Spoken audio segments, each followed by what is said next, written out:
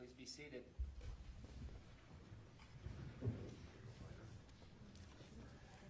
We'll go back on the record on case 251-401132, State of Utah versus Sundwall. Ladies and gentlemen, the jury, good morning. Welcome back. We all appreciate you being here. I apologize. We're short one prosecutor. She went to the bathroom. I would expect her any second. That's right, it's her witness. Yes. Too. While we're waiting, Detective, I think we can have you come back up. I will remind you, you are still under oath. You have not been released.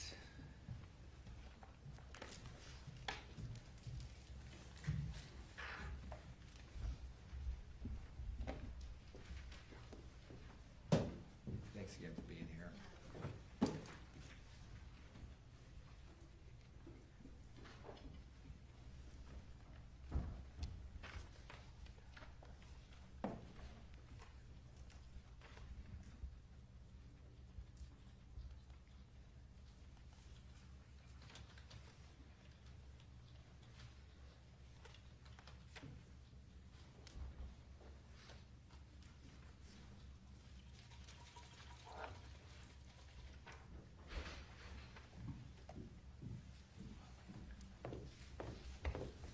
Apologies, Judge. Oh, you're good. Whenever you're ready. Thank you.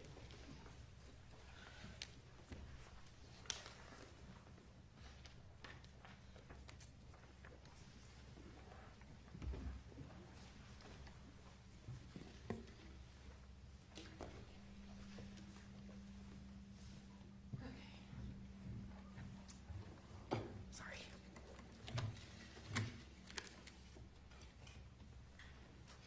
Good morning, Detective. Good morning. All right, I wanted, before we went on with some of those text messages, to revisit a little bit of topics that we talked about yesterday, if that's Okay. all right. First, you had mentioned during the search of the room that you saw medical stuff in the closet. Yes, And you noticed some syringes that you felt hadn't been used. Do you recall that testimony? yes. Why did you conclude that they were unused? It was a plastic bin and it was just full of syringes. So she also had a sharps container that was empty. So I just deduced that if they had been used, they would be in the sharps container. And were they in packaging or something else? I don't remember. Were the syringes that you saw the kind with a needle attached? I believe so. My sergeant was the one searching that closet. He showed me the bin of syringes. So I identified them as syringes. He said, "Here's a bin of syringes." And I said, "Okay, just put those back," because we didn't want to take those with us. Okay, and did they look to you, or I think I asked you yesterday if they had the orange tips on I believe them. so. You believe they did? I believe so, yes. Do you recall talking to Meggan during your interviews about what was available to Kacee in the home as far as insulin and medical supplies? She said that she knew her grandmother was diabetic, and that she had insulin. I don't really recall. I think she said that the grandma had the insulin upstairs. Can I refer you to page 80 of your report?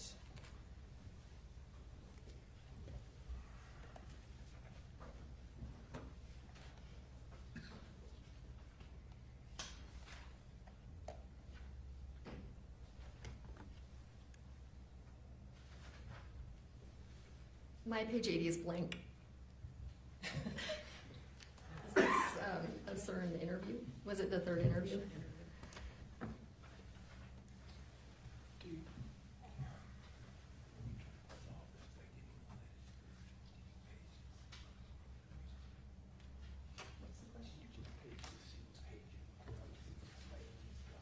This is page 80.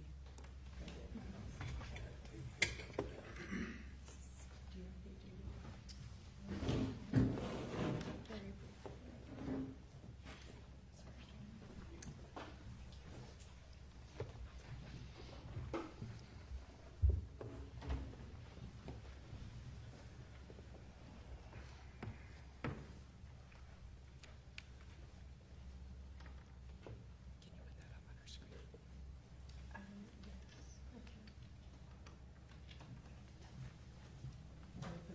your screen.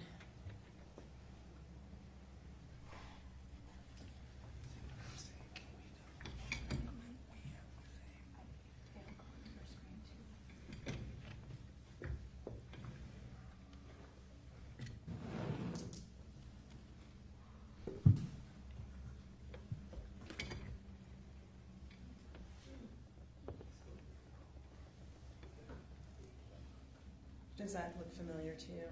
Yes. All right, Can we get a page number, please? page 80 of 444. Okay, thank you. I'm just trying to make sure we all have the same police report. We Yeah. do, of course, it looks like I have that one. It's Okay. my page 78. Okay, all right, keep scrolling down. That toward, let's see, 1, 2, 3, 4, the 5th paragraph from the bottom. Could you read that paragraph?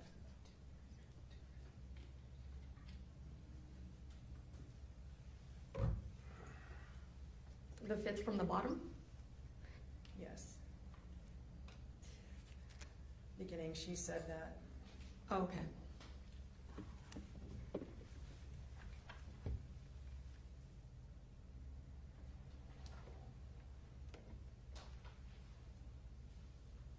Oops.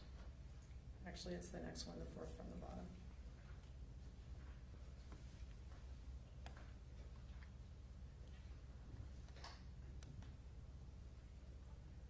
Okay. Does that refresh your recollection as to what Meggan said about the availability of medical supplies at Kacee's house? Yes. What did she tell you? She said that her grandma was diabetic and that Kacee had medical equipment all over, including the saline syringes to flush her port and items like that. Okay. Did you find any saline in the house? Yes. In Kacee's bedroom? Yes. Where was that? It was all over by the time I got there. It was in the, I don't know where it was originally. There was some, I believe, by her bed in a box. I remember asking Mark what they were going to do with it. He said he was going to puncture those bags and just throw them away.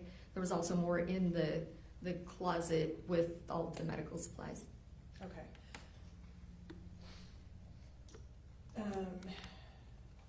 We had also talked about when you began your review of the text messages in this case, and you mentioned that when you began looking at those, you were undetermined in your mind as to whether you were looking at a suicide or a homicide. Yes, they actually made it more confusing and added a third option, in my opinion. What was the third option? The assisted suicide. Okay. As you were looking at those, you did find a number of messages between Kacee and Meggan that talked about Kacee's suicide. Yes. Correct. You also had access to Kacee's messages to other people. Yes. Is that accurate? Did you see any messages to other people where she also expressed suicidal intent? No, not that I remember. In your review of the messages between Kacee and Meggan, how many messages did Meggan refer Kacee to a suicidal hotline or other mental health treatment? 0. How many messages from Meggan told Kacee to, look for the joy in life or live her life? 0. Did Meggan ever mention to Kacee or tell her that her life was worth living? No. Let's turn to exhibits. I believe we stopped at 115.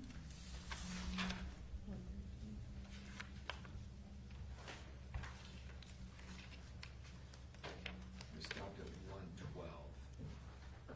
Okay, but we had admitted, We talked about, I believe we talked about offering 113 to 126. Were those received? They were not, they were just offered, but we haven't received them. let me just go ahead and see if we can admit 113 through 136, 137, sorry, at this time. 113 through 137. Mr. Williams? No objection. Other than previously indicated. Thank you. Court will receive states exhibits 113 through 137. Appreciate that. All right, and we had started talking about text messages. I'm not sure if I asked you this. During one of her interviews, do you recall Meggan asking you whether or why she would want to kill her best friend? Yes. She said, what motive would I have to kill my best friend? All right, and in reviewing these text messages between the two, did you find something that seemed to address that question? Yes. What did you find in general? The perceived life insurance policy that Kacee held that Meggan thought she was the beneficiary of. All right, let's take a look at Exhibit 115, please.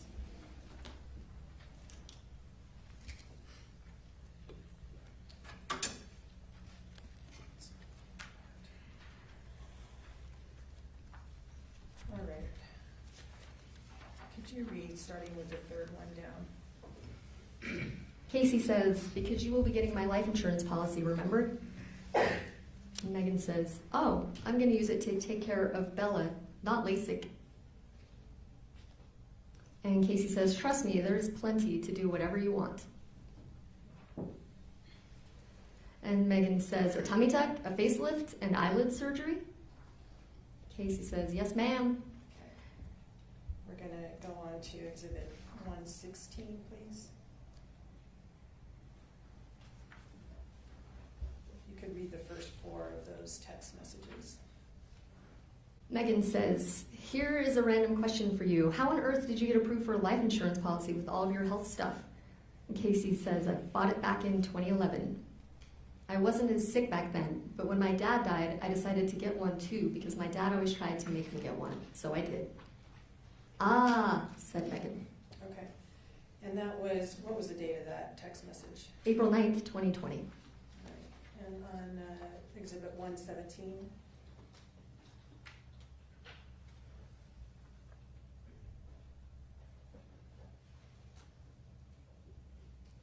What is the date on this one? This is 7/7/2020. All right. Could you please read the first 2 messages in that exchange? Meggan, Case, level straight with me, please. Do you actually have an insurance policy for your funeral or a plot? It is okay if you don't, I promise. I just need to try to get things figured out and taken care of. And Kacee, yes, I do. Why would I lie about something like that? I just wanted it to be a surprise. I'm not going to leave anyone feeling like they are stuck with my shit. If we could scroll down to page 6 then of that exchange. And starting with, I just feel. Kacee, I just feel like I have to constantly prove stuff to everyone. Meggan, what? You cannot leave me a life insurance policy for $1 million? That's insane. You don't need to prove anything to me, Case. Nothing at all. Truly, I was just trying to get everything set up for you to have a beautiful funeral. Kacee, I know you were. Thank you for helping me. I want to leave it to you. I bought it back in 2011 and have kept it going. When I got divorced, I thought about cashing it out, but then I found out I was sick, and you came into my life and have truthfully been the one person in this world that I wanted to leave it to. You have done more for me than anyone and have shown me what a true friend is. You have welcomed me with open arms into your family, and I wouldn't want to be anywhere else. I know there's no way that I could ever repay you for what you have done and given to me. So if I can leave you with at least this, please let me. Meggan says, Case, I can't even comprehend that. I cannot imagine having that much money. Kacee, I don't know if you really know how grateful I am for you. I know for a fact Heavenly Father blessed me with you. I sure love you. Okay, let's take a look at Exhibit 118, please. Sorry, 153.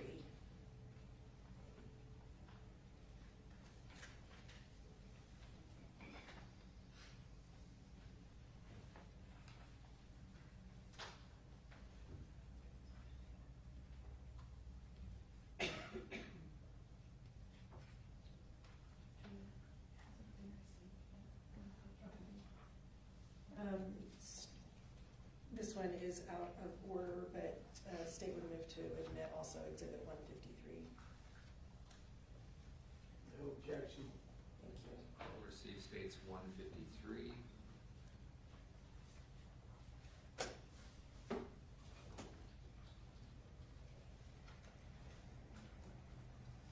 What's the date on this one? detective?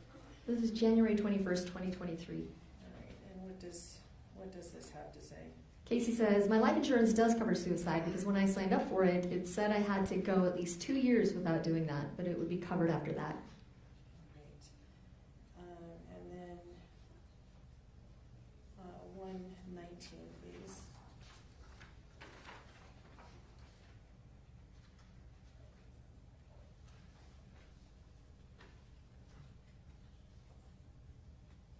Megan. Case, can I ask you a question I really shouldn't? Is the money thing for real? I don't think Mitch and I are going to be staying together, and I need to know what I'm looking at as far as being able to take care of Porter by myself and how much I'm going to have to work, whether it be 2 or 3 jobs. I'm so sorry to ask, I really am. I feel really uncomfortable asking, actually. Kacee, yes, I promise it's for real. I have made sure to keep everything current. I started my life insurance policies after my dad died because I knew I would need it with my health problems. I wouldn't lie to you about that. I wanted to surprise you with it, but I felt like I needed to let you know so that you would know to contact the attorney if anything happened to me. You can come get the paperwork if you don't believe me. I just had other surprises and things after I passed. That might sound weird, but I know if I lost a best friend, it would be hard, and you might find comfort in that. That's the only reason I haven't given you the stuff I have yet. Okay, and 120, please.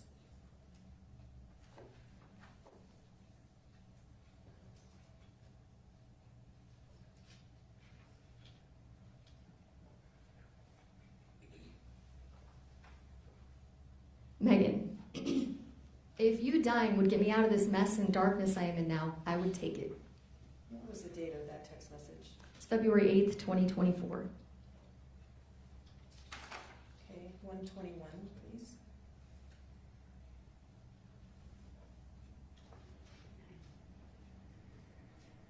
And what is the date on this exchange? This is February 19th, 2024. And Kacee says, I still have over a year paid up on it. I pay 2 years at a time, and I'm not going to let it expire. I will figure out how to get it paid. I'm hoping I'm not still going to be here in a year, but I wouldn't expect you to pay for it. Kylie doesn't know I have a life insurance policy, and she's already said she would pay for it. That's why she asked me if I would be cremated, because it would be cheaper. I would never let it expire and leave that on you. At my doctor's appointment last week, they got my blood work and PET scan results back, and it showed that the cancer was in my breast tissue now as well. So obviously things are speeding up pretty quickly, and I don't think my body's going to last too much longer. we could go to Exhibit 122, please.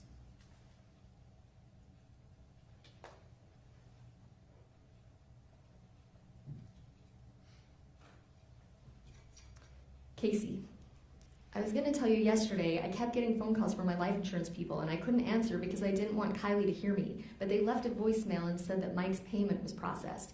And when they noticed that, they realized I had made a payment in November, is what she said. So she said I was caught up for a year and a half and wanted to know if I wanted them to refund Mike for this last payment or just keep it on there. And then if I was to pass away, they would just credit it onto my life insurance policy. So apparently I did pay it, and so now I'm covered for 4 years. I may have lied to Kylie and told her I needed it for medical stuff. I can't remember. Anyways, apparently I paid it, so my only worry is if I have them refund Mike, it might mess something else up, and I don't want it to screw up my policy. So should I just call them back and tell them to just leave it paid for the 4 years, and then if anything happens to me, they can just refund it to my life insurance policy? Because when Mike paid it, he said that if I passed away, they would just refund it on the policy or on his card. But because I made a payment from another card, I will just make sure they just put everything on the policy. Is that rude to do that to Mike? Because $2,400 is a lot of money. But on the voicemail, they said the only reason they called Mike was because he requested for a phone call next time it was due so he could help me out. But he never told me that he requested for them to do that.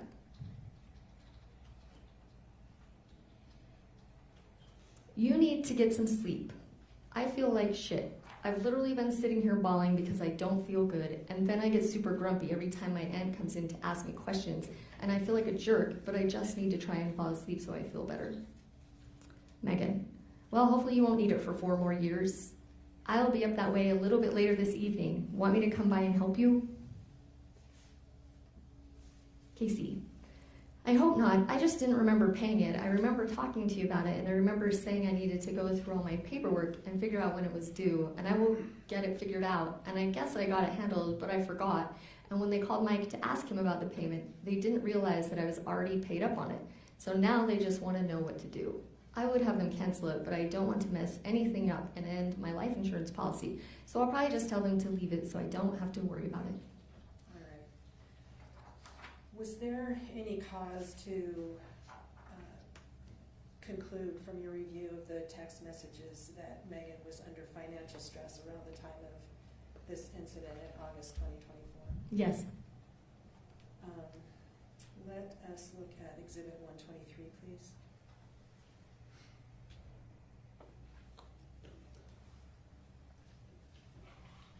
What was the date of this one? This is September 5th, 2023. So about a year before. Yeah. All right, 11 months. Okay, and what does this one say? And Meggan says, I'm feeling pretty defeated. I just had to throw my entire freezer in the garage away because it got left open and everything got ruined. Hundreds and hundreds and hundreds of dollars of food. Then last night, when I went to get Porter some applesauce, I discovered a leak in our foundation, which leaked into my food storage area and ruined more stuff. Just one thing after another, you know. We'll be eating canned beans for the rest of the year. Kacee, I wish I had tons of money that I could just give to you and make your life easier. Honestly, I feel guilty that I haven't passed away because I know that when you get my life insurance policy, your life is going to be so much better. And I know you probably don't even care about the money, but to me, I'm like, I don't want to be here, I don't feel good, and so for me to be able to pass away, that would be a win. And then you getting some money so that you can get out of debt and stay at home with Porter, you have no idea how much I would love to give that to you. And 124.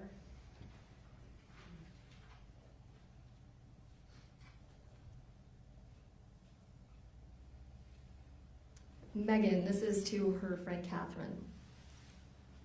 Oh, how fun that your mama has been in town. How long has she been here to visit? I'm sure she's shopping to fill the hole. It's very common. How is everything else going? Mike, you, work? I'm doing fine. Just constantly feel like I'm in a sinking ship and can't fill the holes in the ship fast enough. But I think that is the new norm, signs of the times. I could really use a girls' night/day with you. Let's figure something out. What was the date of that exchange? That's October 19th, 2023. All right, and Exhibit 125, please.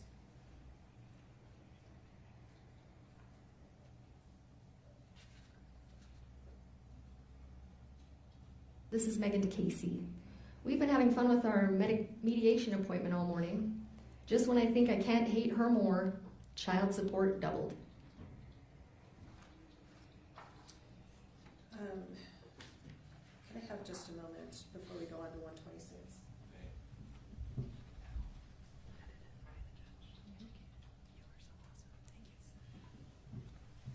All right, could we look at number 126, please?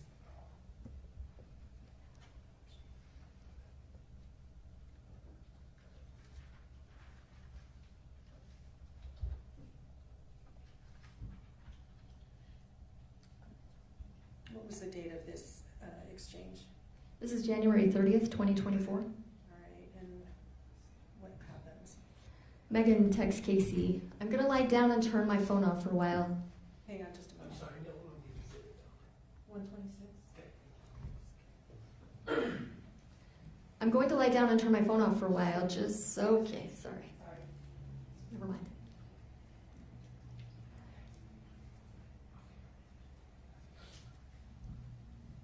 Sorry. Go ahead, detective. For real this time. Go ahead. I'm gonna lie down and turn my phone off for a while. Just so you know, I am an absolute mess. I lost my job this morning. I'm sick about it. We're gonna lose everything, Case. Our house, Mitch's stupid truck, our lives here.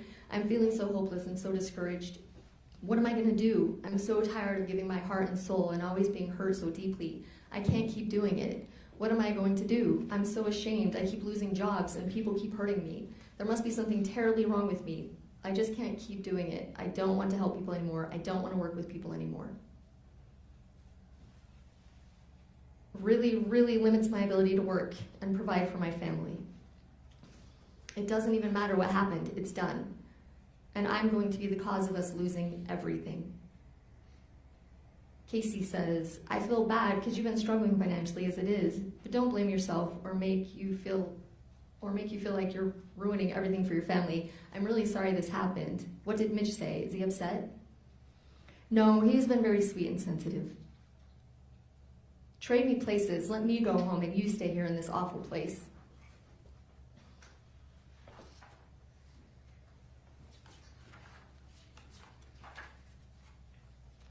And 127, please.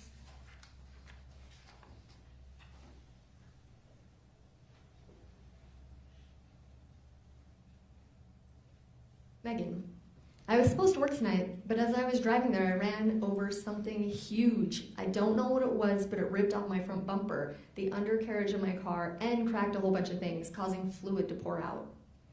Kacee says, are you okay? Meggan, I don't know. Kacee, did you get hurt? Meggan, physically I'm fine. Kacee, I'm sorry that happened. I'm glad you didn't get hurt. You've been through so much these last couple of weeks. I'm so sorry, Meg. Can I do anything for you? Meggan, I wish there was something you could do, Case. Unless you won the lottery last night, I can't think of anything. Kacee, I'm sorry, Meg. If I could just freaking die, you would be fine. 128, please. Oh, I'm sorry, what was the date on that, exhibit 127?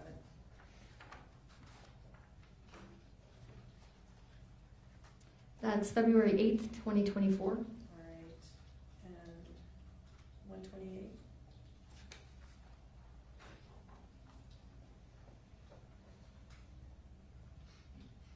And that was the same day, correct?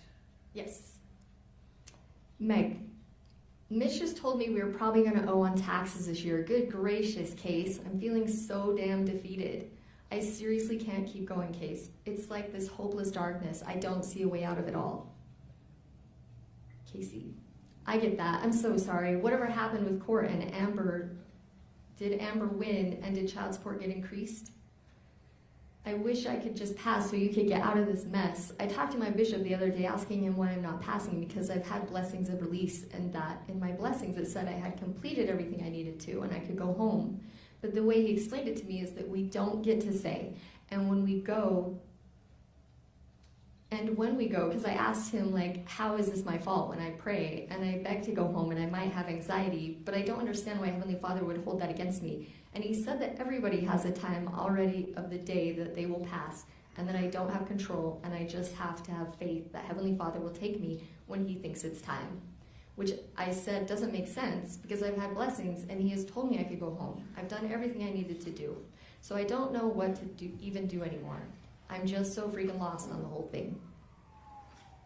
Meggan, if you dying would get me out of this mess and darkness I am in now, I would take it. Court, child support doubled. It has been kind of a nightmare because I put my foot down about some things which have caused great waves in the air, a real rocking of the boat. And 129?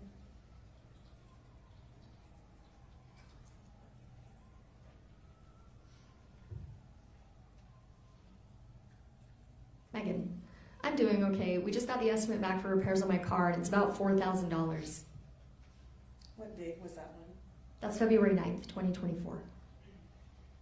And exhibits are out of order again, 156 and 157. Didn't we just do 156? We did 153. Oh, thank you. State would move to admit exhibits 156 and 157. Mr. Williams. No, Thank you. Will receive states exhibits 156 and 157 to be published. I want to look at 157 first, please.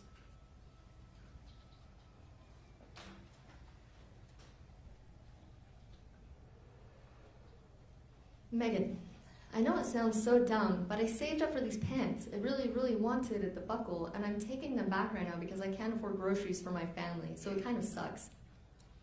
Kacee, I'm so sorry. How much are the pants? Like $300? Do you have your Venmo card on you? I sent you $300 and like $20.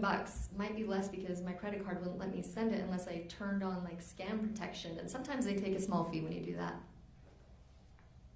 And what was the date of that exchange? That's July 29th, 2024. All right, and 156, please.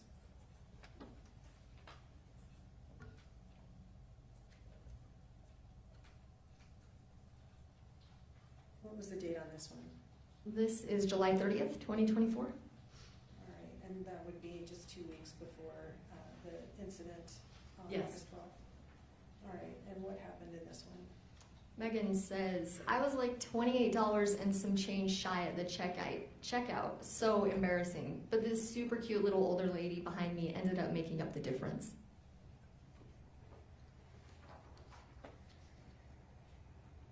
Did you note messages in the course of all of these messages where Megan expressed that she did not believe that Kacee was suicidal? Yes. Yes. If we could take a look at Exhibit 132, please.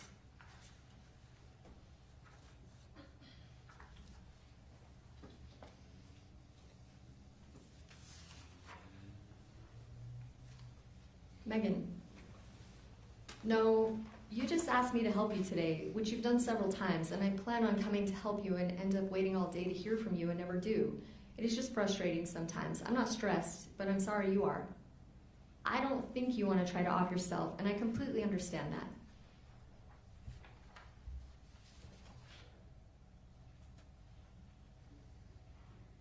When you compared Megan's text with Kacee's text, was this one of the ones that had been deleted? I don't know. Okay. Let's talk about some of the specific offers about how Megan would help Kacee and how that led to August 12th, 2024. And if we could turn to Exhibit 133, please.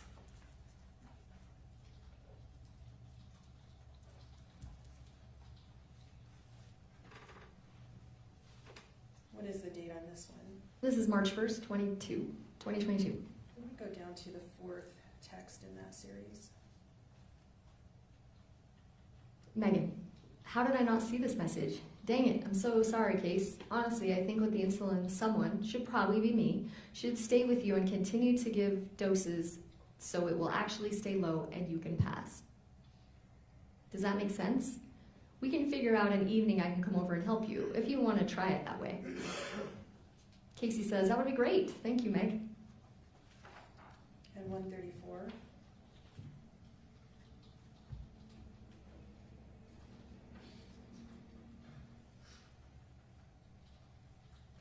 Kacee, hey Meg, sorry I'm just getting back to you. The insulin made me so sick, and somehow I'm going to have to figure out how I can get someone to give me more insulin after I pass out, because I'm guessing my liver must kick in, because I always come back around. But I've been so sick since I started taking it, and it's not doing anything for me. I mean, my sugars are low, but I don't understand what else I need to freaking do. I'm guessing if once I pass out, if I could have more insulin, that might do it.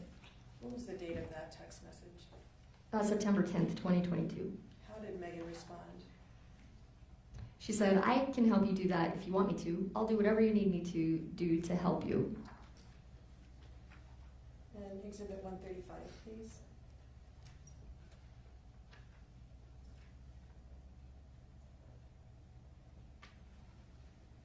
What was the date on this one?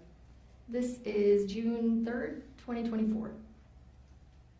Megan says to Kacee, Case, can you get the insulin? They're keeping you off for 48 hours. Let's try it. I'll come and help you and give it to you regularly and see if it works.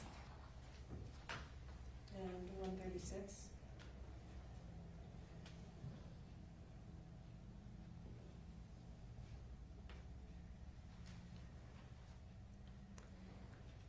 Megan, Case, do you want to give this stuff a try? I'm not trying to pressure you. Just think through things. Sorry. Kacee, I ended falling asleep early because my meds showed up at 9. So when you messaged me, I was trying to stay awake. I'm sorry. I didn't realize the meds would work that fast. Anyway, send me a text when you get this and we will figure out what the plan is on when we're starting. Megan, I'm here. Just don't want to wake you. Kacee, well, I feel bad. When I was texting you, I fell asleep and it was literally within 2 minutes, but I took a double dose of promethazine and Xanax and some pain meds and it knocked me out. Megan, you are just fine. Kacee, I hope this doesn't wake you. Just wondering if you decided a day or time to do this. I just want to make sure I get everything ready. Megan, Case, we read that one.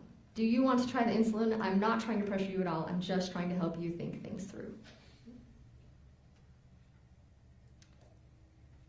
Kacee, I'm not trying to be annoying and bugging you, but I know this has been stressful for you, and you feel like I can't make up my mind because I can't.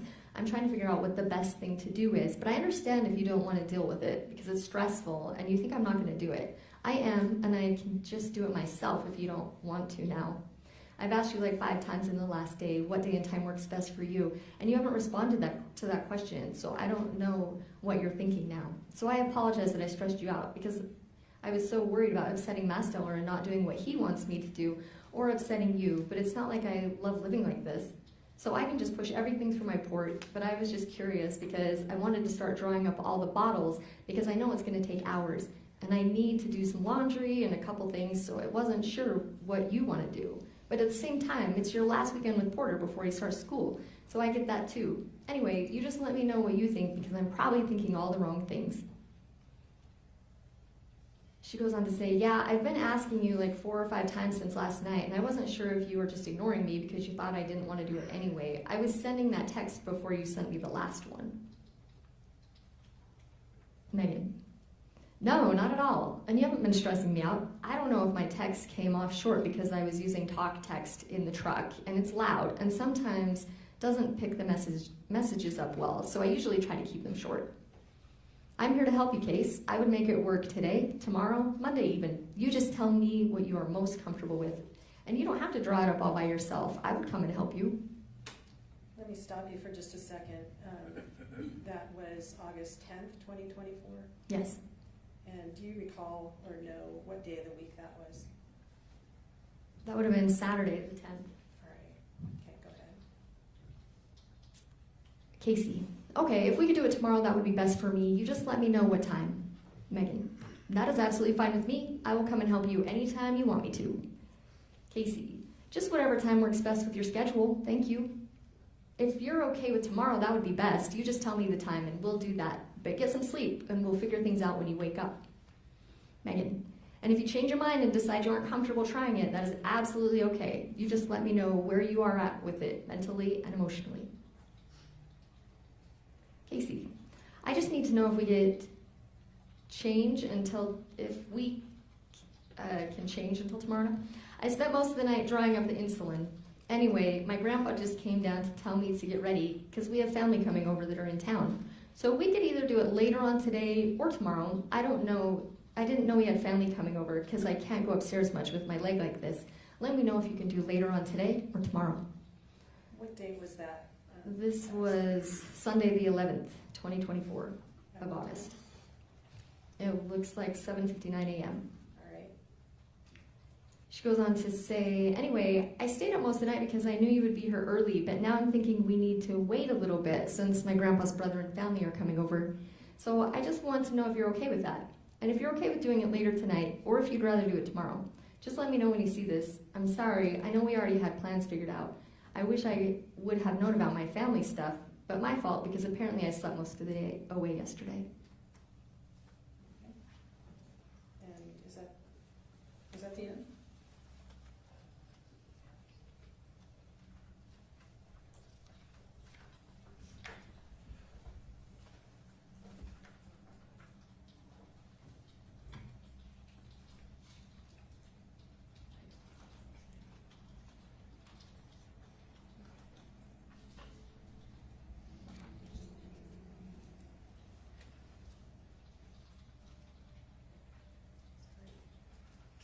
Also, when you see this, if you can call me, I wanted to explain kind of how I was doing insulin just so that you can tell me if I'm doing it right or if you want me to stop, and then we'll finish it when you get here. Meggan says, hey, we can do it later today. Tomorrow would be a bit more challenging just because of the car situation. Kacee, okay, hopefully they won't stay long. It's Kylie's birthday, so I know we're having dinner or lunch and like birthday cake and stuff for her while they're here, but hopefully they'll be gone by like 2 or 3. Do you just want me to keep you updated? I have everything ready. Now I'm getting irritated because I don't have meds for Masteller, so I feel horrible. I just want to do this and pray it works. I just wish Kylie could get off of work sooner because the rest of the family is here. They are just visiting while we wait for Kylie's family. Meggan, I don't know what to tell you. Kacee. Okay, hopefully I can figure something out. Meggan, I can try to figure something out for tomorrow, but I really don't know how it would work. Kacee, I was gonna maybe ask my grandpa if he has doctor's appointments tomorrow or anything going on, and if not, maybe I could bring my car to you tonight. I just want to figure something out because I was hoping to do it early this morning. I don't know why they can't tell me shit beforehand. They never tell me until like the day of. Like if family's coming into town or we're doing a family birthday party. Meggan, they probably figure you'd be around anyway.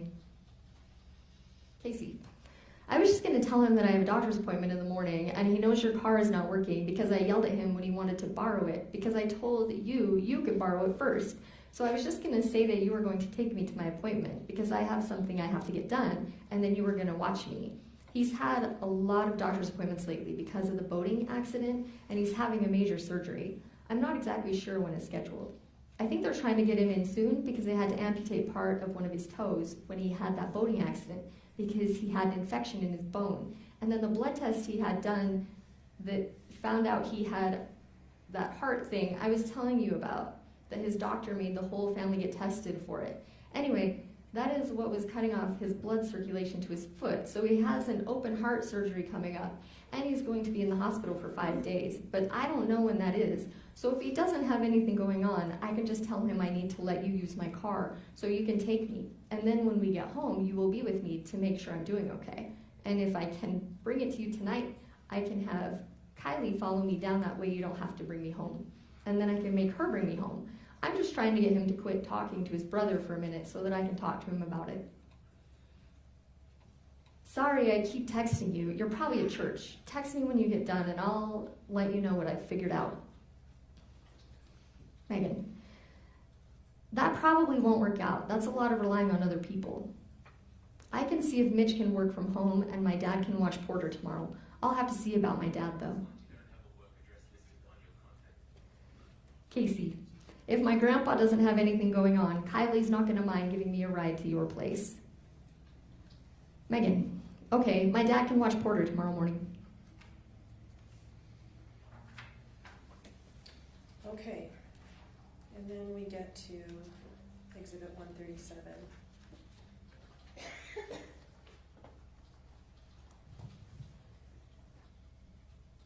What is the date of this exchange This is August 12, 2024, and the time? 9:45 a.m. Meggan says, I'll be there in just a few minutes. And then she says, do you want to take some promethazine when I get there so that you are asleep when this is happening?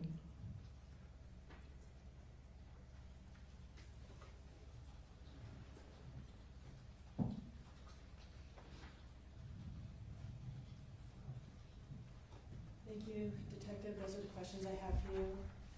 I'm sure Mr. Williams will have some as well. You're accepted. Mr. Williams. Thank you, Your Honor.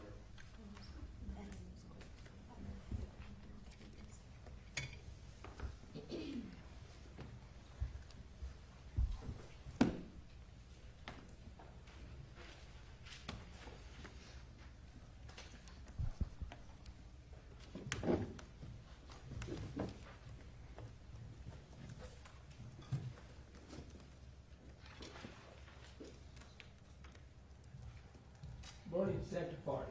Good morning. Let's start, you gave a little bit of a description about you, your training, your department, your history, and some assistance you got from the prosecutors, investigators, and such. Let me lay that out a little bit more fully, okay?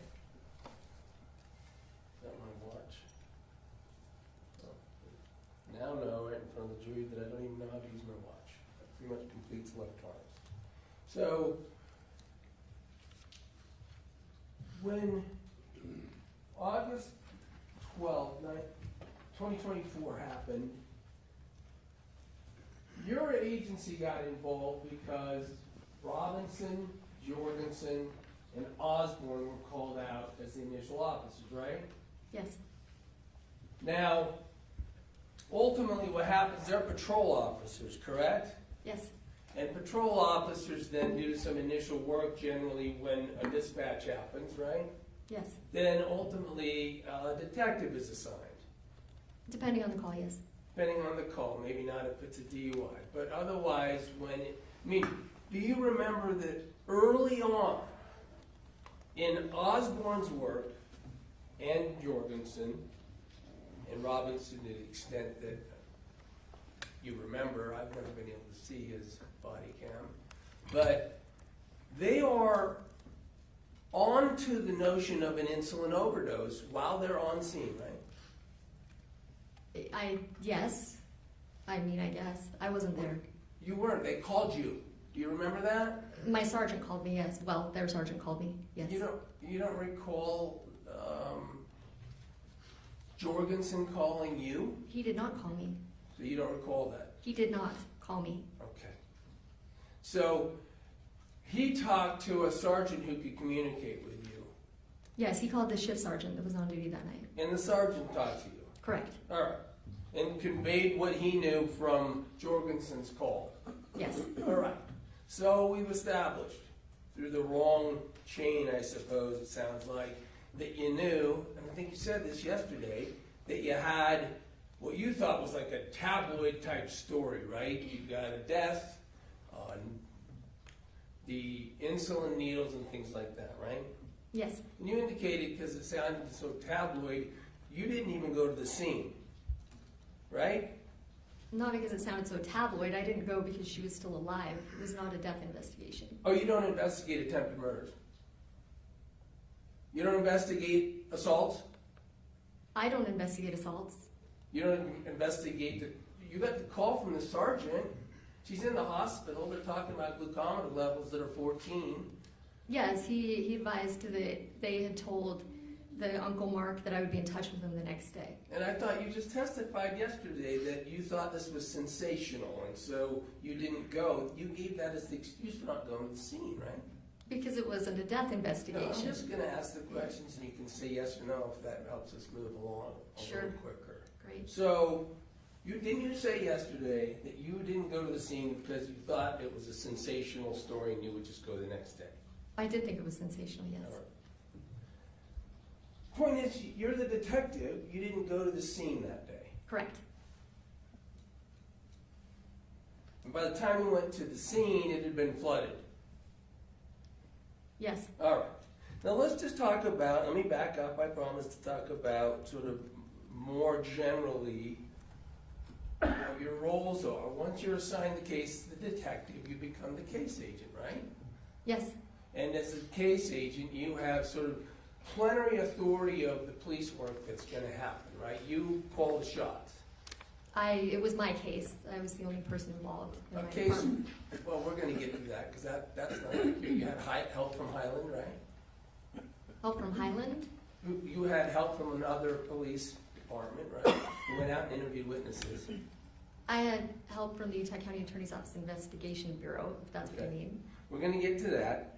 But you can use officers in your department to ask to do things, right? No, I can't.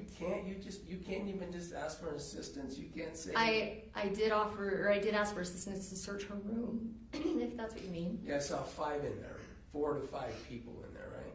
Yes, but we have very limited officers. We don't have a lot. So we just work with what we have. Work with what you have. Correct. Is that? And if there were mistakes made or shortcomings, then that's just because you just don't really have the resources? I don't agree with that. I don't know what you're trying to say. Well, you had already mentioned, we're going to get to them all, but for instance, this outrageous work with the phantom box evidence. You admitted that you would rather do that differently, right?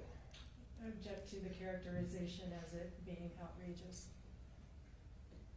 Mr. Williams? Well, we'll get there. And then I suppose the jury can decide that. Let me strike that for now and go back to this help that you did have. Whatever shortfalls or shortcomings or lack of training or anything else, you did have the assistance of the prosecutors, investigators from the very start, right? After, it wasn't the very start, no. It was, I think we met on the 14th or 15th. Maybe the 15th. Okay, you got me. You didn't do anything until the day after the 14th, right? The 14th is the first time you did anything on the case. No, that's not correct. What did you do on the 13th? On the 13th, I met with Kacee's family, and I wrote the warrant for her blood. That's right. You hadn't talked to the county attorneys yet on the 13th, right? Not the investigative bureau, no. So that's the interview we're going to get to, but that you had all three of the people you were interviewing in the same room together at the same time, right? Absolutely, I did. And then as of the 15th, did you have the assistance of the county attorneys, prosecutors, witnesses? I believe so. I can check my timeline if that would help. Check the timeline, check Great. the report, check your notes, check anything to help refresh your recollection as I ask you questions.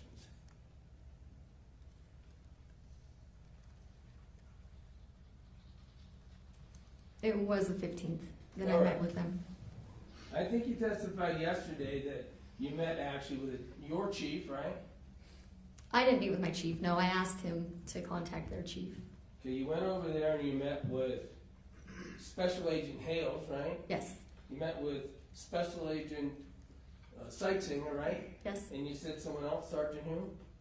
Sergeant Tishner. Tishner. So 3 prosecuting investigators met with you to help you with your investigation, right? Yes, Object to the term prosecuting investigators, that's not accurate and is not consistent with the prior testimony. I'll sustain that. You can ask it a different way. The investigators that work for the county attorney's office, right? yes, No way, why this is hard, but you went over to get help, right? Yep. Okay. And so you had that help, right? yes, You had them available throughout this investigation, correct? I had Sergeant Hales available throughout the investigation, yes. So you heard Sightsinger testify that he worked with you, talked with you, worked with the phone, and had phone calls. That didn't happen?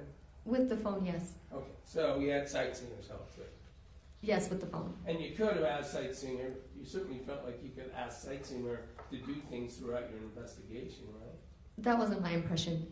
My impression was that I had Sergeant Hales at my disposal to So you help had- me. So you had to go through Hales to have the Sightsinger help? No, I just didn't ask Sightsinger for help. So Hales works with Sightsinger, right? Correct. Now, Special Agent Hales was essentially with you all the way through this investigation. Let's just see if we can agree on that. For interviews, yes. For interviews, he goes to you and he goes with you to the house, for instance, on the 19th. Picked up evidence. Yes, Search- searches also, yes. Searches, Uh-huh. interviews. But he didn't look over your shoulder when you wrote the text messages portion of your report, right? No, he wasn't. We don't work in the same office. You don't, but other than this, what was he not with you for what did you do investigatively that Hales wasn't there for? He didn't go through the phones with me. Okay, and then going through the phones is where you developed and typed in certain text messages and things having to do with the case, right? Yes. That you just indicated, at the end of which, doing all that work is when you had developed your suspicions of murder, assisted suicide, or suicide, right? The first two were from the beginning, and then the assisted suicide kind of reared its head during reading the text, yes. Yeah. Okay, and we'll get there. But you said that you made those conclusions at the end of the text review, right? No, during the text review, not at the end. Okay, so during the text review, it's coming to light what was going on, and you finished the text review in November, right? I don't know when I finished the text review. I'm going to show you, and something, there was something made of the size of this police report with the medical examiner. You heard him testify that as he sits here today, he still has undetermined as the cause of death, right? Yes. May I proceed? You may. I'm going to show you a part of your report. You see page 91 is the first page. Yes. You see, turn to the last page, is that 282?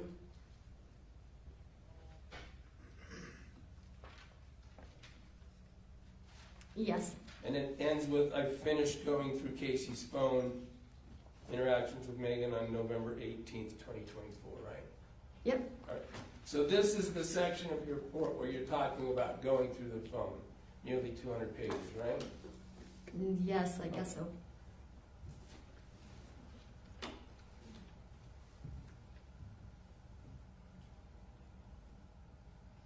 With this assistance available to you, did you understand how long Special Agent Hale's been a police officer?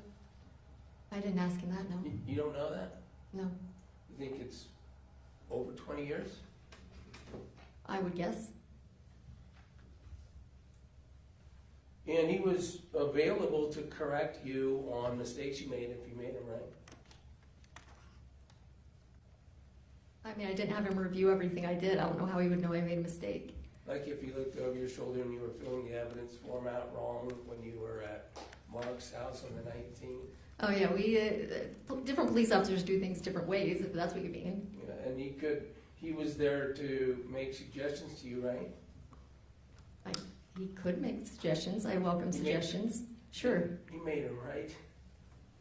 You oversaw what you did, right? No. No, just there all the time, what, so it could be on camera?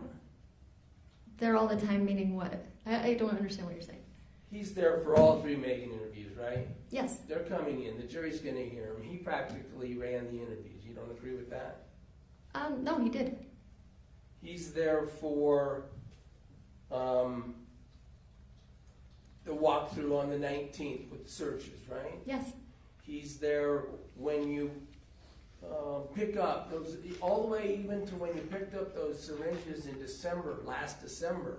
He goes with you, right? Yes. You get him on the phone when you interview Kylie about that, right? Yes. You get him on the phone when you interview Mark about that, right? Yes. He goes over with you to pick them up out of the fridge, right? Yep. Okay.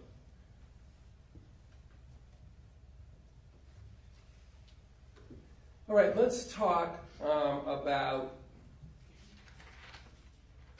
the things. Let's talk about the text messages for a minute. We'll come back to it, but we just went through this text evidentiary portion, or however long it lasted yesterday and today. Those are just picked out. Who picked out those texts to present to the jury? I did not.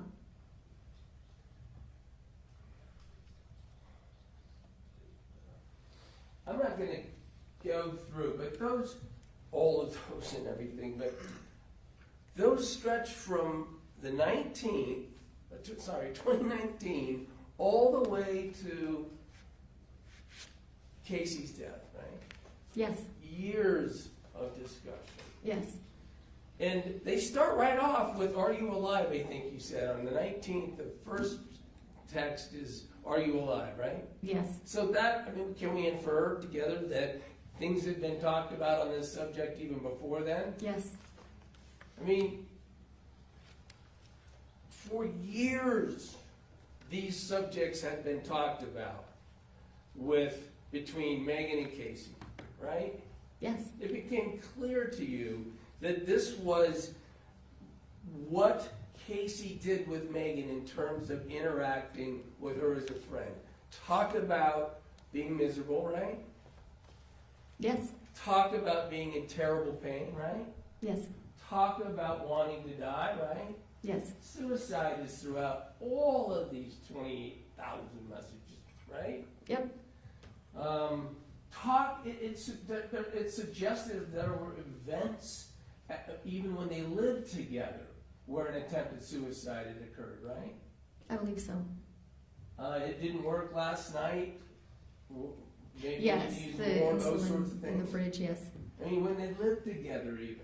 And so, now, all that time, I think established that it was even prior to that there was discussion about an insurance policy, or at least in 2020, right? Yes, And in that period of time, they lived together, correct?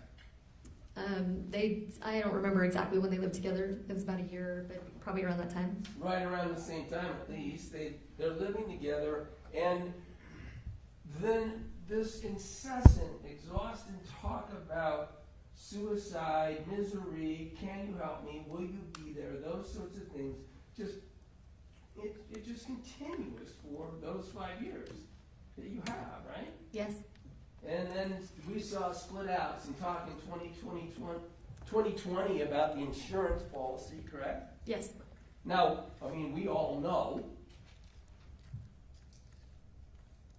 that Kacee didn't die in 2020, right? correct, We all know that Kacee didn't die in 2021, right? right, 22, same answer. For all of those years, there was no murder or assisted suicide, right? correct, Even though those circumstances were continuously talked about, continuously triggered by Kacee, and all the way to the end. yes, they had a pattern of that. Now, you had talked about that, I mean, Kacee really isolated that to Meggan in terms of their relationship. She didn't talk that way with her other friends. No, Do you know what splitting is? no, Psychological phenomenon of attention seekers using different people for different attention and then keeping them all from talking to each other to help it not be found out. You don't know about that phenomenon? no, Okay. but that definitely describes Kacee. Then it describes the situation, right? That Kacee seemed to have different relationships where she would seek different attention, right? Yes, she did. That was, in Meggan's, we've already described. And by the way, you've been in this trial because the case agent gets to sit in the trial and see it, right? Yes, And as an exception to all the other witnesses that have to go out and not see the trial until they testify, right? yes, And that's the same reason that Special Agent Hales got to sit in here for the whole trial so far, right? yes.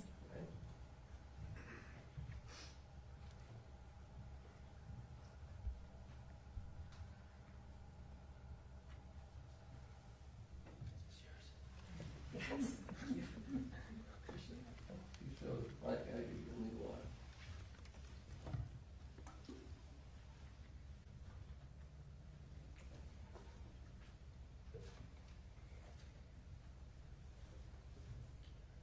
While you were looking at all of these years of texts, that's one way you found out about these different relationships, right? Different relationships. Let's talk about Christian. Oh, yeah, Because while Kacee continuously harped on Meggan about dying and why am I not going, will you be there for me, things like that, she's doing illicit activity with other people, right? are you talking specifically about Christian? Yeah, Christian, Michelle, they're all involved in this pill mill, right? Christian, I mean, I would like to talk about him independently. I don't know. I don't want to group a bunch of people together. But Well, yes, Christian. I mean, we get through. If you want to name them You individually, I don't want to just say, yes, all these people were doing all these things. I don't know. Want to generalize. Christian and Michelle, Ty, and other undetermined individuals are Yes, buying and selling pills, right? yes, trading and Trading yes. pills. Yes, I mean, it's just incessant, right? I guess so.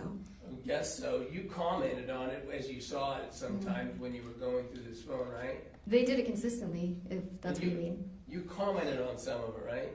Probably. You know, just the times you commented on the drug activity of Christian and Michelle and Ty and everything, You commented on it 65 times in your text section of your report. Is that any reason to disagree with that number? I don't know what you mean.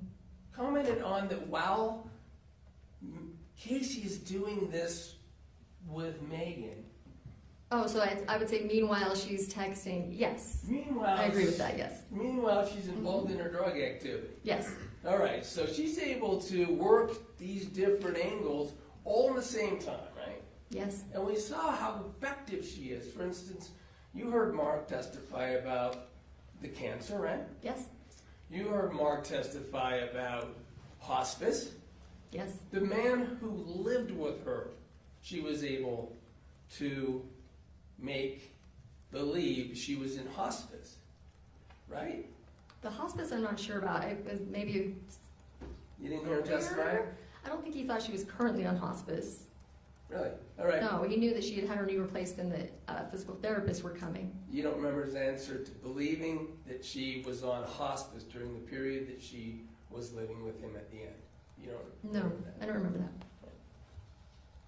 And one of the ways, by the way, I want to add this in while we're on this subject of Meggan and Kacee and suicide and misery and all of that relationship. Lots of references by Kacee to things that were spiritual, right? Yes. And the blessings, we've already heard about that, right? Yes.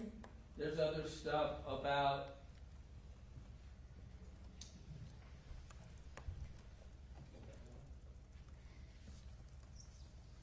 you even remember that there's discussions that were had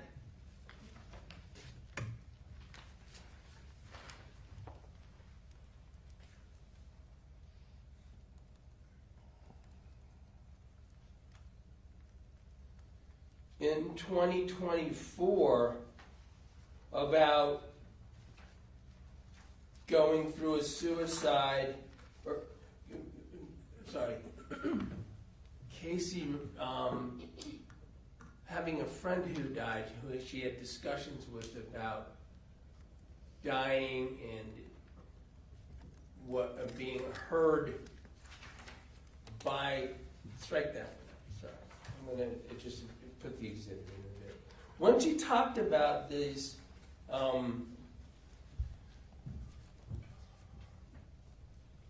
this spiritual aspect, they also talked about keeping things secret, right?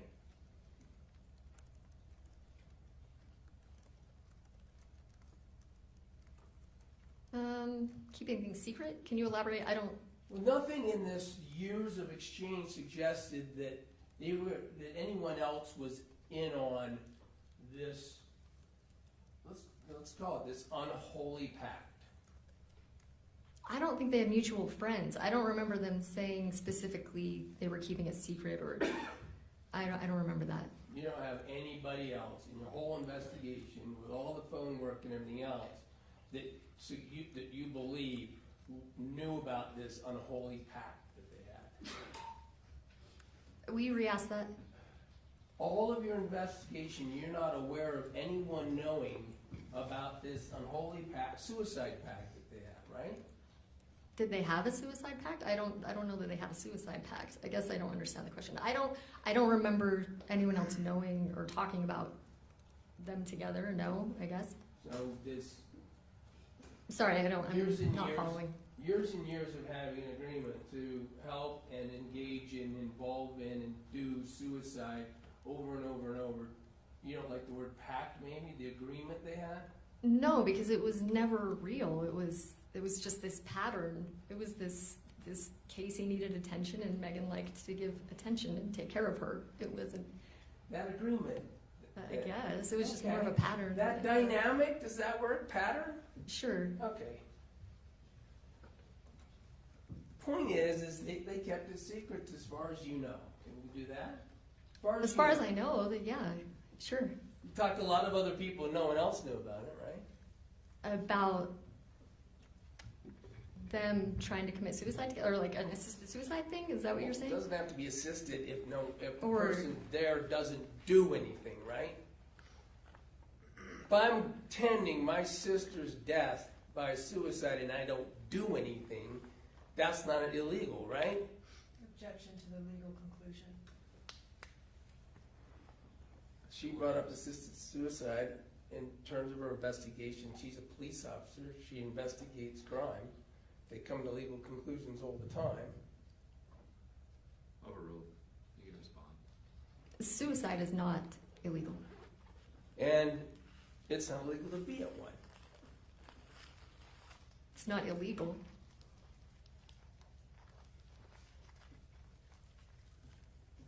By the way, again, all through these years, we have these texts where, among other things, Kacee is truly expressing to Meggan that it will give her comfort just to be there when she passes, right? Yes. And Meggan, we saw her response. I mean, there's nothing in, strike that. She responds to that, always is, whatever you need, I'll be there, Kacee, I'm here for you, all sorts of things like that, right? Yes. Right up till the end, right? Yes. Let's do the script.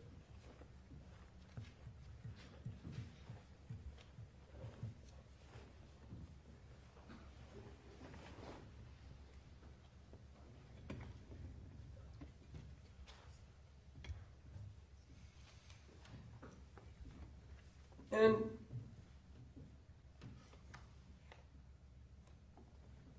that's why when you and Hales interviewed Meggan the last time, 2 weeks after,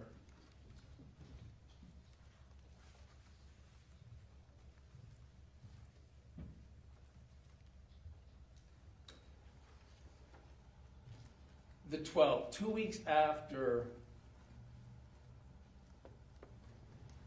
Kacee was taken to the hospital,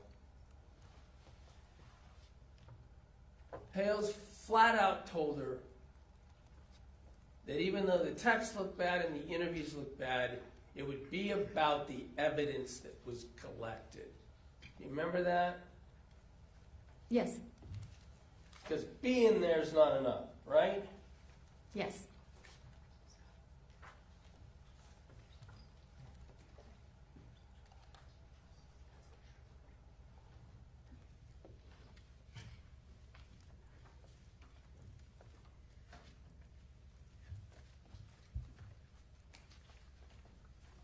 You have transcript of 3 witnesses. And that's the interview when Meggan was confronted. It's, I better reference it now, Exhibit 167. The government didn't play any of that for the jury, but that's the third interview on August 29th, okay? Now, by the way, this is where she let you into the house. Mitch was there. Third time you talked to her, right? Yes. And that's why in that interview, she was specifically confronted about whether she gave any insulin to Kacee, right? Yes. And denied it. Yes. She was she was again confronted whether specifically she put anything in her port, right? Yes. And whether or not she gave anything subcutaneously in the skin, right? Yes. And she said no, right? Right. She was there at this point she'd been confronted. Everyone's talking about an insulin overdose death, right? Yes. Sorry, the sneezing. Huh? Sorry, you keep sneezing. It's distracting. Oh, if you sneeze, do My you have, bad. Sorry. do you have some tissues up there or something? No, I apologize. No, that's okay.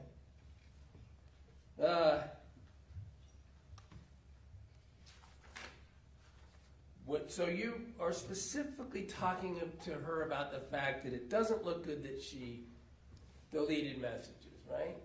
Yes. It doesn't look good that she's not telling the whole story of what happened that day in the room, right? I don't think it was phrased that way, but similar, yes. At this point in time, she's already been confronted with the fact that you went through the phones and knew what was on Kacee's, right? Meaning, Meaning she knew, Meggan knew, you had Kacee's phone. yes, she was told that originally. Originally, and then In the first interview, yes. and the texts didn't match, right? Yes. And we already established, it doesn't take a genius to know that if you have the phone you sent the text to, you have the text on that phone, on Kacee's phone, right? Yes. Okay. So from the very start, she knows about this text messaging, right? That was gone from her phone. Meggan knows they're gone from her own phone? Her own phone. Yes. All right. And you're talking about that from the start, right? Yes. And that's part of what you said, you meant when you said, it doesn't look good for you, right? Yes.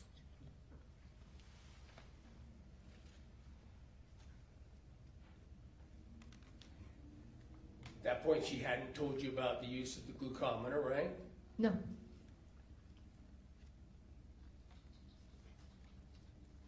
And that the destruction, you had confronted her in this third interview even about that by deleting those messages, that could be the crime of obstruction of justice, right? Yes. And then, in terms of whether there was more than obstruction of justice, do you remember? With Special Agent Hales flatly stating, this will be in Exhibit 167, that's why from this point forward, we're going to work strictly off the evidence. Remember him saying that? Yes. You're going to talk about whether this evidence comes back and implicates you, right? Yes. Talked about specific kinds of evidence, right?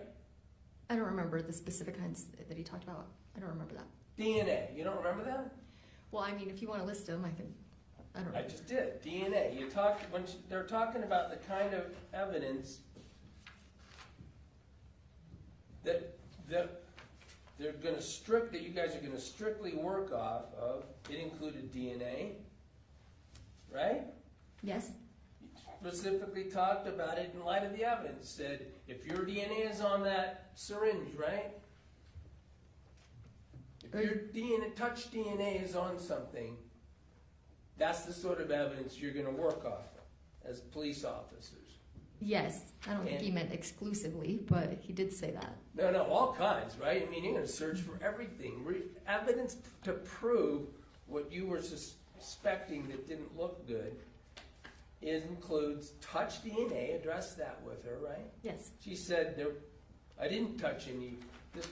You gave an example of a vial, an insulin vial, right? Yes. And did you touch any syringes or anything? You asked her that, remember?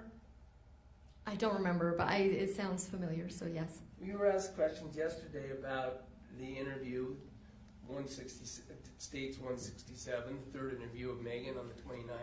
Yes, I can reference it in my report if that would help. I can look at that. If you want help with the report, as a matter of fact, I can give you the transcript if that would help. Do you want That's one? okay. I can just turn to it really quick.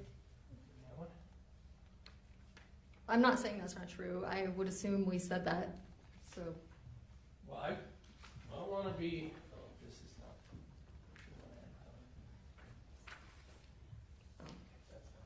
Oh.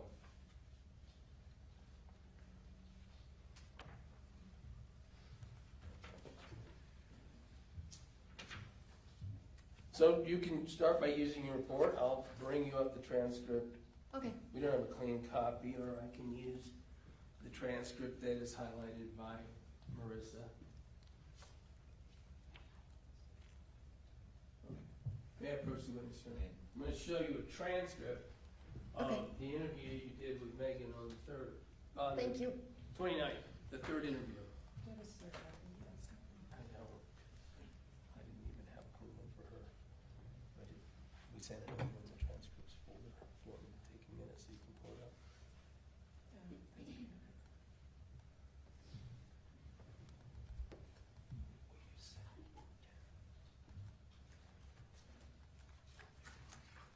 And let's talk about it.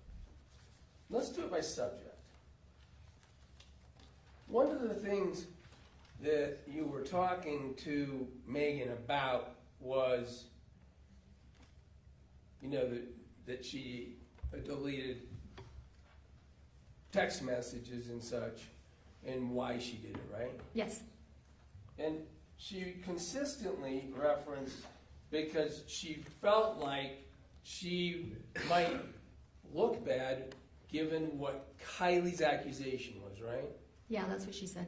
So she repeatedly said, what am I supposed to do? Kylie is accusing me of this right from the start, right?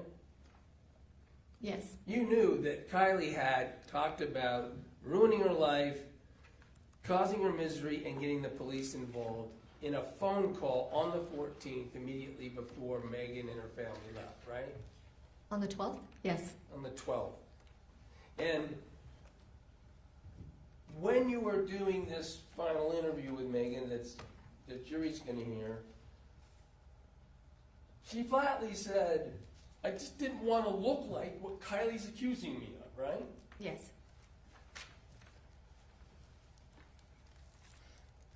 She said it was in response to this very statement that Kacee said, I'm going to destroy you, and referenced the phone call of the 12th, right? Yes. She, later in the interview,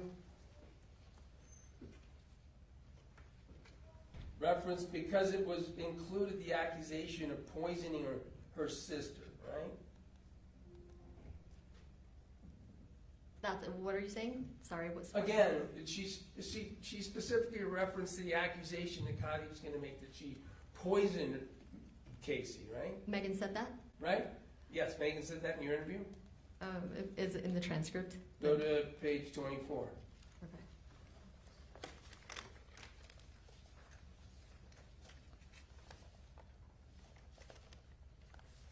Yes.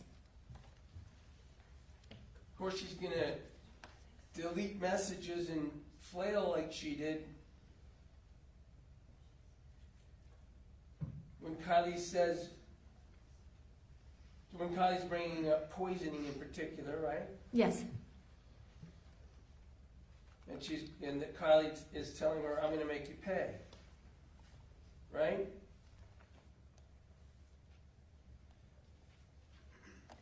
That's the same sentence.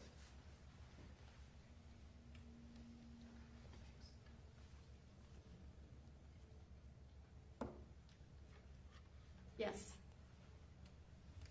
And as she's talking about all of the reasons she's done what she's done to arrive at the point where you guys tell her it does not look good for you in this regard, she says, look, it doesn't mean I helped her, right?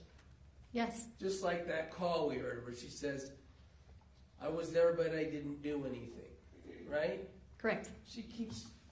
That is what she consistently tells you in the interview. Right? Yes. She told you, I was scared when Kacee threatened me and deleted the messages, but that doesn't mean I helped her, right? Yes. At this point in time, it's fair to assume, like we already did, that Meggan knows there's a whole script of what happened in text on the days leading up to and on the 12th between she and Kacee, right? Not necessarily. Kacee told her often that she was deleting the messages throughout their history of the text messages. So it was my impression that she thought Kacee was deleting those along the way. When did she say that? I would have to look for that. I Okay. can. Like Yeah, right fine. now. Find out how about just in your interview? she certainly didn't say that in her interview, right? No, she didn't. She was acknowledging that you guys know what happened by text and that she was not looking good by having deleted them, Yes. right? Yes. I'm just gonna go ahead at this point in time. And this is everything. I told you about the script. This is everything from the night I took them to the last text on the 12th.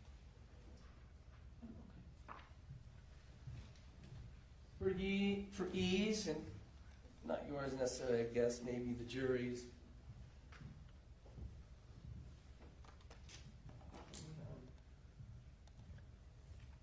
H. I think, well, LSH was that demonstrative Okay, so I. I. To show you what I'm marking as defendant's I.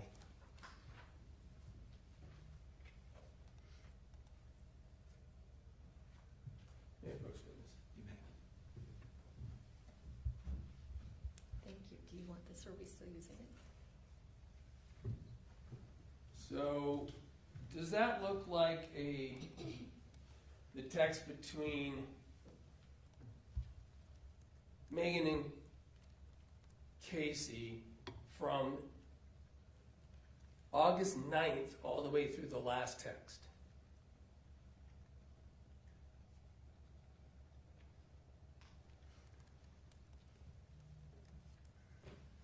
That's what it looks like, yes. So instead of piecemealing these texts, I just wanted the jury to go ahead and have, I'm moving for admission of I, defendant's I. No objection. All right, so that'll give us the whole script. Court will receive. Oh, I'm sorry. Exhibit I. Thank you. That'll give us the script. For everything they said to each other, setting up the events of the suicide, supposed suicide, maybe fake suicide, whatever it is that you described, are the options of what happened that night. All right, so then I want to come back to that because after she says, yeah, it doesn't look good when you confront her with the text messaging and the interviews and such, after she describes why she did that, because she was scared by Kylie's accusations, you specifically talk about, as we already discussed, proof with her. Do you remember that? Yes. And that's what was meant by the reference to, we'll see where it goes. You don't look good. We'll see where the evidence goes, right? Yes. All right, now I'm going to go back through here, if you don't remember, and talk about the kinds of evidence. Because, I mean, look at 42. Page 42 of your interview. Okay. At the very bottom, the subject's being talked about. Remember, Hales, that goes to the very blunt question I asked you, and you said no. That is about whether you helped, right? You said no, you didn't help. Yes. That's great. But if we have evidence to prove otherwise, we have a problem. That's what she was told, right? Yes. And you remember he said, then turn the page. And if there's not, I will ride off into the sunset. Right? That's what Sergeant Hale said, yes. Right in your presence. Yes. Right. Let's talk about the evidence then. Do you not recall the discussion that the sorts of evidence would include touch DNA? Yes. And that's why she said, I didn't touch anything that day, right? I didn't touch any insulin bottle. Yes. Talked about fingerprints, right? Yes. Same thing. That fingerprints were the sort of evidence that you and Hales were talking to her about as proof. Yes. Medical evidence. Remember bringing Toxicology? up toxicology? Yes.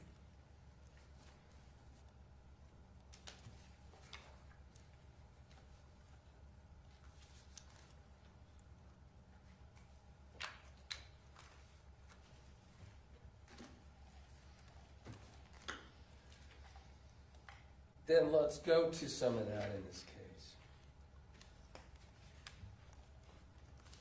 Because evidence was of that sort was sought, right?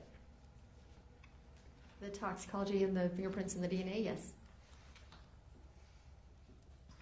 That proof that Hale said he'd ride off in the sunset if it didn't exist, right? That's what he said.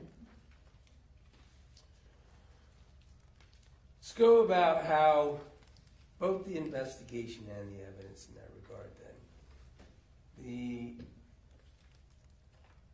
Jorgensen, Osborne, and Robinson are on scene, and they're able to get evidence, right? Yes, That's one thing, that syringe, yes. we'll call it syringe 2. Mhm. Well, item 2. Yeah. Is that fair? They're able to take pictures. Yes, They did some searching, right? yes, They did some searching, even we saw of the turquoise box that's at issue. yes. Again, for documents, right? They were looking for the DNR, yes. Yeah, I mean, now, by the way, this Kacee that we are learning all about in this trial certainly could have showed Meggan a document that she later destroyed, right? Meggan said she had never seen one. But she could have showed her the insurance document. So it looks like she Absolutely. did. She could have showed her all sorts of things that no longer existed, right? This person was I mean, I guess. consummate liar and manipulator. Can we agree on that? Yes, absolutely. So they get some evidence, and book some of the evidence in. Let's talk about the screenshot. I think I have it here of this one in the closet.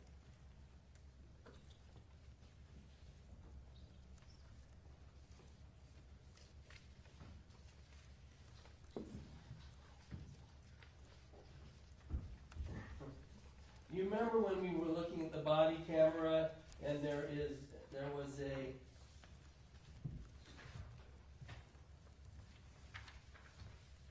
depiction of what was in the left-hand corner of Kacee's closet? You remember that? Yes.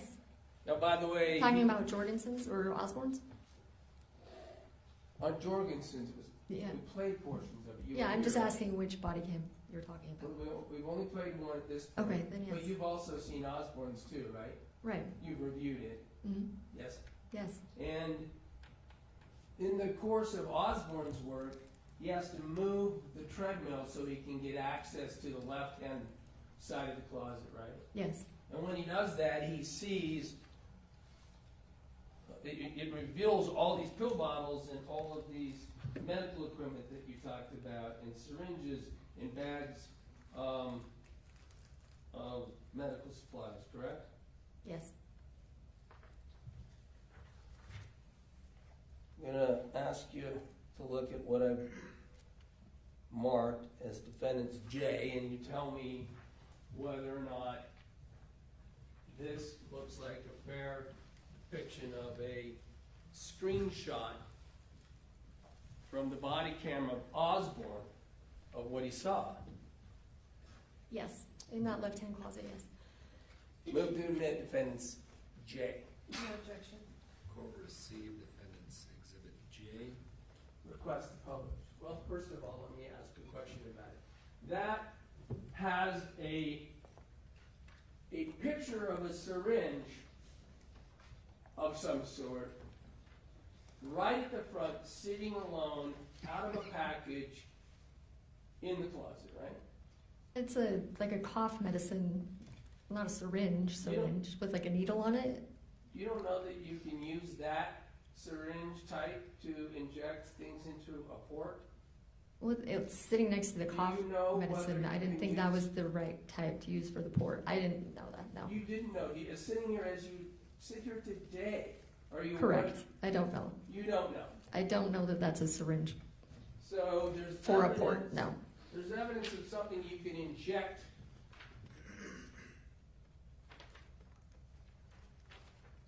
You can inject a syringe-type object sitting open on the shelf in Kacee's bedroom. You'd already seen the text that said she was drawing things up, right? Drawing up. No, I hadn't seen that when I, no. Well, you didn't see this. This exhibit. This was from Osborne, fair enough. You did not collect the syringe object that is in defendant's J. Is that fair to say? Yes, that is fair. It got thrown away. Right? If Mark threw it away, then yes. Well, you guys threw, look, even Osborne and Jorgensen threw all kinds of stuff away. You've They seen were their cleaning body up the cameras. room from the paramedics. They weren't just throwing random How do you things know? away. You weren't there. From what I saw in the video, You don't know what went into these trash bags that they went up and had Mark throw in the trash, right? no, I don't. And then you guys went in, when you went in on that search a couple days later, that room was tossed. Right? I mean, stuff was all over the place. There were a couple bins on the bed. They had been searching for the DNR. Did you see that syringe object that's in defendant's J? No, I didn't search that closet. Did anybody else? You're the case agent. Are you interested in what evidence might have been in the room that day? Yeah, of course. So it's not in evidence. That No, syringe it is is not in not. evidence. No, And you don't even know what it could be used for except for cough syrup. Is that right? correct. Okay.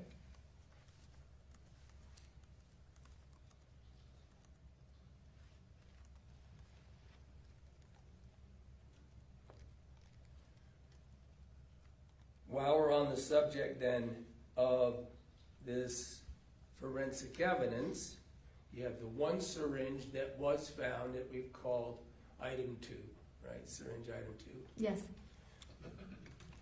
Now, ultimately, after you searched with what you say with the warrant, yet another syringe was found by Mark in that room, right? Yes. Now, you didn't find, that was the insulin syringe, right? Yes. And let's call it syringe 3. I don't remember what item of evidence does this state. I think it's 21. It's in a box. The jury can't see it right now. No, Right. it's in a bag. It's in a bag, and that clear. one's that one's on its own in the bag. And, Yes. and that's because that never got tested for anything, right? Correct.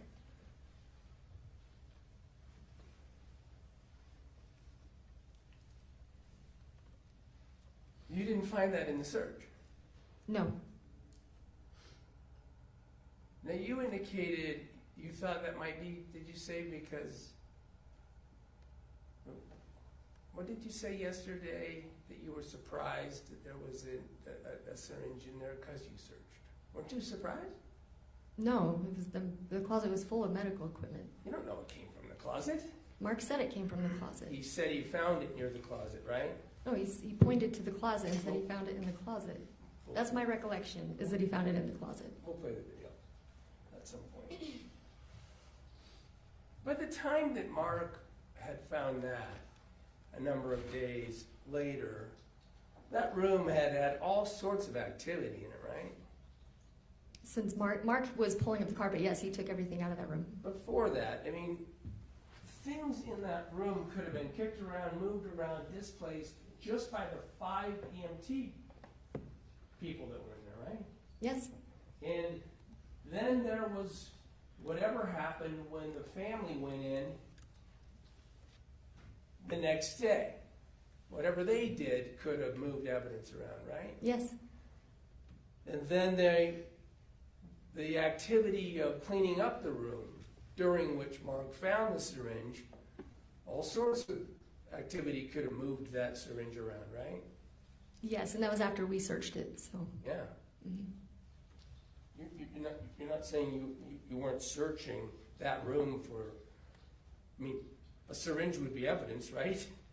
There were a lot of syringes in that closet. A syringe on the floor, a diabetic syringe that Mark says is a diabetic syringe that is obviously a diabetic syringe in an insulin overdose case Would you find that interesting? I'm telling you there were a lot in that closet, so we couldn't, I want to take a second. okay. Do you find that interesting, is capable of being answered yes or no? Do you find the existence of a syringe in a room on an overdose case interesting evidence? That one, no. The circumstances surrounding that syringe, no. You don't know what happened with that syringe. That syringe could have been on the other side of the room on August 12th, sitting under a bed, kicked by an EMT. Can't you agree with me on that? The closet was packed full of stuff. I can agree that you think that. I personally did not think that. We know what team you're on. So it doesn't make any sense for us to sort of talk That's about not fair to what say. I had not made up my Right. mind until the very end. Do you understand So, the decorum in a courtroom of waiting till I finish I my apologize. question? I'm sorry. That it's being recorded and we talk over each other, we can't make a record? Do you understand that? Yes.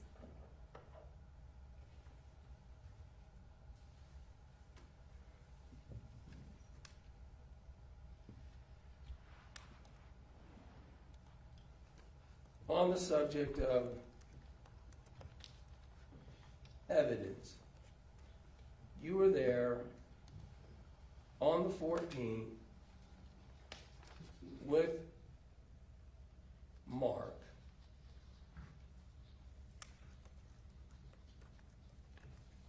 Sorry, the 13th with Mark when you walked around the room to seal it with the tape, right? Yes. And that's when Mark mentioned the glucometer, correct? Yes. And you didn't take it into evidence at that time, right? No. Now, can we agree that in an insulin overdose death, a glucometer would be an interesting piece of evidence? Yes. Then when you went in with the warrant and did the search, you collected the monitor, right? Yes. Then it looks like approximately the 19th, you gave it back to Mark. Yes. In the meantime, didn't analyze it, right? No. Did you even take it out of the pouch that it's in? No. Did you book it into evidence? It was in temporary evidence, yes. He came to the PD to pick it up. Temporary evidence. It was in a place that you already intended to give it back to him? No. It was still in the temporary evidence locker for me to book. Oh, I see. So you hadn't booked it yet. Correct. And then you gave it back to Mark, right? Yes. And then you ultimately didn't retrieve it till early January. Is that correct? January 9th, I believe. And then didn't look at it still until January 30th, right? I don't remember.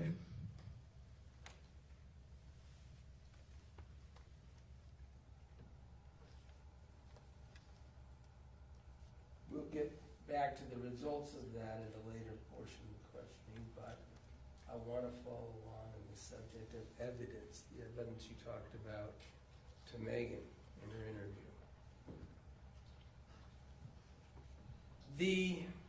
On the 18th, by the way, let me talk about the search for a second on the 14th, because you brought up something.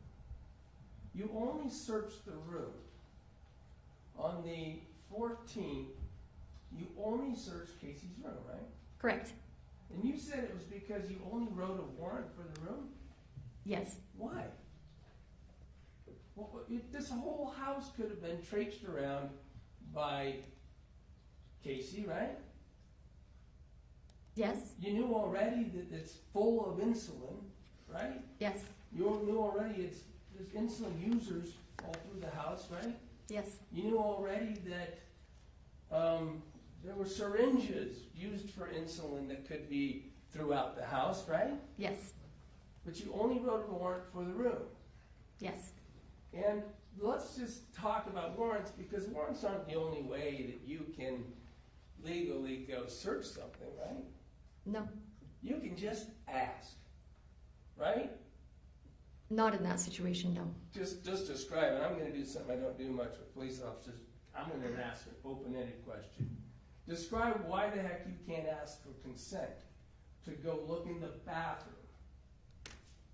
For instance, let's just start with that. I did ask consent to look in the bathroom later. I couldn't ask for Kacee's room for consent. She paid rent, We learned and she later. was alive, so I needed a warrant. So you think, but I'm not talking about the warrant. You don't need, if you came to my house without a warrant and asked me to look in my bathroom, and I said, sure, you can legally go look in my bathroom, right? Yes, So on the 14th, when you're there to collect evidence, the first chance you get on a scene that was secured so you could do it, you didn't look in the bathroom. Isn't that right? that is correct. And you could have asked Mark if you could look in the bathroom, right? I could have. And you didn't. I did not. There was nothing about working with Mark Farnsworth that suggests that he was ever going to tell anybody they couldn't look around the house, right? I can't answer for him, but no, he's very nice. I'm not. Answer for yourself. There's nothing that you thought as a police officer that was for 1 second going to be denied when you asked to look anywhere in that house. You know you could have looked anywhere if you asked Mark. I don't know that. You don't know that? You don't think Mark would have said yes? Maybe. I don't know. I didn't ask. Okay. So you didn't ask to go search the premises of what at that point you were investigating as a possible homicide. Yes. All right. And frankly, you learned later in your first interview with Meggan, a couple days later, that she said that Kacee had gone into the bathroom, right? Yes. So, unfortunately, since you hadn't interviewed her until a couple days later, you didn't realize until then that the bathroom was at issue potentially in this case, right? Correct. And you don't have any idea then what was in the bathroom, what was touched, what might have been done, whether there were fingerprints, even what was in the trash, right? Not until I looked on the 19th. No. You don't know by looking on the 19th, at the first look in the trash 7 days later, that's what would have been in the trash had you looked on the 14th, right? Correct. I mean, let's face it, the whole house had been cleaned up, picked up, trash taken out in between those two times, in between the 14th and when you looked in it on the 19th, right? I don't know. Why? I don't know when they take out their trash. Because you can't ask them? He said that they usually take the trash out on Wednesday, but he didn't know if they'd taken it out, is my recollection. You didn't talk to him about taking out the trash in the bathroom. You just don't know what happened in the trash can of the bathroom between the 12th and the 19th, do you? No, I And don't. you never tried to look. Fair to say? No, we did look on the 19th. Is that what you're saying? That I didn't look before the 19th? Right. Yeah, that's correct. Didn't look in Kyle's room ever, did you? That was Mark's room at the time. No, I did not. Never asked to. No.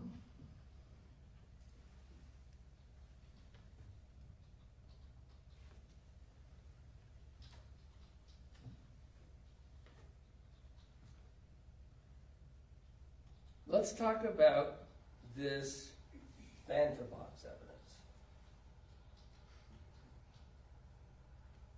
You get a call from Mark letting you know on the 18th of August that he had found this phantom box evidence, right? Yes. He described what it was, right? Yes. He described it as a Fanta box, which you later learned is in a trash that Kacee uses, right? Yes. He described it had an insulin bottle in it that looked like some had been used, right? Yes. Did you hear him testify in this trial that that amount he thought would kill someone Yes. who wasn't diabetic, right? You heard that testimony? Yes. Syringe, cap of the vial, all wrapped in a cloth that was in a Fanta orange, right? Yes. At that point, you knew that Kacee drank Fanta orange soda, right? Yes. And you had seen that Kacee had Fanta orange soda cans even in that closet that you couldn't access without moving the treadmill, right? Yes. And you knew, sorry,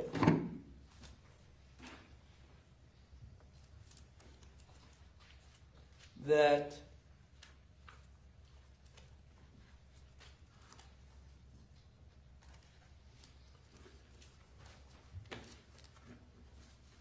in fact some Fanta orange Zero was purchased for Kacee. Well, you didn't know at the time. You now know that Fanta Orange Zero was purchased for Kacee by her Aunt Kay 6 days before the 12th. Yes. So you didn't know that. You didn't know about the timing of the Fanta purchase, but you knew about this, and you knew, I mean, it certainly, insulin vial, syringe, the box with the insulin, these sorts of items would be extraordinarily important forensically for the investigation. Can we agree? Yes. Here's Mark telling you this evidence exists that he found, right? Yep. And you don't send crime scene out, right? We don't have crime scene. You have access to the CSI. You can call them. Okay. You don't do that? You don't. No. Your department doesn't use crime scene investigation? No, we don't utilize the crime scene investigation. Did you hear Osborne and or Jorgensen on their body cameras talking about calling someone out even on the 12th once they learned insulin was involved? Calling out crime scene? Calling out No. somebody. You're saying that your department does not have the ability to use crime scene investigation services. I'm sure we do. I've never done that, no. Well, I At know the time, I didn't think about it. you had never done this sort of investigation. Right, I didn't think about it at the time. But let's just talk about basic police work. Hearing that, you've already established, I think, that that would be pretty important evidence, right? Yes, You've already established evidence can give fingerprints, right? yes, DNA, touch DNA, right? yes, And in fact, it turns out, notwithstanding what was done here, some of that evidence came out of what Mark found, right? There were DNA results. yes. There's never any fingerprint results on any of the testing, right? No, You didn't tell Mark to let you come get it, let's put it that way. We'll leave CSI, no CSI attempt. You didn't say yourself go try to document what it looked like, right? no, You had him take a picture, yes, meaning he had to remove the contents, set them up, and put them on, and take a picture. You didn't just tell him what kind of picture, how to take it, or anything else, right? no, It ended up to be a photograph. I think we saw it in evidence that we can get it in straight down with the items spread out, right? yes. So clearly he was touching them, and you had him move them around and take a picture of this evidence. I asked him to take a picture, yes. Well, you didn't tell him how. No, You didn't tell him to use love. no, And then you just told him to put it in the bag, right? yes, It turns out that he didn't put the rag in the bag, right? correct. Now, maybe you don't know this. Maybe you do. A rag would be a pretty good piece of evidence to be able to get DNA off. Can we agree with that? Okay. Do you get trained? Yes, I said yes. We said okay. I'm sorry, yes. Can we agree that a rag would be a very good piece of evidence to get DNA off of, pursuant to the training that whatever it is or isn't, you testified to about when you took the stand for the prosecution? Yes, The training is at least enough to know that a Fanta box, flat, smooth, waxy surface would be a very good surface to get fingerprints from.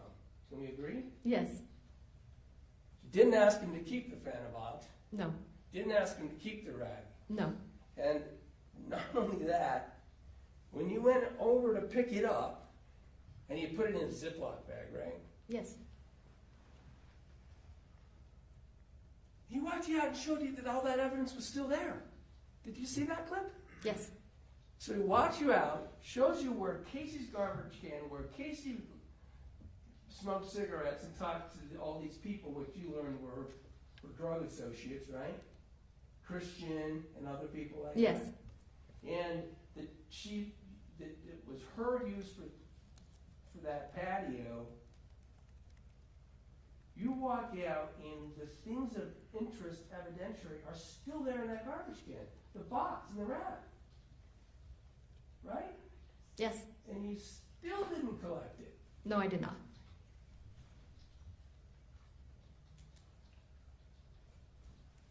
I mean, because look, all the evidence suggests that the person who was involved with the Fanabox, the syringe, the vial, and the stuff in there was Kacee. The evidence suggests it was Kacee that would have been involved with that evidence, right? Don't you think that that's the conclusion to be drawn from what you've learned in this case? The evidence was put in there by Kacee? Yeah. No. Well, wait, let's talk about it then. It's where she would put her stuff, right? Right? Yeah, She drank Orange Zero. yes, It was bought within 5 days before by Kay, a box of it. yes, She went in and out that door whenever she did the things she did. That was her secluded place, right? yes, And her DNA is on the syringe. yes, And Mark's DNA is on the syringe.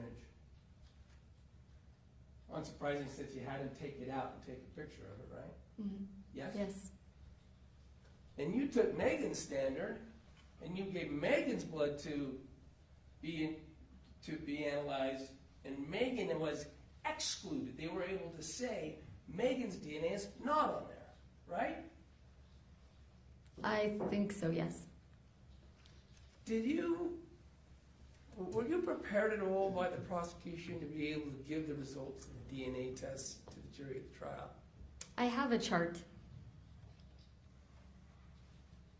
As you sit up here as the case agent, you're not sure whether the definitive results of the DNA evidence excluded. I don't think the word excluded was used. I think it was inconclusive, or it was something like that.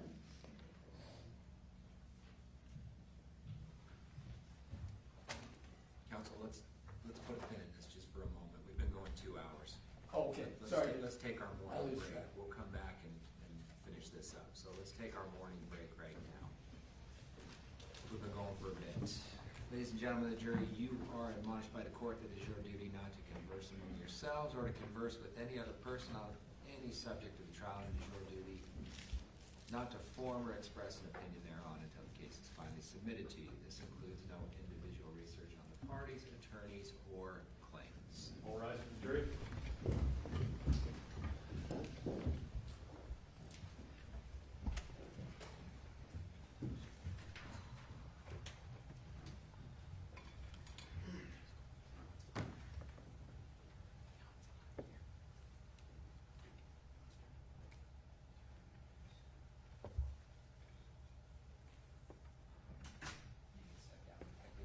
Let's come back at a few minutes after 11, a few minutes after 11, and we'll keep going. Thank you. Thank you. All rise.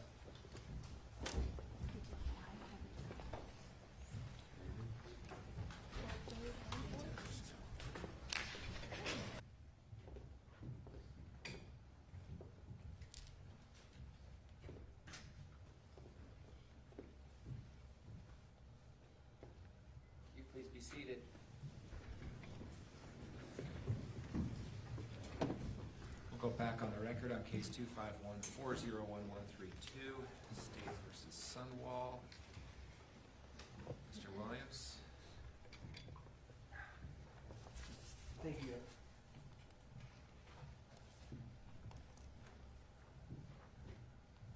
All right. I'm gonna slow down a little. Insomnia is an ugly thing, Yes, it is. and they've been going too quickly. We were on the subject of the DNA and the fingerprints, okay? Okay. And you had indicated, and I understand, you're no DNA expert, right? Right. You send the stuff out, it goes to the crime lab, can we call it crime lab? Yes. Because I always mix up the acronym. Utah Bureau of Forensic Sciences is the UBFS, right? Sure. Yes. You don't know either. It's the crime lab for Utah. Mm-hmm. You had indicated that you had talked to somebody there about fingerprint evidence, right? Yes. And that an opinion had been given to you that a syringe might be a poor item to get fingerprints from. Is that right? Yes. Now, ultimately, then, for one item, you didn't submit it for fingerprints, right? One syringe. Which syringe? We had number 2 was submitted eventually, and the Fantabox syringe was submitted. Originally, sorry. You go up- Originally, yes, just the Fantabox syringe. because one of the challenges, I'm sorry, for me at least, is that item 20 is all of the Fantabox stuff, right? Yes. Because it was in the bag that Mark had put it in, right? Yes. So when you submitted item 20 to the crime lab for forensic analysis, all those things went as one item, right? Yes. So they had to split them out when they were assessing and analyzing them and give each one their own lab number. Yes. And so when you first submitted things to the crime lab for fingerprint analysis, you only submitted item 20, right? Yes. The Fantabox items. Yes. So that syringe went for fingerprints because it was in the baggie with all of the other stuff. Yes. And that stuff you wanted to have submitted for fingerprints, for instance, the vial, right? Yes. The vial, the opinion was, could be a good source of fingerprint evidence, right? Yes. I think you indicated even when you showed jury of that vial in the bag that it looked like there was some black powder that they used for fingerprint, right? On the box, yes. On the box, that was on the box. Oh, in the box too, right? Yes. And the submission of the box was because the box, the instructions on how to use insulin that come out of the box, right? Yes. And the vial, the syringe, and the cap off of the vial were the items submitted with item 20, right? Yes. I'm going to show you defendant's K. K is the fingerprints of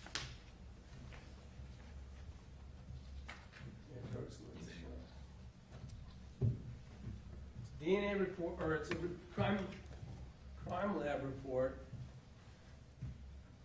I don't want to be intimidated by it, but you can see that this is a report related to the attempt to get fingerprints off of item 20, the Fantabox evidence, right? Yes. So in September 25th, 2024, this report was rendered that there are no fingerprints Correct. on the evidence that was submitted from the Fantabox. Yes. And again, I don't want to, just so we're clear, that didn't include the Fantabox. Correct. Move for admission of K. No objection. Thank you. Court received defendant's exhibit K. All right. I'm going to show you what's been marked as defendant's exhibit L. May I have continuing leave for first? You may. Thank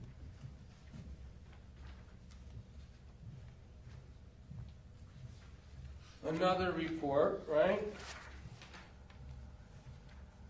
Yes.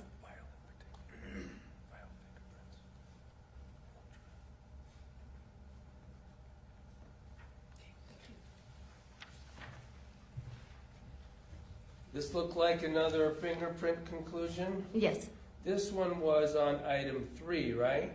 yes. On their item 3, I think it was our item 2. Okay, so this is what you were talking about, that the one that was found in the room, put up on that stand, dresser, Yes. what you want to call it. This item 2 was also analyzed for fingerprints, Yes, notwithstanding that originally someone there had said it was probably not a very good item. yeah. Move for introduction, admission of defendants L. No objection. Court received defendant's exhibit L. In February of 2025, you knew that there were no fingerprints on the syringe that was in the room when the paramedics went in, right? Yes, I'm going to show you what has been marked as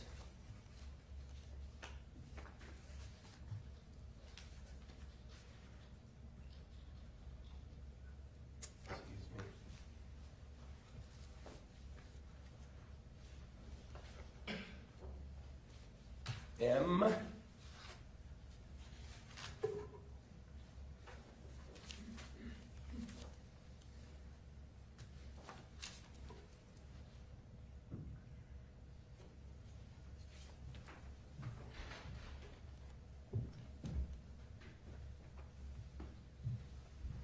Look through that.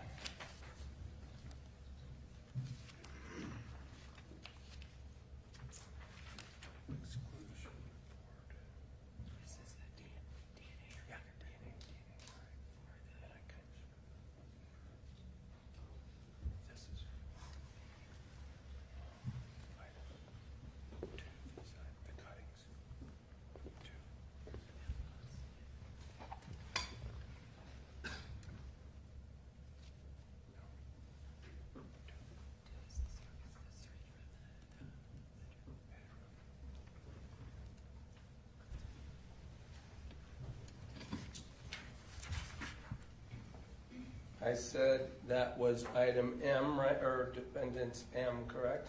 yes, Does it appear to be, now we're on the subject, if you look at the top and it says forensic analysis report, DNA analysis, right? yes, So now we're on to the DNA subject. yes, A little easier than fingerprints, a little harder than fingerprints to interpret, right? yes. DNA. Yeah, And you don't know how to do DNA, you don't know how they do it, you're not a DNA expert, but you are the police officer who can get a report back and learn what the results are, right? yes,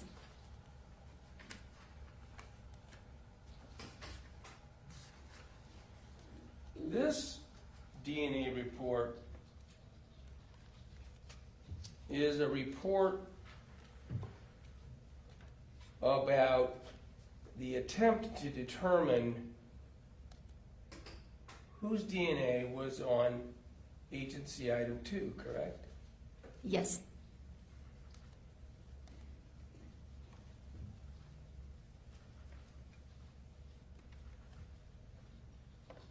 What they do for clarity of this report, what they do there is they don't actually, to test for DNA, the first thing that's done is the agency, the crime lab, swabs with a Q-tip or a piece of cloth the item that they're trying to find DNA on, right? yes, And so when we see on this cuttings of swabs of syringe, let me move for the admission of M. No objection. Court received defendant's exhibit M. What they do is they, that picture, did you bring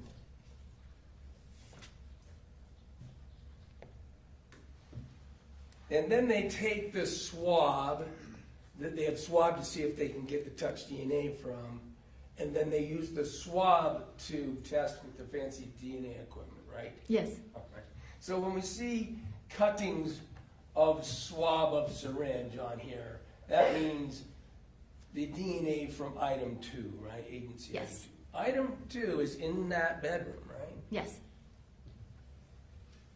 And I'm gonna ask you if you've seen this.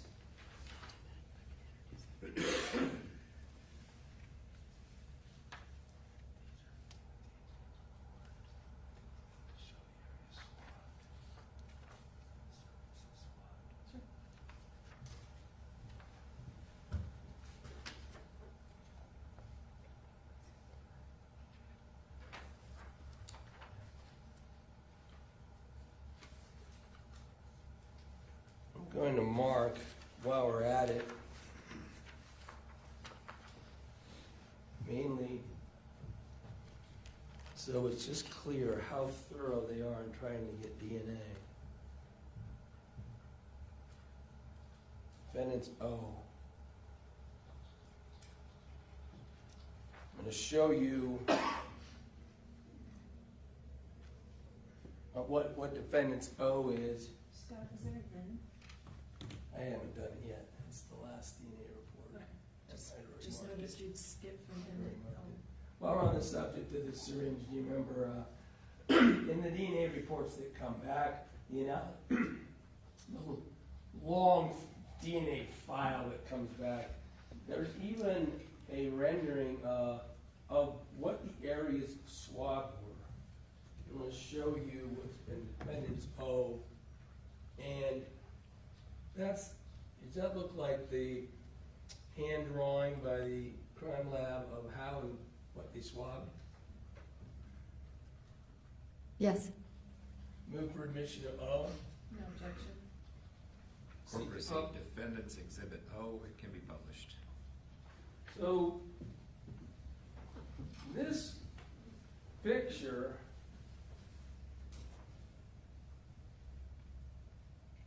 shows the attempt to get DNA from the barrel of the syringe, right? Yes. Well, that's what it's called. You call it the barrel, I figured. the cap, right? Yes. The underside, because if you punch something, you might grab the underside of the barrel, Yes. and the top where you would push. Yep. Now, when they first when you first sent in for DNA,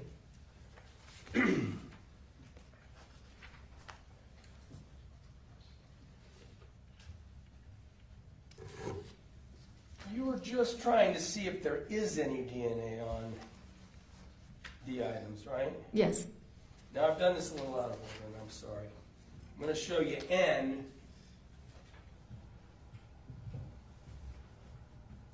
That report, N, is the DNA report that says that they found DNA, right?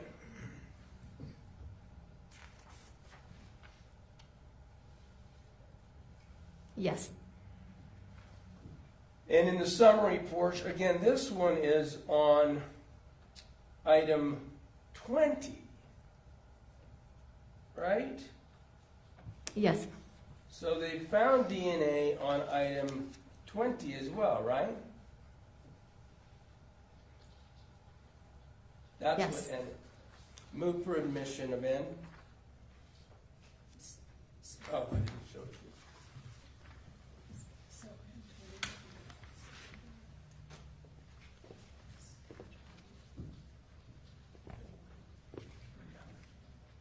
Yeah, I'll put it right now. I was just going to walk through the items because of that very point. yeah, no objection. Thank you. The court received defendant's N. And what was done with 20 was the use of cuttings again of the syringe found in the Fanta box, right? And some other things. Yes. Start with the first thing. One thing they did was they looked for DNA on the swabs of the syringe, right? Yes. They looked for DNA on the swabs of the glass vial, right? Yes.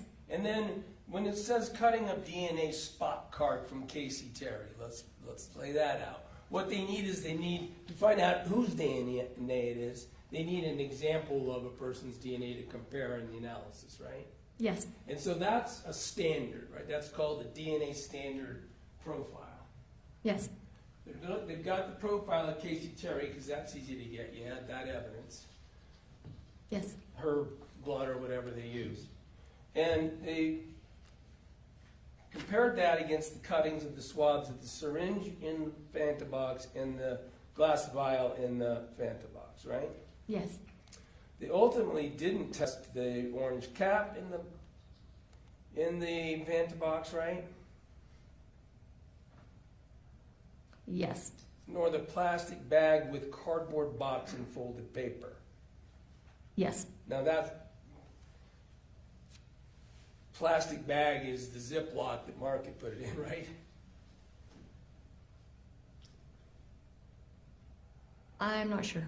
Item 20 went with a plastic bag full of the stuff Mark put in it, right?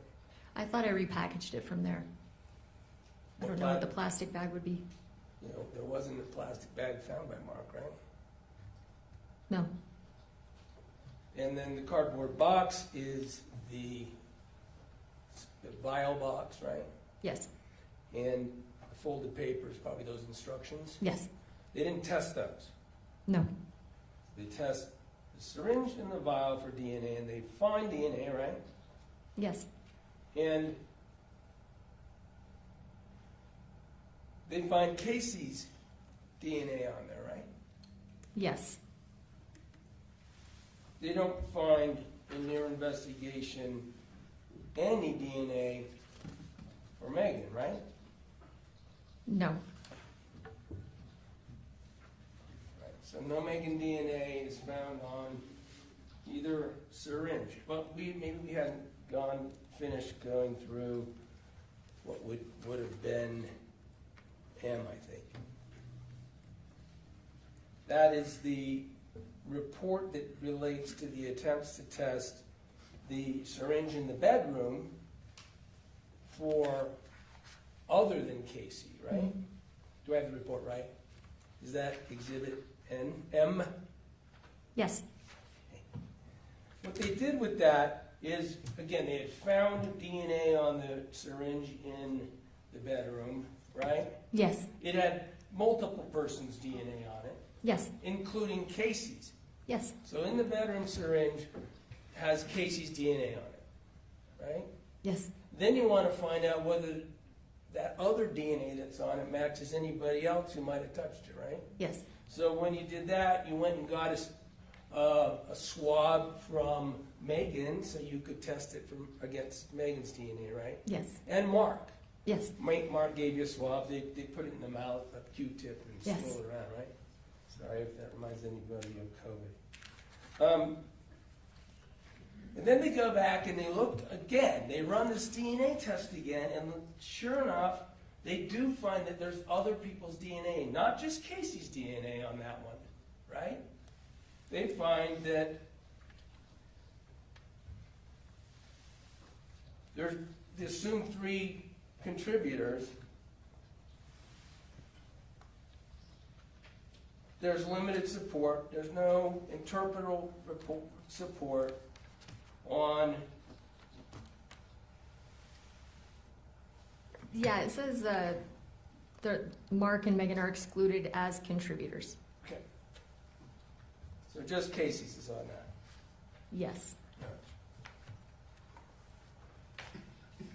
So we have no DNA in this case of anything that you've tested that matches Meggan, right? Right.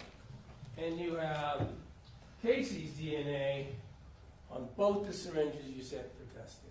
Yes.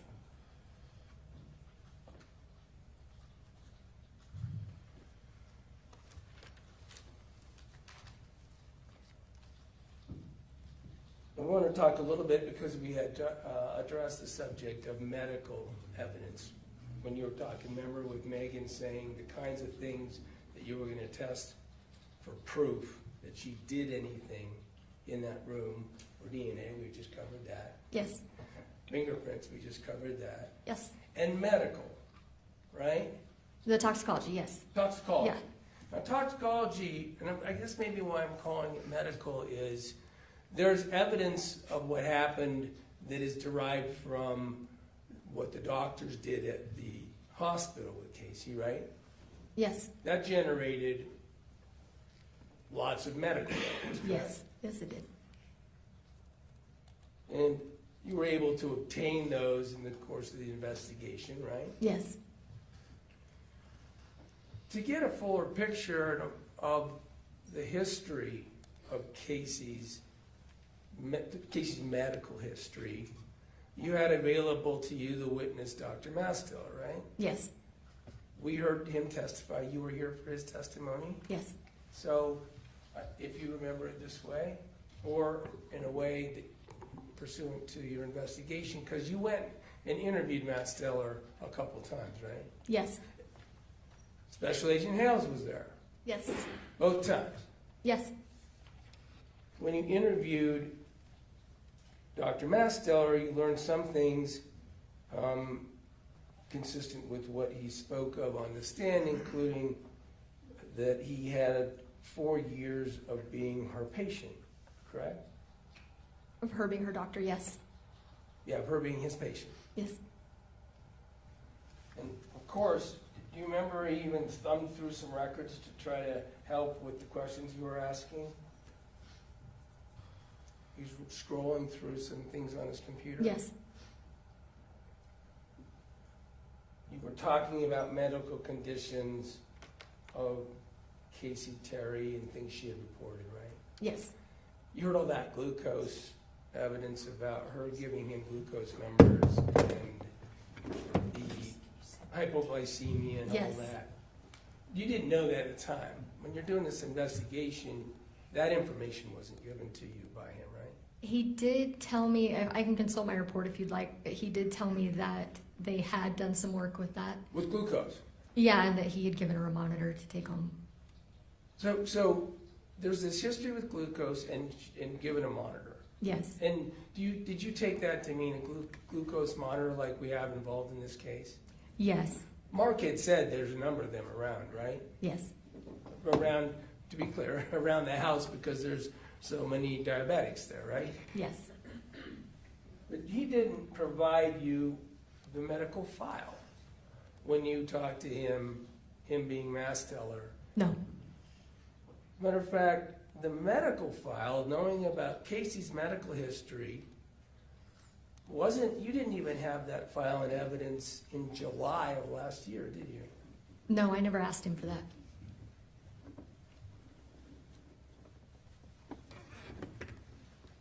I think you did talk to him about the fact that Kacee had presented with mental health issues. Yes. And given your investigation, no surprise, probably there, right?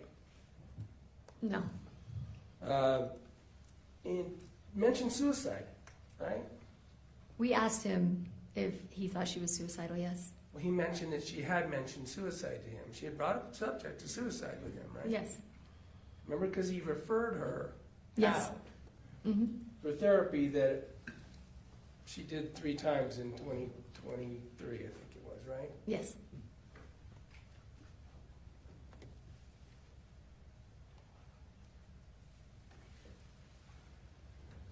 So you hadn't asked for any records about the history of Kacee's involvement in her medical file from Mastiller.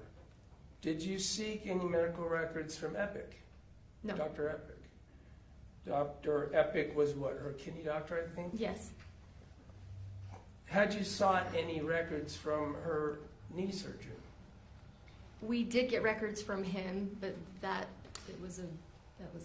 I mean, that's after Megan's charged, is my point, right? I don't remember. Meggan was charged and arrested on March 20th, 2025, right?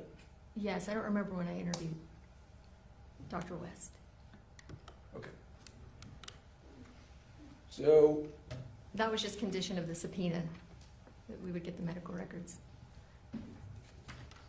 and at the time she was arrested by you, that means charged, right? She was also charged that day Yes. with the present criminal allegations. Yes. You hadn't even gotten the fingerprints result for the syringe two, right? No, You hadn't even gotten the DNA results from syringe two. I don't think so. So as we started this, when Meggan exclaimed that she had certainly said and done things that made it, as you guys said, look really bad for her, the proof in the form of forensic evidence had not even been completed by the time you arrested her. Agreed? Digital forensic evidence started that day, so I wouldn't agree with that. Let's talk about that. You had all this data about all of the texting back and forth, right? That's what you mean by the digital forensics. Are you talking about when we interviewed her or when we arrested her? You arrested her. We had that, yes. You had, in November, completed this exhaustive review of all of the communications and the things that were spoken of and the topics that the prosecutor just addressed with you. You had completed that in November, right? I don't know that it was complete. I mean, if it says Kacee's phone was done, that doesn't mean I was done with Meggan's. I'm not sure when I was done. Okay. You have looked at Kacee's phone interactions. You had finished going through Kacee's phone interactions with Meggan November 18th, 2024, right? Yes. And we had already established that that was the nearly 200 pages of things that you typed in, correct? Like I said, I'm not sure when I was done with Meggan's phone, so I don't feel comfortable agreeing with that. I was done with Kacee's, it sounds like. I don't know what day I was done, I'm sorry. All right. Now, Kacee's phone didn't have any indications that it had deletions on it, right? There was one. Okay, there's one deletion out of those 28,000. My point I'm trying to get to is if you've got Kacee's phone, you know all the interactions between Kacee and Meggan in the form of this digital evidence that occurred, right? Unless they've been deleted from Kacee's phone.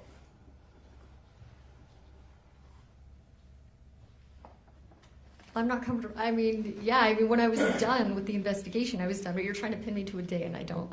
I'm sorry, I'm trying to be really honest and not pin you Yeah, on when I was done, I was done. I don't want to pick a day. I don't know what day it I was. don't want to write, I didn't write your report. Yeah. You wrote your report. That's what I pointed out, that you said you finished going through Kacee's phone interactions Right. with Meggan, and you finished that on November 18th, 2024. Right, but that doesn't mean I didn't check back when I was cross-referencing Meggan's phone. I guess I just don't feel comfortable with that. I'm sorry. Didn't say you didn't do any more work with the phone. Oh, well I'm then just yes, I saying. was done that day. And I'm establishing what this massive volume of your report refers to. It refers to that work, right? Yes. Okay.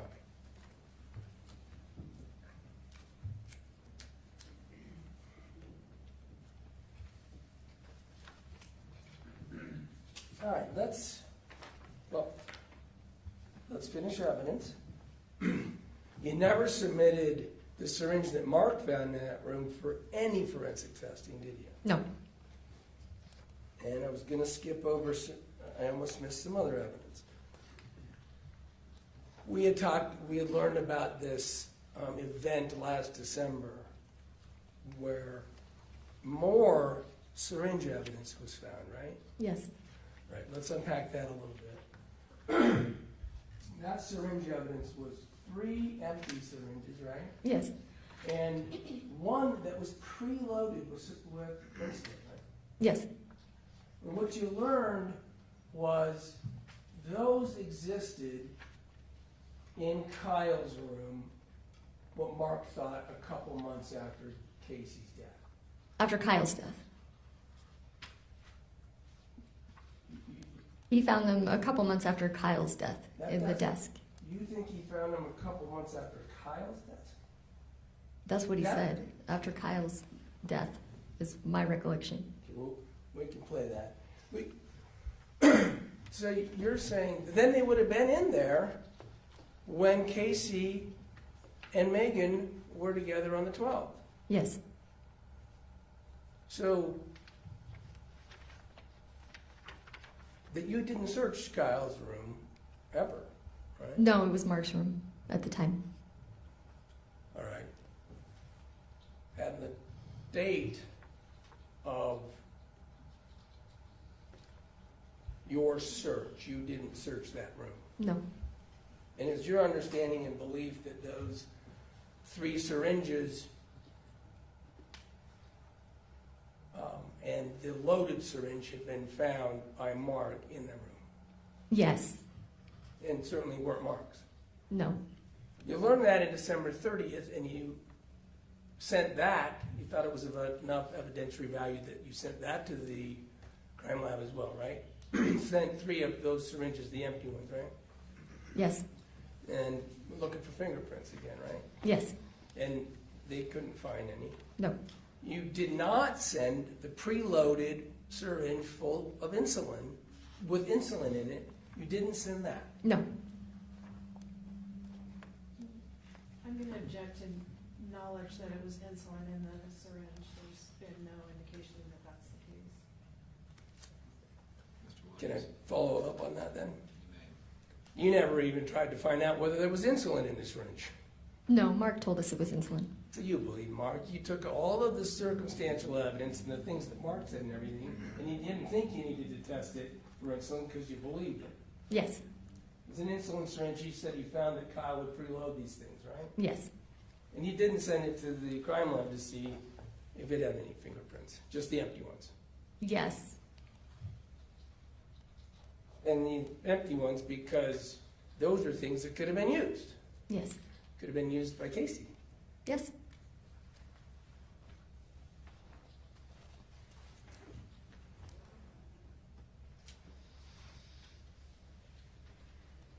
Let me go to the subject.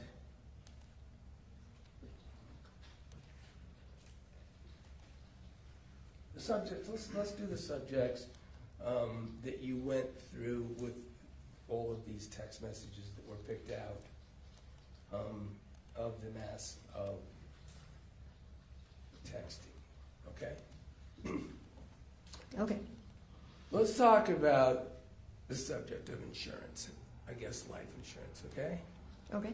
That subject, I think we covered this a little bit, but that subject is pervasive between the two of them from the start of your text messaging investigation, right? Yes. And you saw that you learned in your investigation that Kacee, also would talk to other people about that subject, right? Yes. Like, we introduced even a text where she was talking, Mark talked about the fact that Kacee would talk about the insurance with Mark. Yes. That Mark finally concluded that she would indicate to lots of people that she had life insurance policy and what they were the beneficiary, right? Yes. Including Kylie, right? Yes.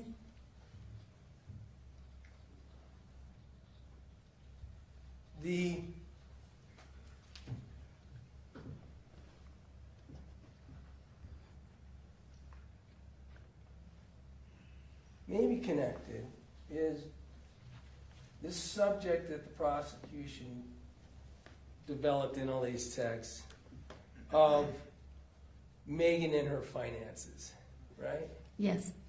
And that's pervasive through these 4 to 5 years in the text too, right? Yes. They talk about life sucks at times, right? Yes. That she can eat beans was one of them because money was running low, right? Yes. But some of those texts about, let's talk tires and car problems, right? Yes.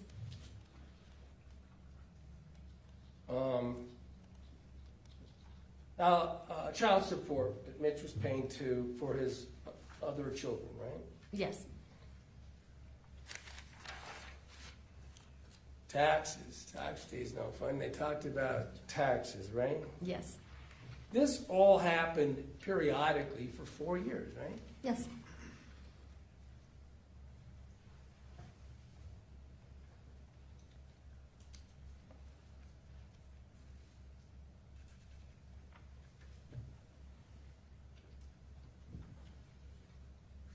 terms of, you mean you testified to, and I think you testified directly to the fact that you thought that was relevant because of financial stress and what you believe in the government is charged, it needs to prove beyond a reasonable doubt, that a motive of Meggan acting has to be proven that it was, she acted and it was for financial gain, right? Yes, So that's, as a feature of the case, you have to investigate that, right? yes, You understand that it has to be proven beyond a reasonable doubt, right? yes.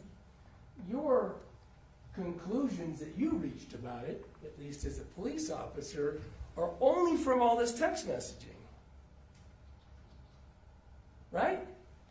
Yes, You didn't use your ability to subpoena to look into her bank records, right? no, You didn't go speak to any employers at the time she was arrested in March, which is what, 7 or 8 months after the death, to learn about her work and what she was getting paid, right? I did get records from her employer. About the history. At that point in time that you arrested her, she had a job, right? Yes, She had started before the August 12th, right? yes, She had 2 jobs, didn't she? yes, She also worked nights sometimes, as well as her full-time job teaching as a nurse, right? Are those the 2 jobs you're referring to? Is that what you learned? Yes, But that's at the time of arrest. That's what I'm talking about. yes, right? And you hadn't ultimately investigated with any kind of forensic abilities that you have, like a subpoena, what her financial situation was, other than these periodic henny penny the sky is falling references and texts to Kacee. You didn't get any records. I did get the employment records. I did not get bank records. You didn't get any information by the way of interviewing to learn whether or not any significant financial distress was known to anyone else. We did ask one of Megan's friends. Catherine. Yes. Catherine Judd, Hmm. right? Yeah. A friend? You didn't talk to any family members about her financial situation, right? I did not. Although you had the opportunity, you talked to Lee, her father, and Renee, her mother, multiple times, correct? At least the government did. The other sergeants did, yes. I don't remember if they asked about that or not. You don't remember what the evidence is in relation to that thing that must be proven? Not in regards to those 2 interviews, no. Or anything else, no other interviews. As a case agent, you're not aware that you or anyone else did anything other than find out that she had these references over 5 years to wishing she had more money than she did, right? Right. And of course, we all know that regardless of how things would go in there, even at times, let's take this is interesting. The early text messages in here include references back and forth that suggest that Meggan and Kacee actually had been together when Kacee was attempting suicide, right? Yes. There'd be these times in these text messages where they'd say, Kacee would say, I can't believe you didn't work last night, right? Yes. And the responses back and forth between Kacee and Meggan provided inferential evidence that these events they were together during. Yes. So they're together during events that are about suicide, right? Yes. Again, we've heard the evidence. It's not all as it is suicide and events about attempting suicide. Yes. As far back as 2020, when Kacee lived with her. Yes.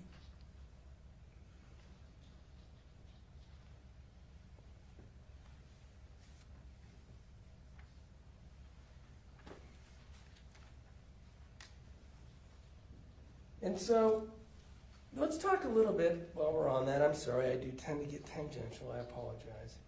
I get on a subject and I want to finish it if it leads to something else. Let's talk about this circumstance of Kacee moving out. The evidence that you know of. That Kacee moving out of Meggan's house back in roughly 2020, right?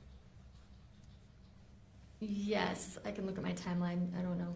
Look at it if you can, because I didn't put that in my time.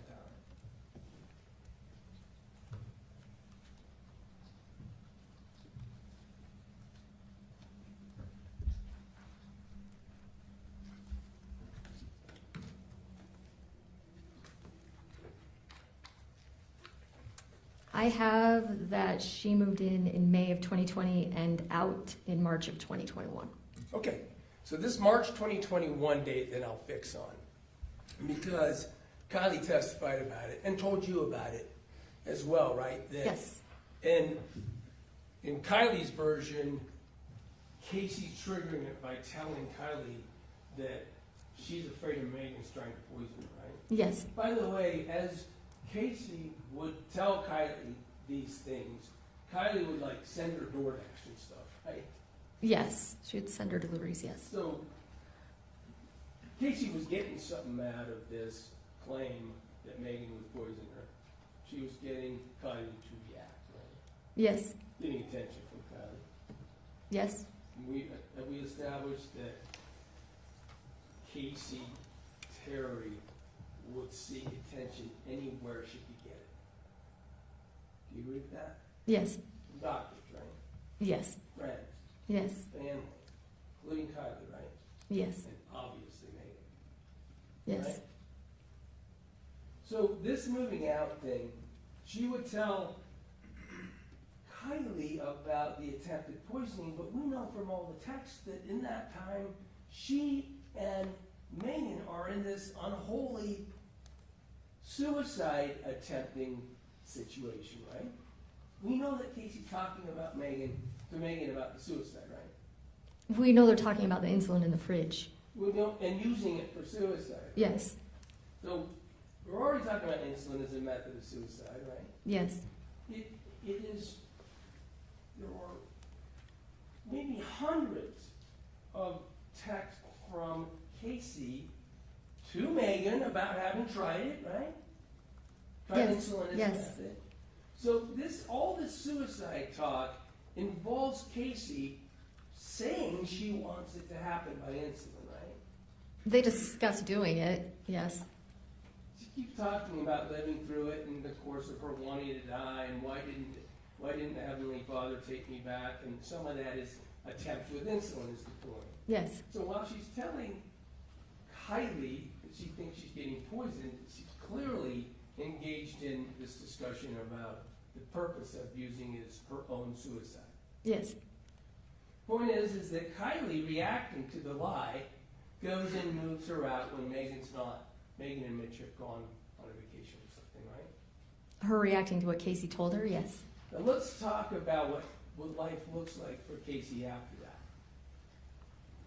that. Around that same time, you learn that there are a few, as I think you referred to them, other lives that Kacee is living with other people in other friend spheres. Is that fair? Yes. One is drug transactions, right? Yes. She is getting heavily involved in a world of buying and selling, trading drugs, right? Yes.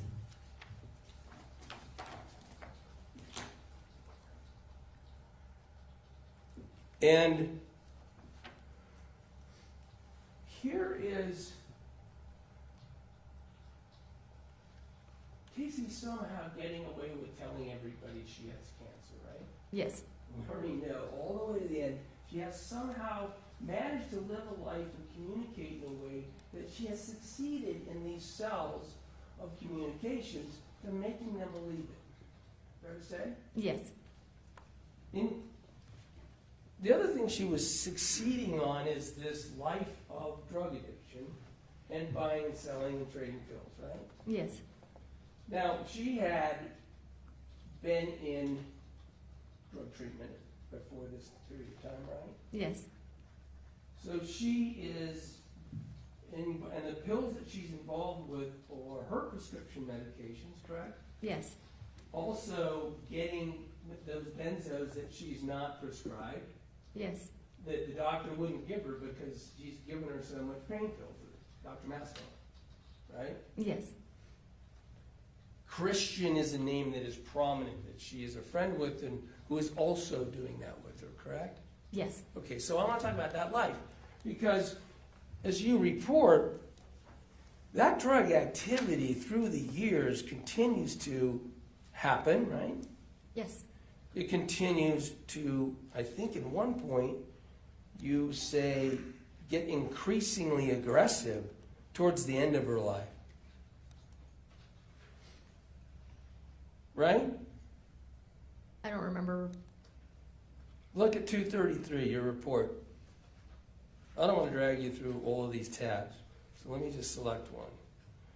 You look at page 233 of this report that I put in front of you, that massive stack of paper.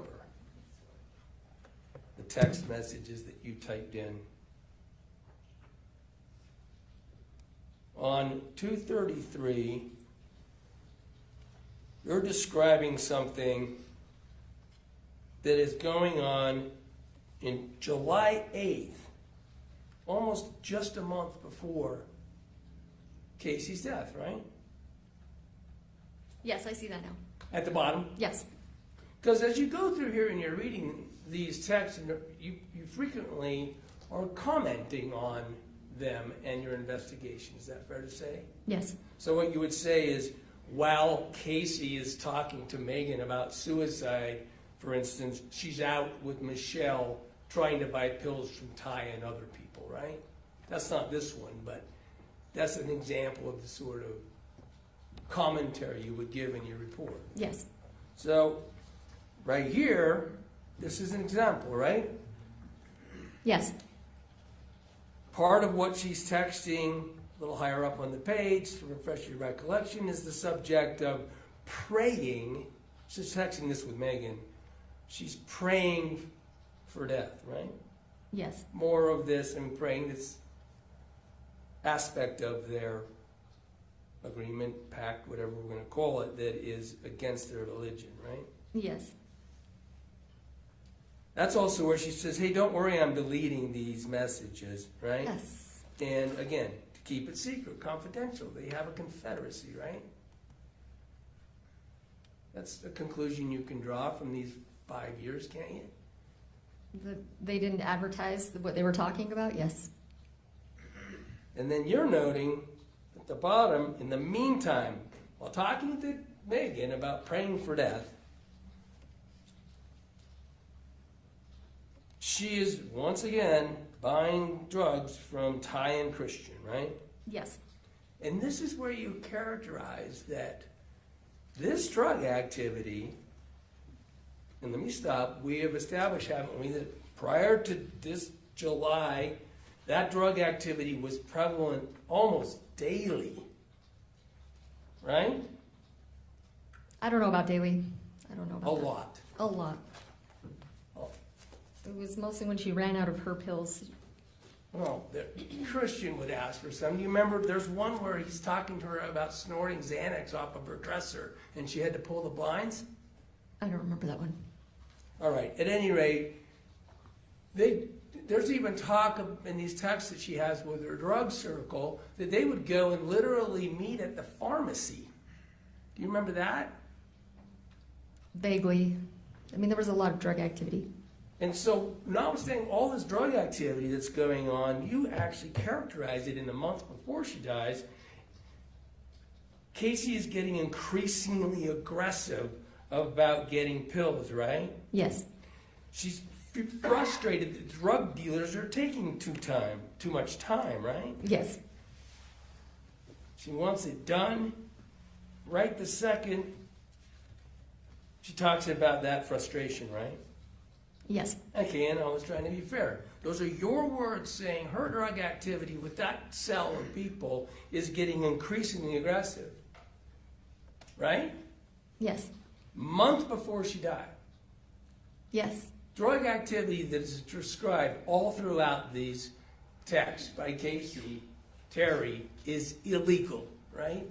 Yes, It is also illegal to use someone else's money to buy it if you, for instance, launder it through a Venmo account. That's a crime. Do you know that? Bank fraud?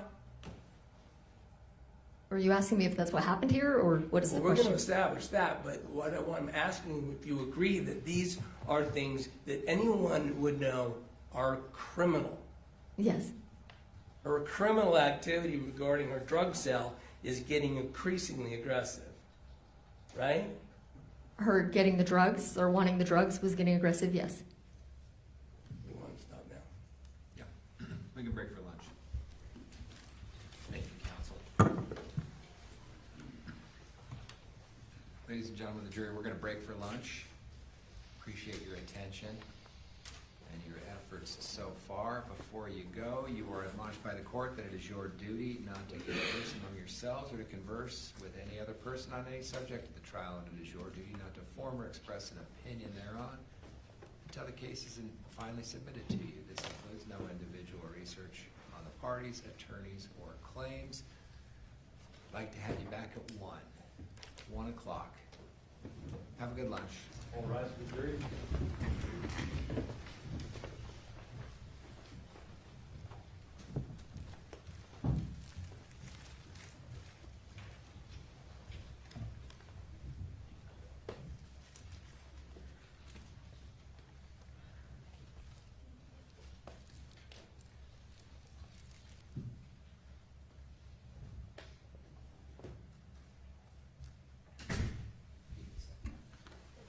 Counsel, anything else we need to cover before we break for lunch and come back at 1? Not in advance. Not to the state. All right. Thank you all for your efforts on keeping it moving.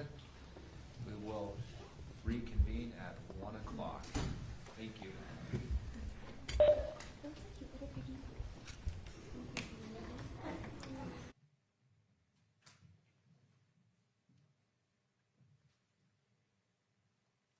Please be seated. I'm going to go back on the record on case 251401132, State of Utah versus Sundwall. Counsel, we ready to get going again? Detective, come on up and have a seat. I'll remind you, you're still under oath. We're still in the cross-examination portion. Mr. Williams, when you're ready. Thank you, Your Honor.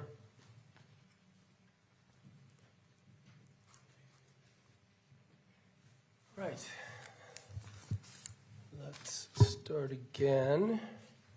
I'll try to go where we left off. I was addressing this notion of these different cells of Kacee's life during these 4+ years that we're talking about, okay?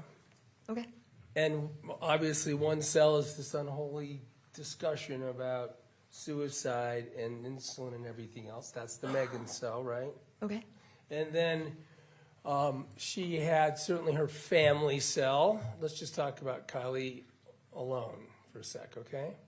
okay, So you know from your investigation that she frequently lied, if not to everybody, to many people, about Kacee being mean to her, yes. abusive of her.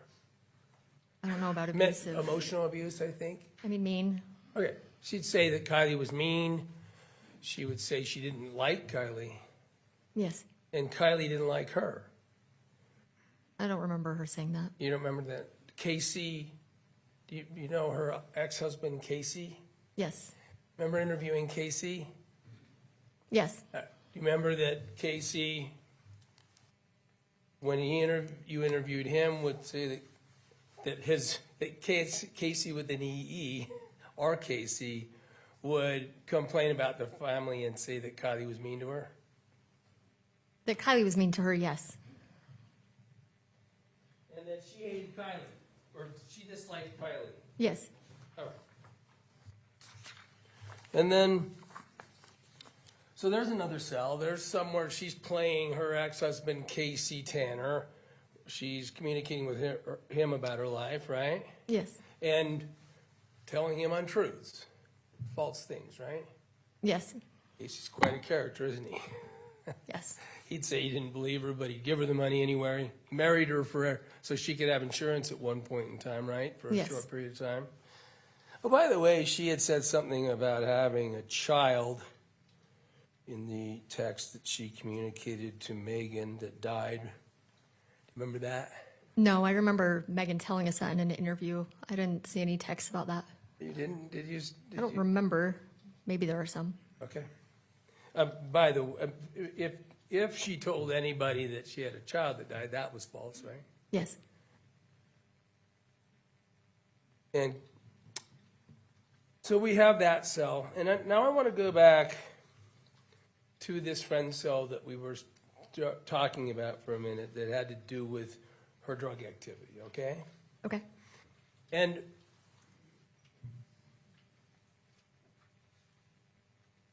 this can we agree that it was rather extraordinary that she could lie about cancer to all these people and get believed?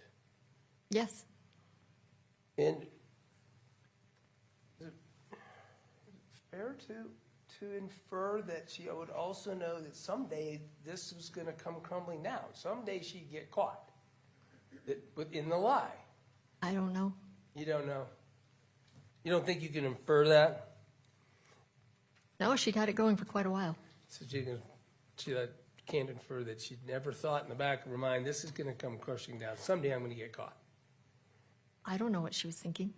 Well, you were using these texts to try to figure out and reach conclusions about people's intent and what they were doing, right? That's part of your job as a police officer, isn't it? Yes, Move on. Then, one thing that Kacee was able to really facilitate, and with all these lies and stuff, was getting out of Meggan's house, right? yes, Because can we agree with the inference that she's more likely to get caught in lies if she's living with Meggan? get caught in what lies? The same lies she's Drugs. Get caught in her drug activity. get caught by whom? By Meggan or her husband, who she's living with? I guess so. And other activities that she's lying about doing? I mean, I don't know that Meggan was checking on her all the time to catch her and things. I don't really have an answer for that. I don't know. So these daily texts back and forth. Yeah, I don't Just know. strike that. One thing she did enjoy by getting out of Meggan's house is this isolated place that she got to live in the later years at Mark's house, right? Isolated? Well, that room's isolated. Mark's never even been in there. Did you hear that? Hardly. Oh, he's been in there. Really? You didn't hear him say that he really never went in Kacee's room when she lived there? Yeah, he said he didn't go in there often, but I mean, he's been in there. Yeah, I mean, they all live downstairs together, she and Mark. You're- So, I mean, I don't know the isolated. I guess I don't understand the question. I'm asking you about, as an investigator and everything, about whether or not it was clear that she was able to be in a position where she could come and go without really anyone knowing what was happening, right? Yeah, Engage in having things brought to the house or whatever, medical supplies, and still fooling Mark about whether she had cancer, right? yes. She's living with him, and I don't know, did we get to the point where you agreed that you heard that Mark claimed to believe that she was on hospice? In the past, he had, yes. Clearly about chemo treatments? Yes, She could do all that because no one was really paying attention to her living situation at that residence, right? I don't know. Well, she engaged in a robust drug transaction history with plenty of friends, including having them bring her pills, right? Yes, She went and met them out on the patio and did it. yes, She did this for years. yes, As you said, it was escalating. yes. Don't you think that it helped her situation in doing all that to be in that living circumstance of a room downstairs with its own entry? I really That's don't where she was know. doing it. I mean, Mark knew her friends were coming and going, so it's, I mean, he didn't know what they were doing, but he saw them come and go. When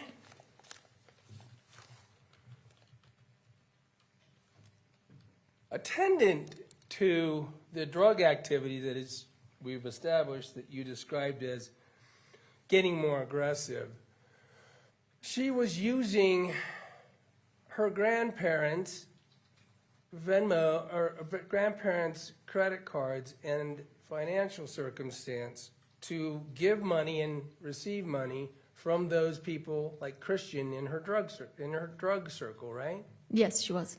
All right. So she was able, because of her connection to her grandparents, to rope in the use of their financial cards, as you just said, in connection with her more aggressive drug activity, correct? Yes.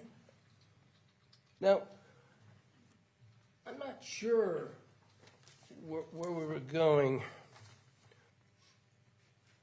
with the state's position on what she was doing with those cards. But let's discuss it for a minute. I mean, do you remember that call that we played in open court where you're interviewing Meggan and you get the call from Mark? Yes. So that was the first interview with Meggan was the 19th? When was it? 15th. 15th, sorry. 16th. So within a couple days, you're interviewing Meggan, and that's that call where Mark is calling about saying, hey, it looks like there's financial stuff going on with my grandparents. Yes. Right?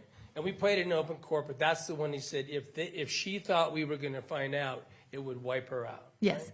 And then he described on the witness stand that what that meant was mentally, like what it would mean to her and the family. Yes. Okay. And he even said he needed to tell you that because a recent meeting in their house was, he thought, very well could have been overheard, and Kacee would have known that they were looking into it, right? Yes. And he specifically said, because it would wipe her out, well, I don't know if he said it in that call. You know, and heard in open court, that even as in trial preparation for this case, Mark was open and honest and candid that he thought that could cause her to commit suicide, right? Object to the characterization of the credibility of the witness. Sure, I understand that objection.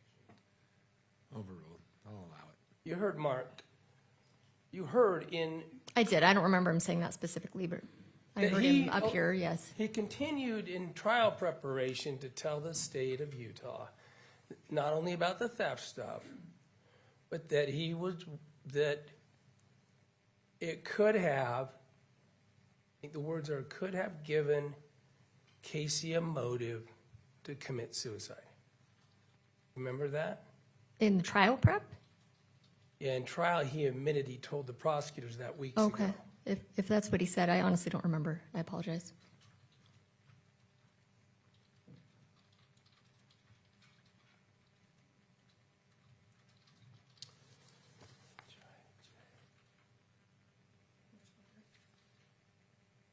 Oh? P.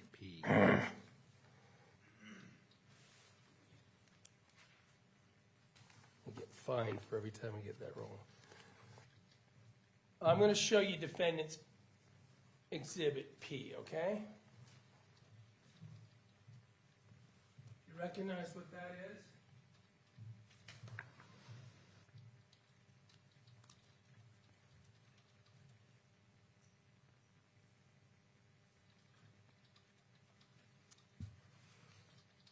Is it the APS report? I think it's the APS report.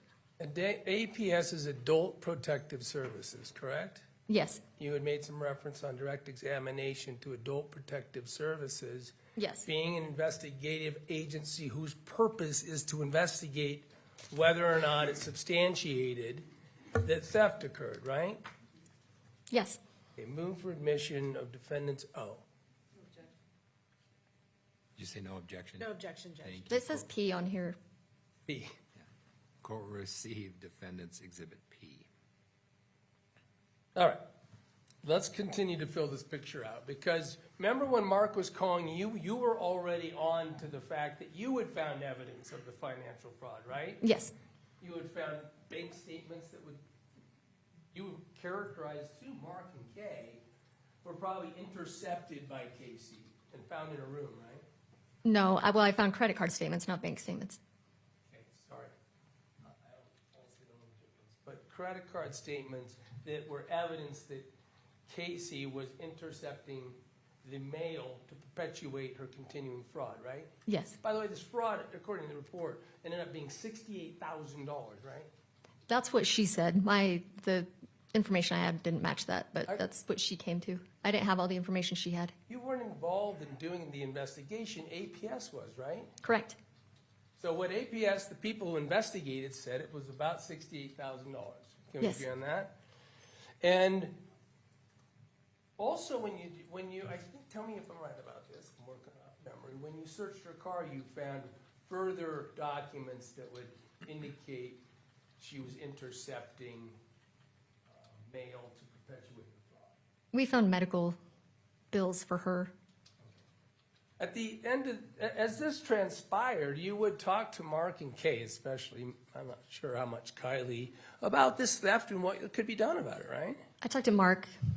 Well, do you remember on the 19th, you're downstairs, Kylie's there, Kay's there, Mark's there. And Oh, yeah, Kay was there.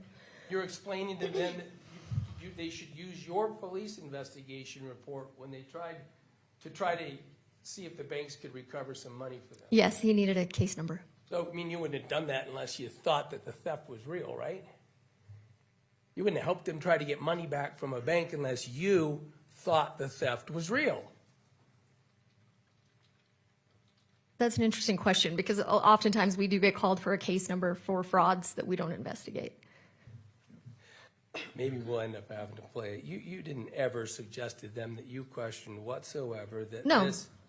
And you heard, did you hear Mark testify, or in the course of discussing things with him, that in fact this theft was ramping up? Yes, So we've got drug activity ramping up, we've got theft and fraud against the parents ramping up towards the end of Kacee's life, right? or grandparents, yes. Grandparents, I did that even with Mark. Appreciate it.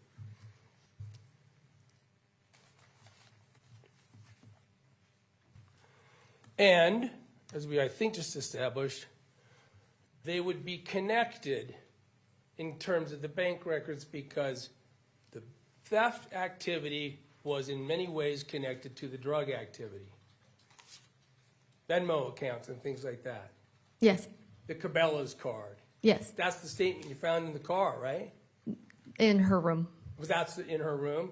So this stuff, drug activity's escalating, theft activity's escalating, and Mark agrees that she may have been turned on to that she was going to get caught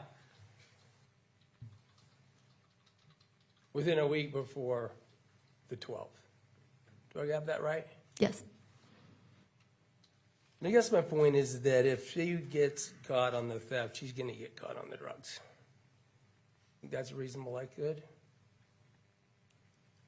You follow me? charges were through Venmo. I don't know that she would have had to say what they were for. You interviewed Michelle eventually because she was part of it, because she's getting the money from Venmo too, right? I think so. It wouldn't have taken a lot of police work to connect the theft activity to the drug activity. You talk about it in your report. I thought you were saying Mark would make that conclusion. Oh, I'm sorry, no cops. This person is about to get caught, maybe, and maybe knew it according to Mark, committing drug offenses and theft offenses against her grandparents that had gone over time, all of which was escalating up to the point of August 12th. Can we agree on that? Yes,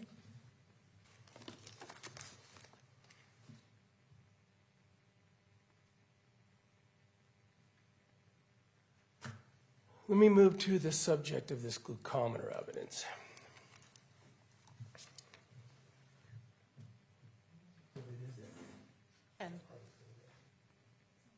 It's 10, it's on there. It's on there?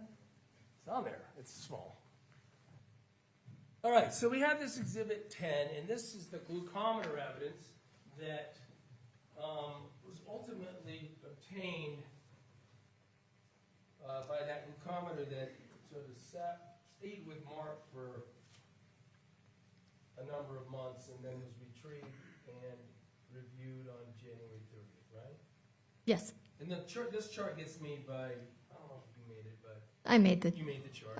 the data, not the chart, but yeah. No, the data comes from, Well, I wrote it all down and someone else made the chart, Okay. so yeah. that's it, my world.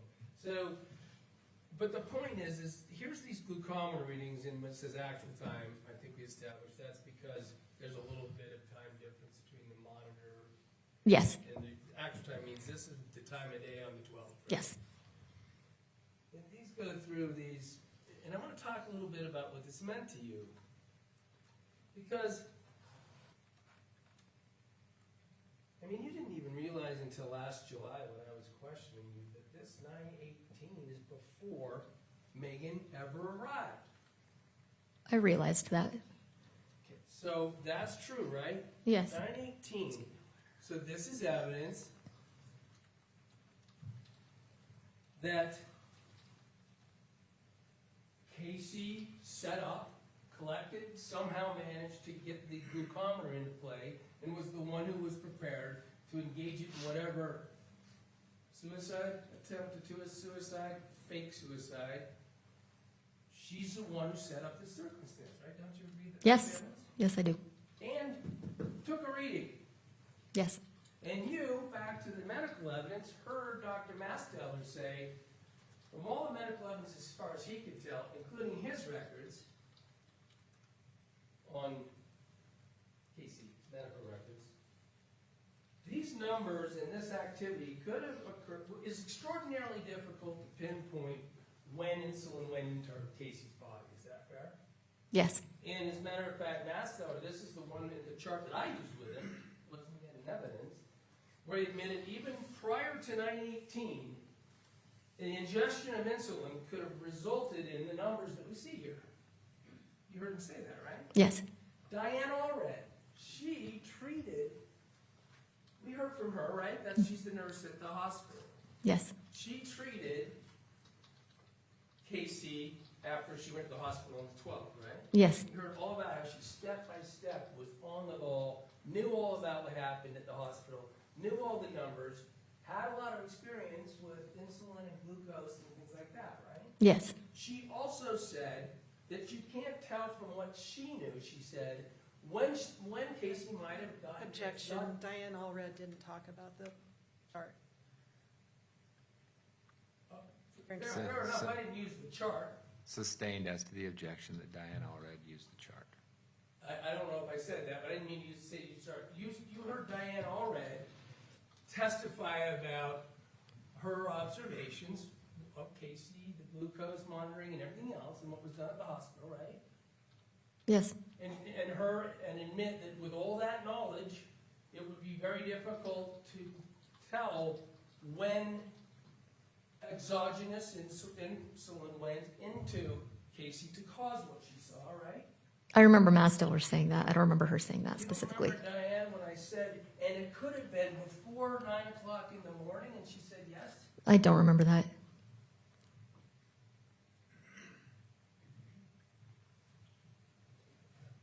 All right, so we have this glucometer. I've already introduced to you basically the script, everything that was talked about in text setting up this event.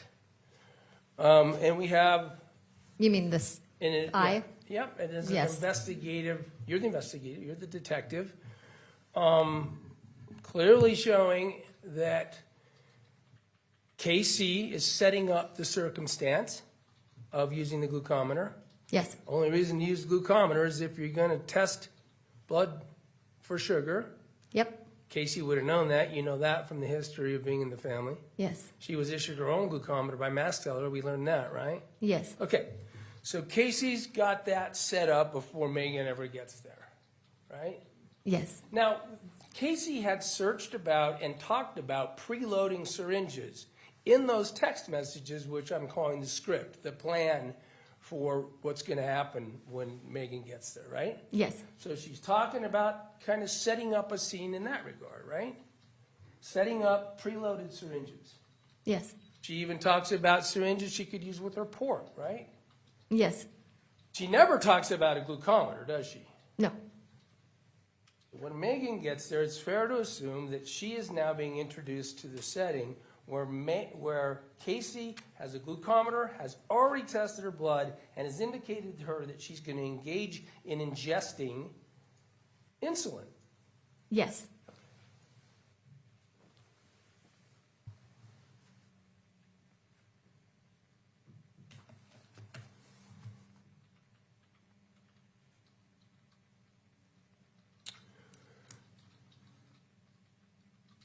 And insulin syringes are found in the room, Yes.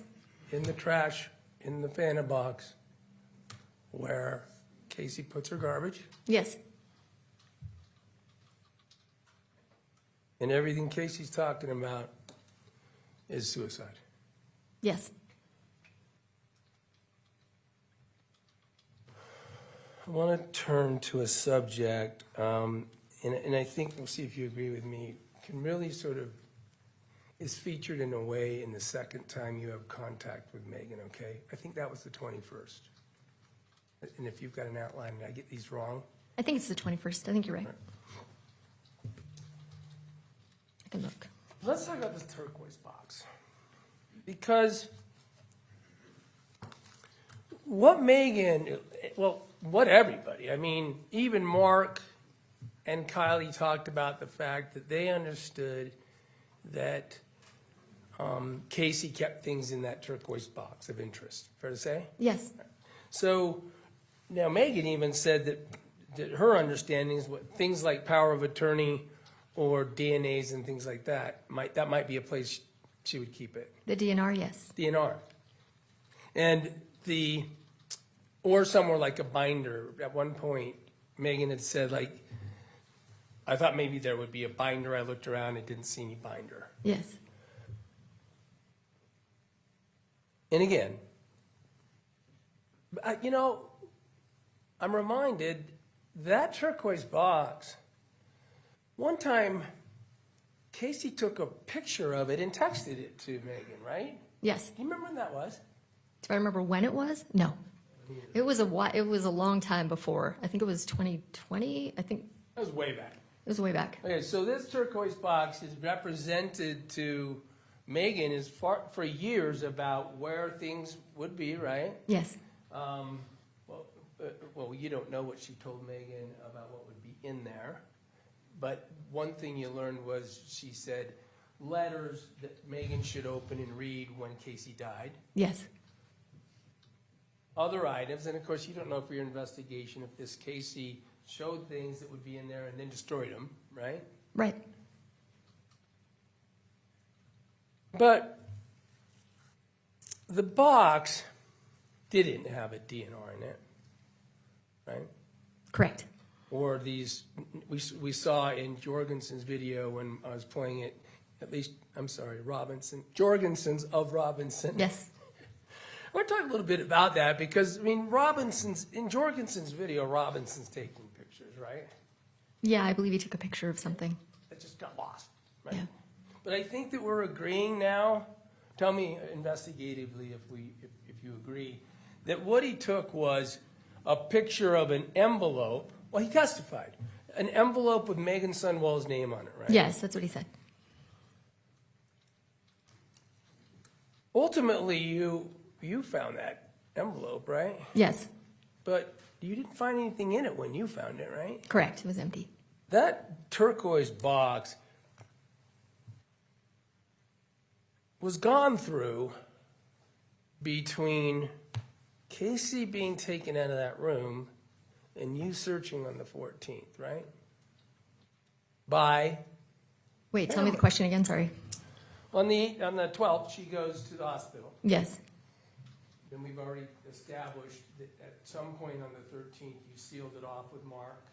That was when Yes. the glucometer was shown. Yes. And you put the tape Yes. on the tape on the door to seal a crime scene, right? Yes. Except for if Mark needed to go in and get some. Right.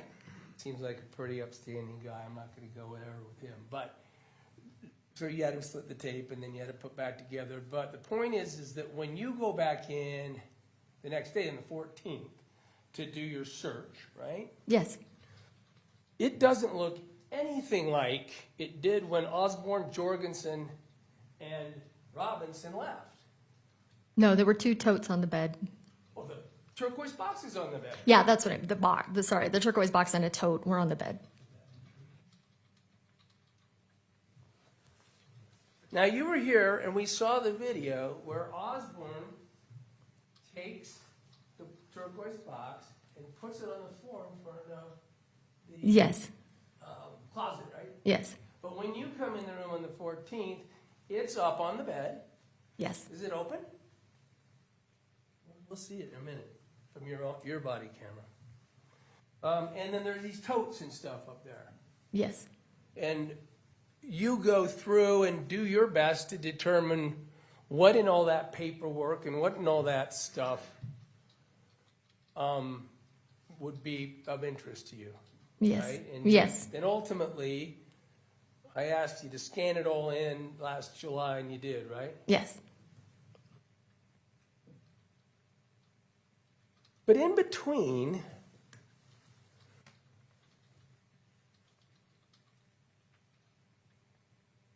you being at the hospital for the first time, and then in between you going in with Mark to seal it off, and your 14th search, 814 search, family members had gone through that box, right? Yes. And family members had gone through that box specifically in reference to items that might be for Meggan, right? They were looking for the DNR, was my understanding. Well, we're going to then get to the interview you did, because what happened is you learned in the interview with Mark Kay and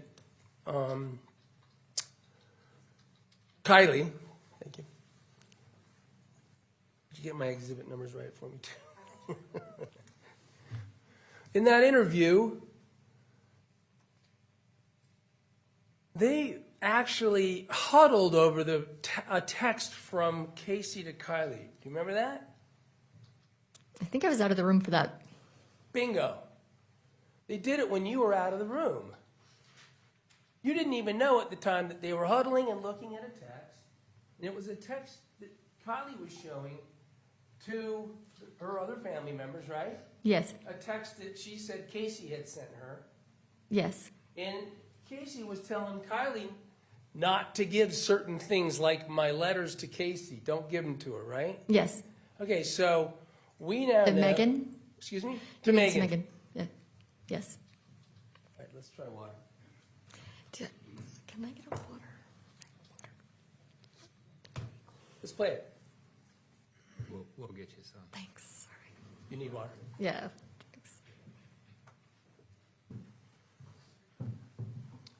This is not a water-friendly building.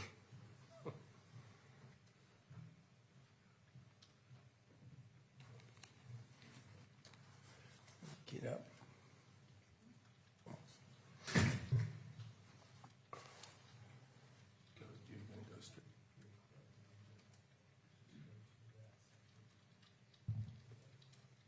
I'm going to tee up for your reference, and I'm going to ask you if you agree that I've got it right.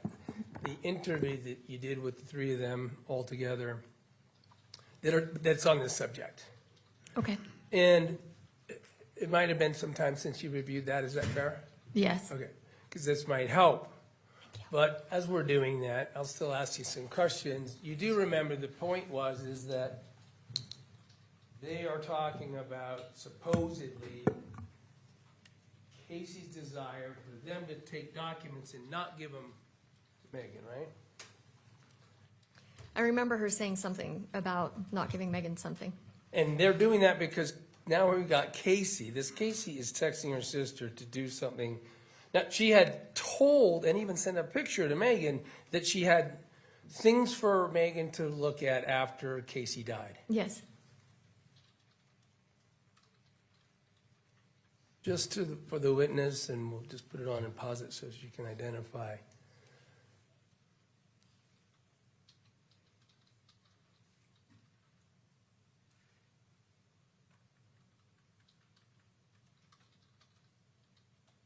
I saw that, yes.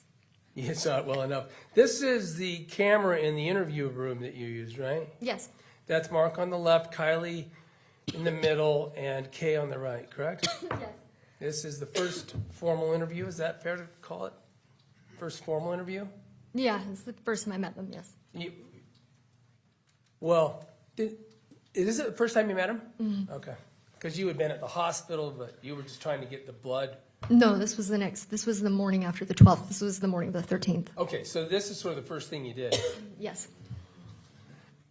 And I want to just play this to show on the subject of doing things in that box and keeping them away from Meggan.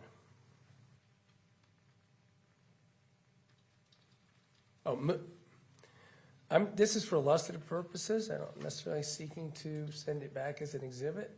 Does the state have any objection to me playing this portion?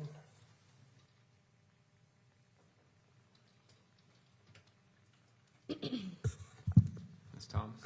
Yeah, sorry, Judge. No, we don't have any objection. All right, we can play it. And play it in the published form. Yes. Thank you very much, Your Honor.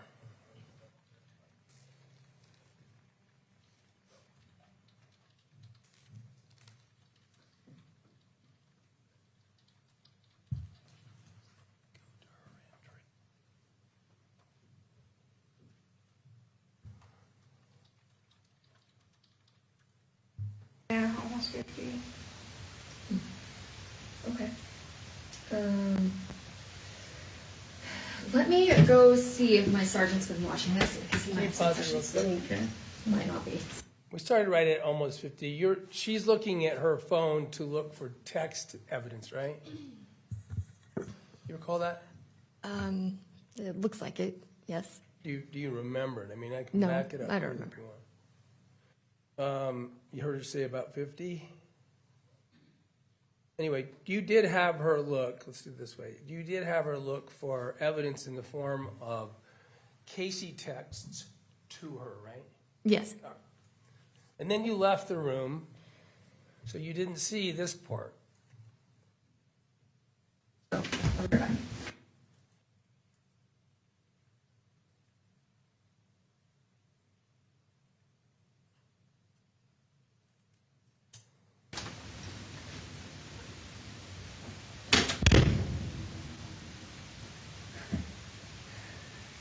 So there's somebody behind that mirror right there.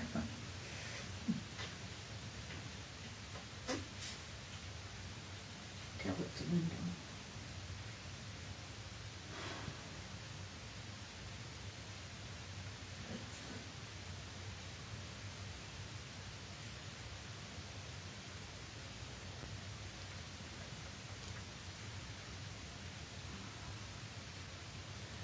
Yeah, I don't get how, I mean, I was in the kitchen downstairs yesterday making my breakfast shake, and Kacee came out.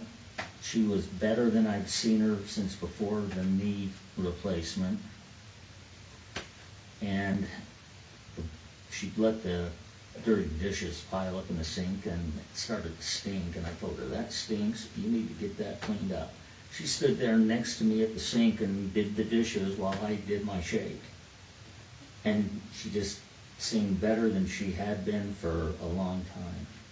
She called me on my birthday. And I hadn't talked to her for a while since before that. Yeah, and she was talking about being able to get back, to work, doing the surveys and everything.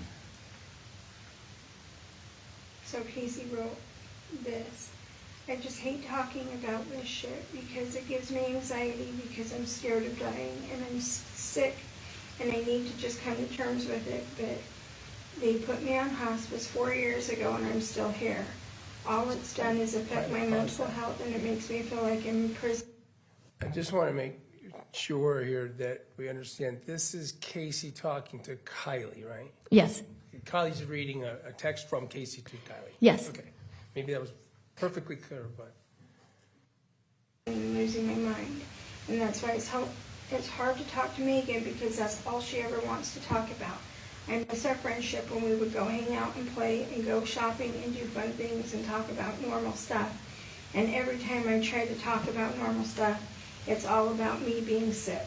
And I'll ask her questions about how she's doing, about her life, and it's like she doesn't even respond. She just goes back to how I'm feeling and what's going on with my health. Well, those papers that have in Kacee's handwriting, Meggan as the beneficiary on her life insurance, they're gonna wanna see those. Stop I it. don't have the paper. So at that point in time, Mark is describing some papers already, right? Yes, This is the first time you've seen him and met these people, and they're already talking about papers that were in the turquoise box, right? yes.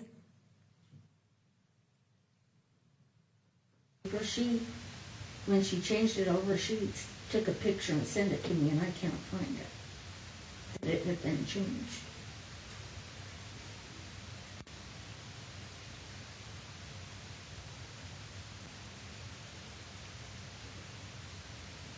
Meggan kept wanting to come over and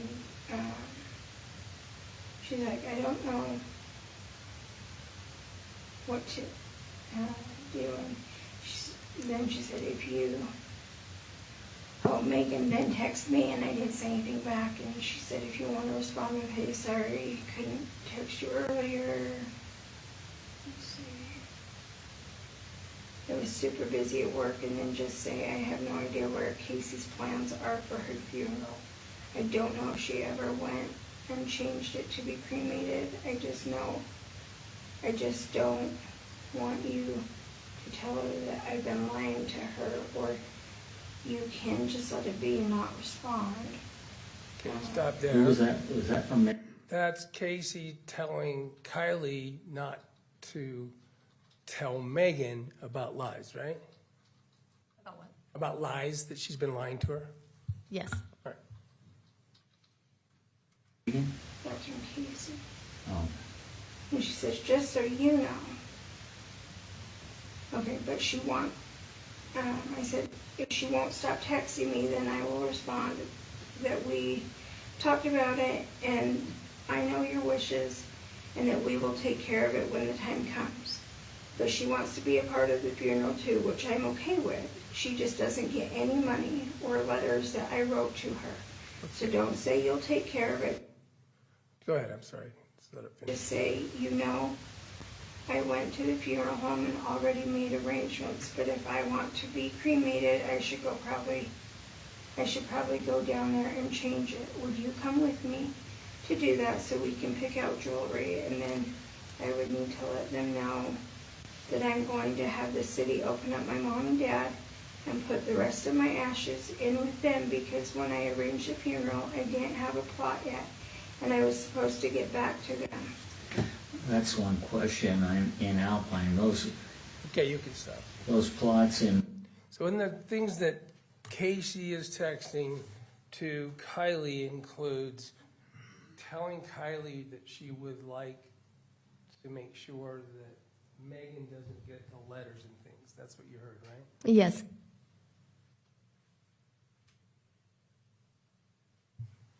And your understanding from the text and everything else were letters that would be in the turquoise box, right? Yes. Let's switch over and go to this. Now, we already saw on Jorgensen's camera that turquoise box was on the floor by the closet when they left the room and told Mark, don't let anyone go in there, right? Yes. And as you've already acknowledged, when you search it on the 14th and walk in there, I mean, people have been in there, Yes. including in the turquoise box. Yes, I assume so. It was on the bed. And the letters in the envelope addressed to Meggan is empty. Yes. Matter of fact, and when on the second time you talked to Meggan, she came over to the police station, right? She came to the attorney's, the I'm sorry, Utah the County U.S. Attorney's Attorney's Office. Office. She went into a room where you could record. Yes. the exhibit that the jury has is actually not from the recording or the video audio that was in the room, but from your handheld, right? Yes, On that subject real quick, why do you call it a handheld recorder? because you hold it in your hand. But it doesn't sound like you ever used it in your hand. Didn't you put it in a pocket or something? It was usually either sitting on my my pad folio or in my pocket. Okay, let's talk about the pocket, because the jury's gonna hear a recording that's all ruffled and rustled. You would put the recorder in a place that nobody could see it, right? I mean, yeah, I guess it was in a pocket. And that's what you did when you first talked to Meggan, right? Yes, You did it even though you were in a room that records when Meggan came to ask the questions in interview two, right? I don't know where I had it every time, if that's what you're asking. I had it every time. I don't know where I put it. Why didn't you use a body cam for any of that? Because my body camera is on my my body armor.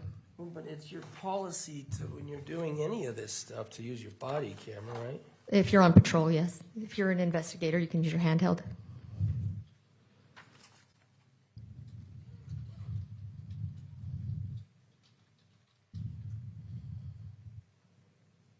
I mean, your own policy in Lone Peak Police Department,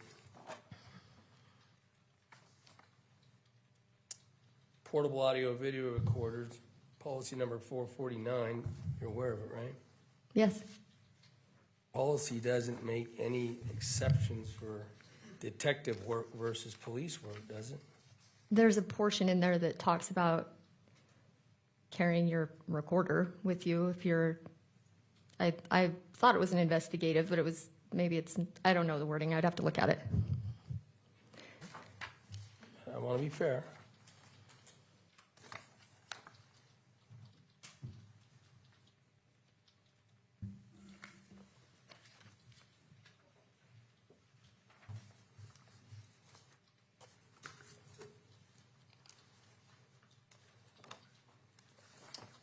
Q.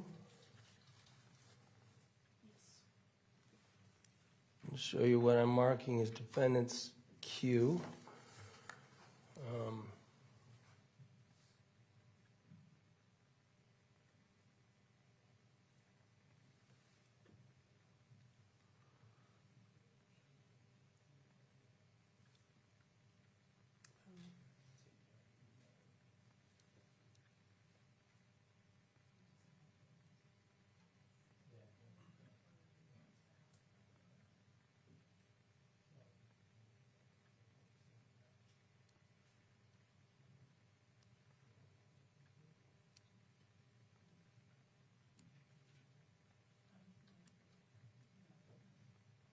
Yeah, no, that's something.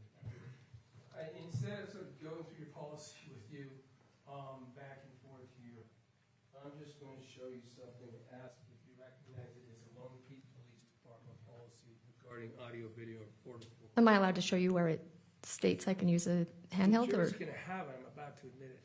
Oh, yeah, okay. Does that look right? No, they're not going to see the top part because the prosecutors emailed it to me and it has their email addresses. So before it goes back to the jury, we're going to redact those. But below that is the related policies, correct? Yep. Move for admission of Q. Court received defendant's Q. All right, let's just get back on track if we can with Meggan coming over. And when she comes over, she's saying, and the jury's going to hear it, they've got the recording, she's saying, hey, the family, she's upset, right? Because she thinks that Kylie and the family are keeping things from her. Is that fair? Yes. She's asking if you guys can intercede, whether you could help. Yes. And what she wants is the things that she feels Kacee said she wanted her to have, right? Yes. Things from the turquoise box. Yes. Letters. Yes. That's when you say, and you use the plural, you say, we found envelopes, but they didn't have any letters in them. Do you remember that? Yeah, there were multiple empty envelopes in there, just one addressed to Meggan. Okay. Well, with her name on it. not With her just- one envelope with her name on it, we saw all that through Robinson, right? Mhm. Yes? Yes. And so, she's upset about that. Now let's go to what, she was upset about that, right? Yes. The same meeting you told her for the first time that Kacee been lying forever about cancer. Yes. I'm gonna show you your body cam, because you did wear the body cam during searches, right? Yes, with my body armor, yes. Is it your testimony that you own, that camera only attaches to body armor? No. Okay, when you brought up body armor and said you didn't use it when you were investigating, I didn't know if there was a reason. Like when you're doing detective work, Yeah, I just use my handheld. you can use a camera though, is my point, right? I mean, I guess. Okay.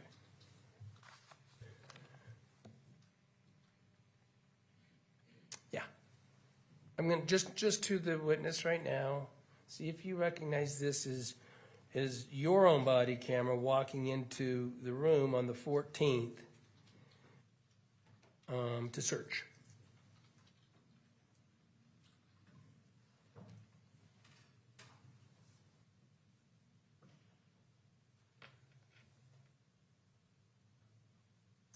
Blinking. Now these numbers at the bottom, and just to make sure we understand, these numbers at the bottom are upside down because you wore your body camera upside down, right? Yeah, it falls off easily, so when you put it back on, yes, that's upside down. But that was true of all the body camera you submitted, right? Yes. Right.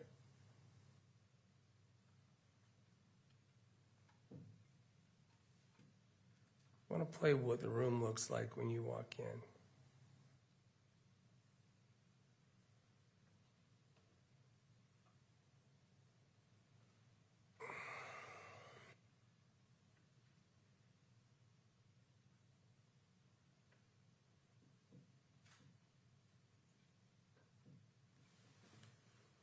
All right.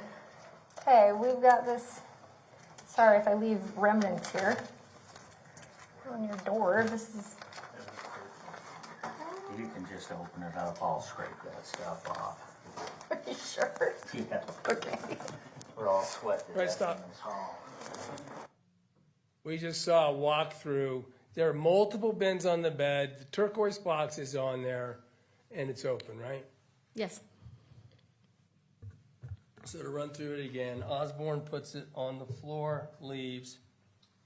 You have an interview with the family during which they're talking about Kacee's desire to remove documents and not give Meggan certain things, right? Yes. You know that they've been there in the intervening period. You testified about that, right? Before the 14th, they'd been in the room. Yes.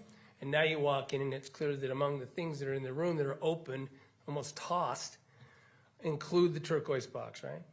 It is open, yes. Okay, we can take that down. Gotcha. Let's move to a grander sort of subject here.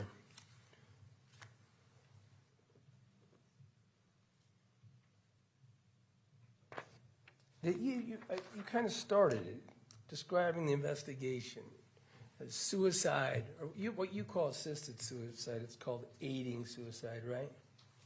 That's the law called aiding suicide. I don't want to get technical, but there's a law, and it's about aiding suicide, right? Yes. And I wanted to bring that up because the state's already admitted recordings with an interview with Meggan that you and Special Agent Hales are talking to Meggan about her liabilities and that you can't help someone and that you can't do something, et cetera, in connection with their suicide, right? Yes. That's what you meant by assisted suicide? Yes. Okay. So is it fair to say that in describing it, you would be interchangeable between aiding suicide and assisting suicide, meaning same thing when you bring those up? Yes. Okay. And you've already established that you know as a peace officer that there's no law that requires somebody to stop someone from committing suicide. Correct. Okay. So you're investigating, you said, in this case, in relation to, let's say, suicide for a minute. It's clear right through this trial that the state is putting on, and you are available to put on all sorts of evidence that suggests that Kacee wouldn't be committing suicide, right? Can you ask that again? Evidence about Kacee that she wasn't attempting suicide. That she wouldn't be someone who was going to attempt suicide that night, right? I have evidence that she wasn't attempting suicide that night? Yeah. Don't you think? I mean, she's out buying drugs. She meets Christian the night before to get pills, right? Yes. And there's all this talk. I mean, I don't want to be insensitive, but let's talk about the dog, that she had a dog she loved. She wouldn't want to leave, right? Yes. Except for you know that she had plans and had requested that the family cremate the dog when she died and the dog be buried with her, right? Yes. So either way, she's going to be somewhere with her dog. That's what she flat said, right? It cremated so I can be with my dog. Yes. Matter of fact, they did that, right? They cremated and buried it with her. Yes, they did. But she had talk about needs, plans, having a core, maybe having a job, things like that. I'm not going to ask you questions about suicide and what's in people's minds. Although I guess as a police officer, have you attended or had cases where you dealt with suicides? Yes. They come in for all sorts of reasons, don't they? Yes, they do. It can be when sometimes if you had suicide cases where the person who did it had a good job, Yes. had children, Yes. had plans for the future, like vacations or something. I don't know. And you can add in not only as your professional work, but in your personal life. I'll ask you if you know about these things. And I don't want to say the obvious, but sometimes people who commit suicide, the evidence is that they did what they could to look like they weren't going to, so they wouldn't get interdicted, they wouldn't get stopped from doing it, right? I'm lucky enough to not know that in my personal life. I wish I was. But one thing we do know is that suicide would be an off-ramp. In other words, let me change that. That's argumentative. What we've already established is, for a long time, Kacee had talked about suicide, right? Yes. Talked about it with Meggan. We've been all over that for a long time. But she talked about it with Matt Steller, right? Yes. You know, she talked about it with Mark and with Kyle. Yes. She did bring it up with Michelle sometimes, didn't she? Yes. And here she is getting away with all this stuff, but we've agreed that drugs are escalating, theft is escalating, and Mark is afraid that if she found about that, even he thinks she might commit suicide, right? That's the evidence. Yes. I still don't remember him saying that, but. Oh, okay.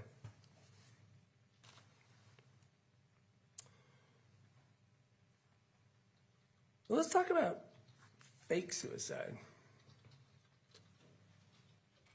All this evidence, all this unholy pact that Meggan and Kacee had through all these years, certainly Kacee never said, hey, I'm going to fake it, right? No. Certainly Kacee never said, hey, I bailed on it. I was going to, I tried, but I bailed on it, right? No, I think she would say she fell asleep and stuff, but not bailed, no. But I mean, she never said she intentionally stopped dying or terminated in a suicide that she was attempting, right? I don't think so. But, I mean, it's Kacee, right? I don't think Kacee is a liar in relation to every single person she sees, every single person she talks to, right? Yes, most people knew a different Kacee. Yeah, the one that she decided to give him, right? Yes.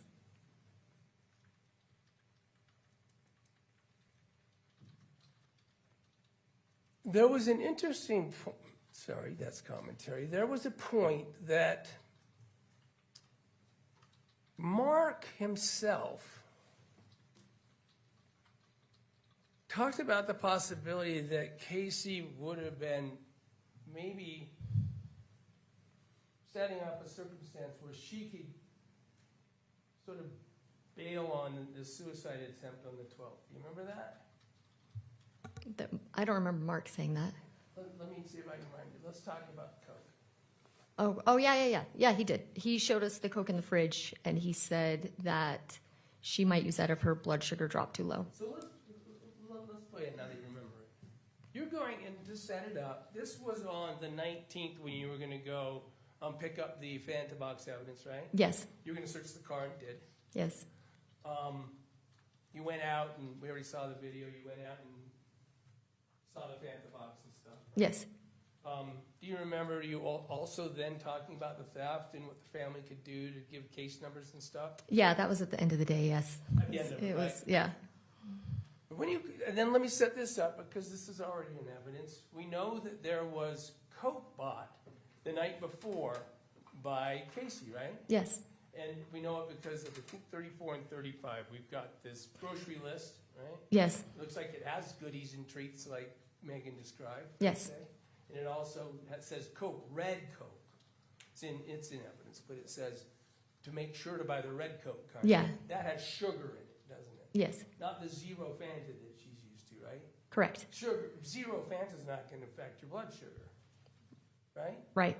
You need red Coke if you want to, for instance, reverse the trend of your glucose level or something sugary. Wouldn't it be Coke, right? Yes. Yes, the commercials all suggest it will jolt you out of something, but sugar-wise, that was, you go right in there, and Mark's talking about the fact that the fridge had Coke in it. Like a six-pack. You never showed it on a picture or your body cam or anything, right? Oh, I believe we saw it. They're bottles. It's like a 6-pack of bottles. Well, Hales looked in, but it didn't get captured on your body cam, right? We don't know what it looked like, but it, did you ever see it? I thought I did. Yes, I thought it was bottles. I thought it was a 6-pack of bottles. It was a six-pack of bottles, and at that time, Mark doesn't know that there's a grocery list and that she bought it. And as a matter of fact, there's a text from Kacee in the script that it discusses it, where Kacee tells Meggan before she's even coming over that morning, hey, I got you Coke. Yes. All right. There's Coke in there, and here's the interest to Mark. Mark notes that the Coke, one of the Cokes is pulled out of the plastic that holds the six-pack together, right? No, I don't remember that. I thought it was a cardboard box with 6 bottles in it. So maybe my memory is off. No, fair. I don't get to know. You didn't take any pictures of it or anything. But let's play the portion of your body cam. And lastly, the significance that Mark thought when he saw that was that, first of all, if Kacee wanted to reverse the trend on her blood glucose, she could go drink the Coke, right? That's what he said, yes. And he said, I think it's interesting that one is pulled out, but because Kacee might be jittery or under the influence or in hypoglycemic and feel like she might not be able to pull it out of the plastic if she's going to use it to reverse her glucose, right? Yeah, I guess I missed that part. Well, let's play it.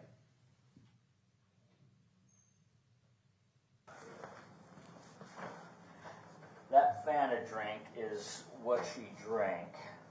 Stop there. That's She never, Sergeant ever Special drank. Agent Hales, right? In Yes. the red shirt, red and gray with the stripe. Yes. And Mark, of course, showing Special Agent Hales didn't work for your office. He never wore a body camera, right? As far as you know. No, I don't think so.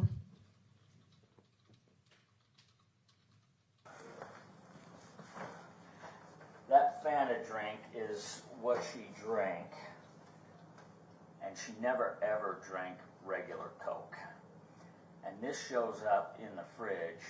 And what I'm thinking is that if she had planned to do this, this was her backup plan. If she had injected herself with the insulin and then changed her mind, this Coke was here to, Is it being published? yep. So that's My just fault. my guess, because she All never right, bought stop. regular Pause it. Coke. Lawyer error. Do you recognize this as representing this scene that we've been talking about? Yes. All right. I'll bet everyone was confused when I was pointing out the color of Special Agent shirt. I'm going to turn it back to the start. And I'm offering for this illustrative purposes. As a matter of fact, now I'm going to move for this clip to be admitted as defendants are. Ms. Thomas? Judge, Mark testified, they had the opportunity to ask Mark about it. At this point, what he thought it was for is speculative. Your Honor, she's talking about an investigation that includes possible suicide, possible assisted suicide, showing that she has evidence that it would be part of a fake suicide that this clip goes to. It's all part of the investigative activity, therefore it's not hearsay because it's not offered for the truth of the matter asserted. And in terms of Mark, I could recall him. That doesn't seem to me to make sense, but if that's what the state wants. My objection isn't hearsay, sorry if I wasn't clear. It's that Mark is speculating in that particular video about what that Coke may or may not mean. And in fact, we've had evidence already introduced that the Coke was there for Meggan. Well, they can argue that, but this is evidence available to an officer who said she's investigating the various things that might have happened in connection with the 12. For that purpose, I'll overrule the objection. You can play it and I'll receive it. And that was Q. R. That was R. And seek to publish it. May.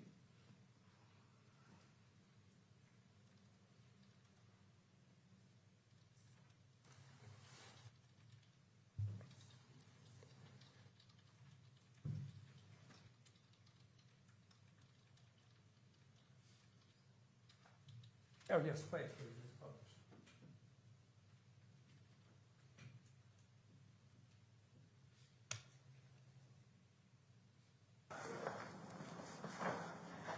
That Fanta drink is what she drank, and she never ever drank regular Coke. And this shows up in the fridge, and what I'm thinking is that if she had planned to do this, this was her backup plan. If she had injected herself with the insulin and then changed her mind, this Coke was here to Reverse it. Yep. So that's just my guess, because she never bought regular Coke before, and all of a sudden this shows up. Okay. And she pulled some, I'm guessing it was her, but pulled one out of here, so it was ready to go, because, you know, if your blood sugar crashes, sometimes you're not coherent to the point that you could actually pull that out of there. Yeah. Okay.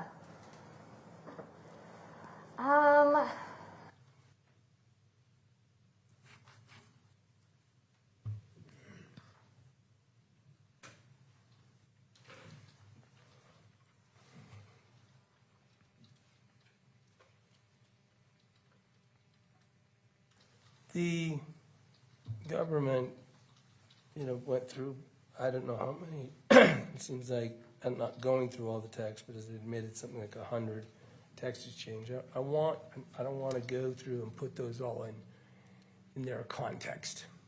I just want to do a specific example. And take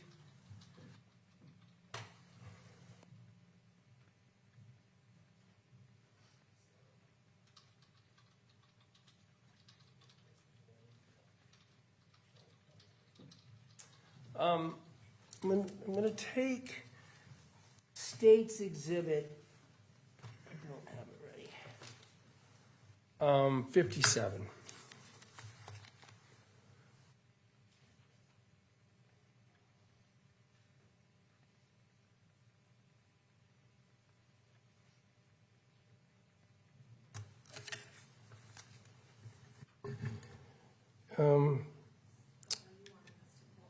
I am now, thanks. I was just about to ask. If we could pull up State's Exhibit 57, it's just a text chain.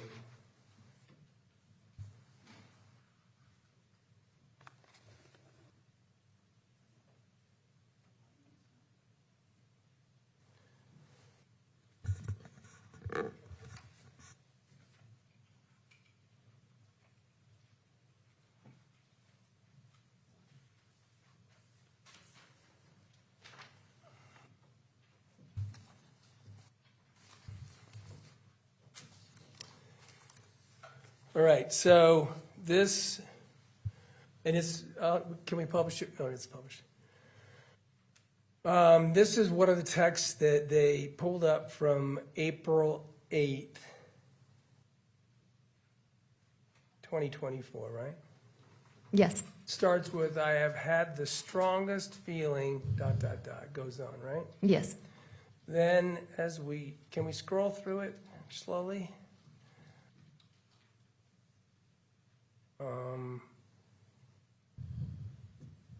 Let's just pick out, sorry I didn't see your text is one of the things. I hope you have a good night at work is one of the bubbles, right? Yes. Sneak into the bathroom and take extra talk we're seeing, and things from Kacee back. I will, just trying to identify some of the content in this Exhibit 57 by the state.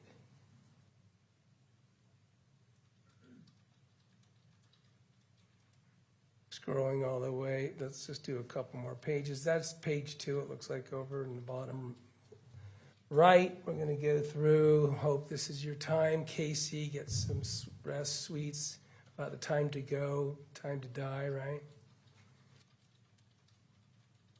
Are you asking me? Yes. Blessings. Here's one with, she's talking about the blessings. This is your time. Go home. This was selected, right? Yes. Going down to the very last one.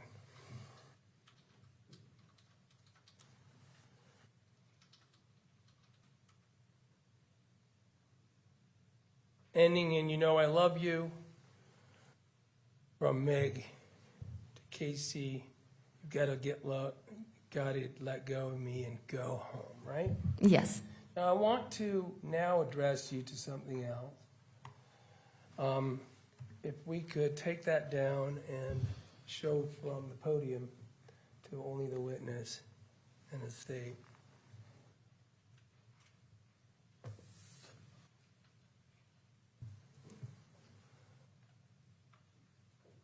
See that in blue, that is, do you recognize this as a different form of it? Well, this is the extraction report that you look at, right? I don't recognize that format, but it looks like a extraction format, yes. And you were given extraction reports. I'm not saying you were given this one. I presume you were, but if you didn't, this looks like extraction reports that Singer was able to give you, right? Yeah, I don't recognize this format. But yes. Okay. And if you look at it, it matches at least documenting the text messages back and forth from Kacee to Meggan and vice versa, right? Yes. And the very first one on this that is highlighted in blue is, I have had the strongest ... right? Yes. That's the first text in State's Exhibit 57, right? Yes. Let's go ahead and scroll down to the bottom, very bottom of what I'm showing you.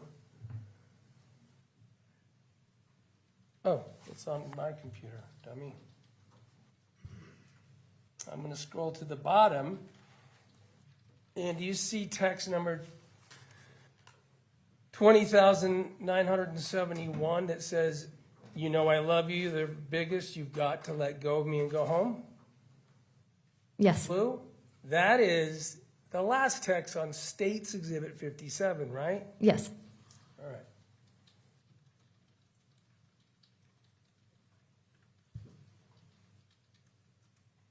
I'm going to ask to publish what is on my screen that you've identified for illustrative purposes, Your Honor. No objection. She didn't identify it. She said she doesn't recognize this format. It does the No way to verify that this is accurately representative of the Celebrate. If he wants to use the Celebrate, that would be fine. So, and we can talk about it at the bench. This is what was given in discovery. This is an extraction report. It was testified to about. It's got the content this witness has just said of State's 57 that is highlighted in blue. And this has already been received, is that correct? It is not. This is a report that's going to show all the things that were left out of Exhibit 57. The witness just testified she does not recognize this format. And said it just does have the content though, and that it's messages back and forth between them. She did say she sees the text that were in the other exhibit that are contained in this. And I'm only going to talk about text, no other data in here. But my point is, Judge, that there's no way to verify that what is appearing in this document as the text that are not in 150 or whatever, 57, has been accurately pulled from Cellbrite, because this is not a Cellbrite format.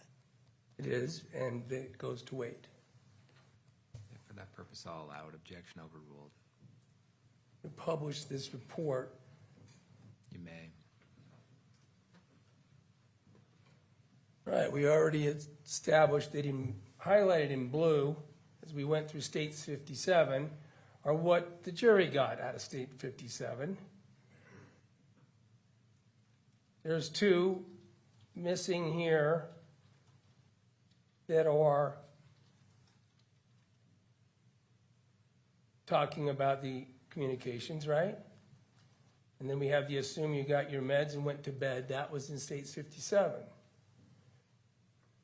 And we got through this blue, but then nothing else, like I love you big Kacee girl, the text 20,829, that's not in States 57, is it? Are you asking me? Yes. No.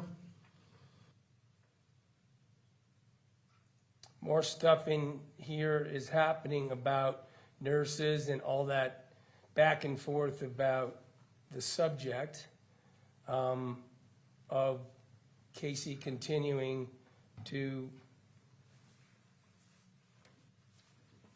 push the pain and the need to die and going, here's one, the plan, I've been throwing up blood all morning and have nausea, so the nurse has been trying to get a hold of the pharmacy and bring me more IV, promethazine and stuff. Do you see that one, 20,839? The big one in the middle? 836, yes. 836.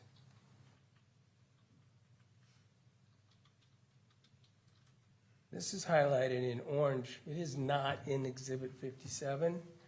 She's talking about having a rough day, throwing up blood and stuff again, right? Yes.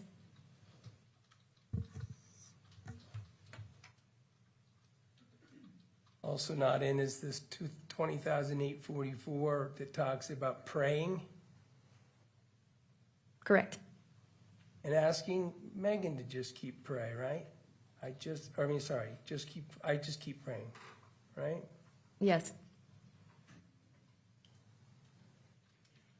This is the, if I promise you I pass, they will call you first thing. She's telling her if she dies, Meggan will be the first one to call, right? I believe she's talking about one of the nurses calling Meggan, isn't she? But I promise, oh, you think that that's an outgoing is the nurse? She's saying that if I die, the nurse will call you. Okay. So they're talking about the imminent potential of death, right? Yes.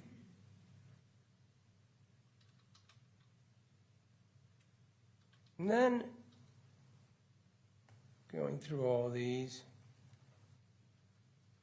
more talk about past there. Talk about if you need me, let me know, Kacee, right? Sorry, I might have moved off that too fast. Yes. I'm here if you need me. That's that common theme we talked about. She would offer to come, but she didn't say she's on her way, right? Not in that one, no. In some, she said, I'll help. She described in her interview that she meant was be there for her, right? I don't remember that. You don't in the remember talking interview. about that word even in the third interview? Oh, in the third interview. Yeah, she said that she would help her with a lot of things, I believe is what she said. And it would help her if she was present, that it would help Kacee by being present, right? She didn't tell me that. Well, the jury has the recording.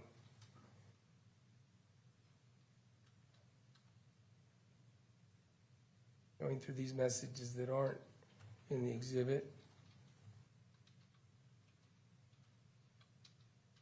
2009. 2009-19, not an exhibit, is Kacee again thanking her for checking in all the time and being there for me, right? Yes. This is just opposite of what she's telling the family, that Megan's always bothering her about dying, and she tries to avoid Meggan, right? Yes. Meggan, say I'm here for you always. I want to scroll down here.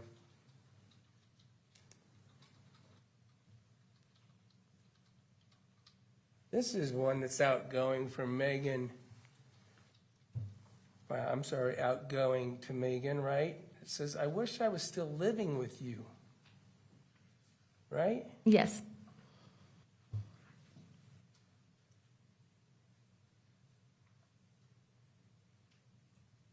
Talking about that she's dying alone and doesn't want Meggan to think she broke her promise to be with her when she died, right? Meggan, I promised you again and again and again I wouldn't make you do this alone. I feel like I've let you down and broken my promise. Let you die is what they're talking about, right? I don't know what they're talking about. Sorry. This is all in the context of her dying, right? That was the purpose of, that was the content of States 57. Do you recall? Do you? I'm trying to read it. Oh, sorry. It just says, I feel like I've let you down and broken my promise to you. I'm not sure what she is referring to. Are you saying they're talking about Meggan not being there for her suicide? I promised you again and again I wouldn't make you do this alone. The constant conversation they're having is that this is die by suicide, right? Yes. Okay. And that she's let her down by not being there. Yeah. Okay. Now, this is a part that's left out I want to address to you, because this is, I'm going to have you look at the highlighted portion and just look at it and read it to yourself for a second, because I know it's published. She talks about a Kate being alive and being close to dying, right? Yes. Now she's addressing to Meggan that she's been in a circumstance where she was around somebody, or was talking to somebody about dying. Yes. And talking to her about that this person, she told her she could see her dad and grandpa in the room as she died, as she thought she was dying. Right? Kate. When Kate? Yeah. Yes. Do you know who Kate is? I have no idea who Kate is.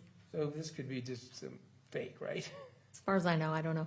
But she is addressing specifically being in the room even when the person who's dying isn't conscious. Yeah, I'll try that because in the dreams it almost seems like they are coming to get me. They're so hard to explain because they're so weird, but they feel so real.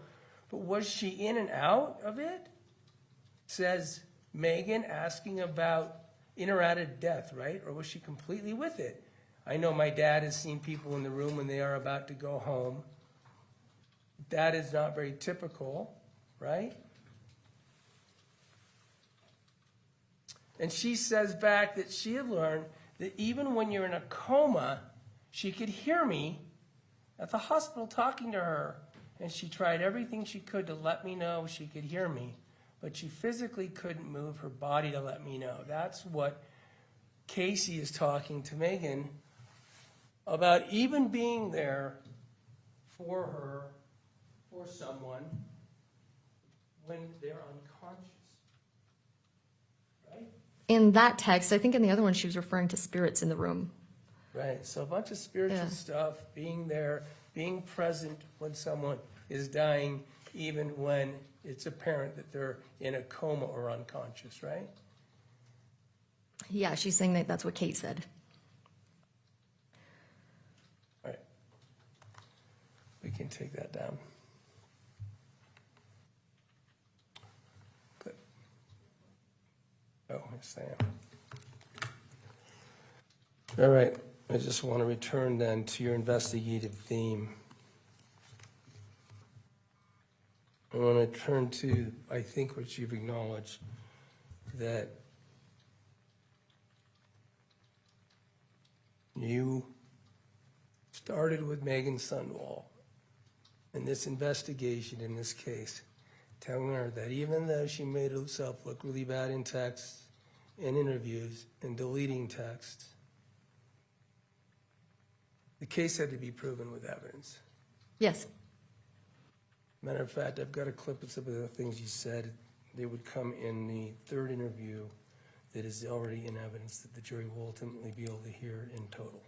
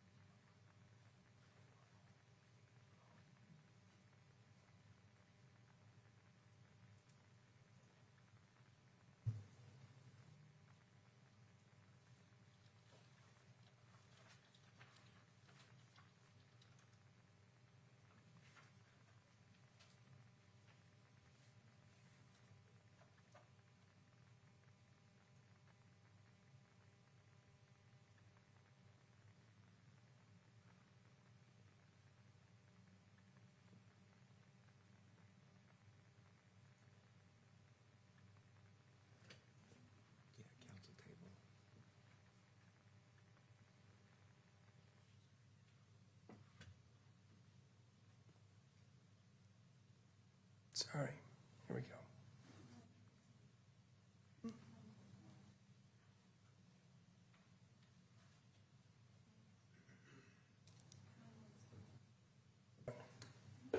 Kacee had a problem with the truth.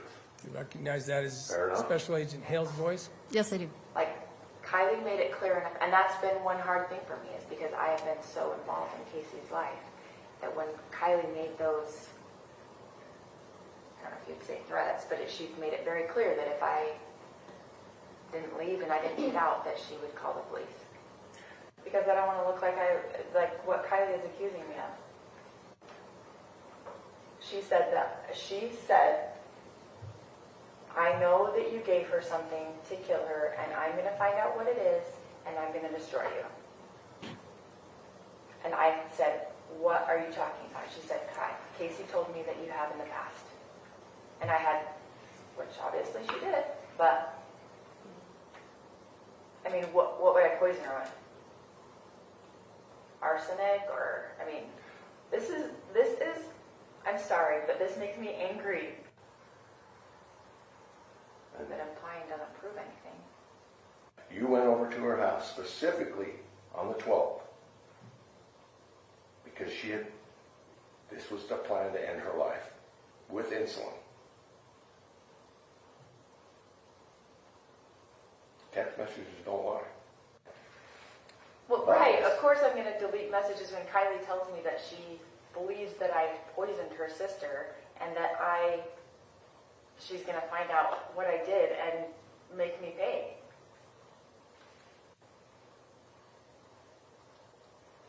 But that doesn't mean I helped her. Like, she had told me, I mean, have you read our text messages where she says, you're the best thing that's ever happened to me, you're my best friend, Yes. I mean, that is the person that I thought I was for her. Obviously I wasn't. But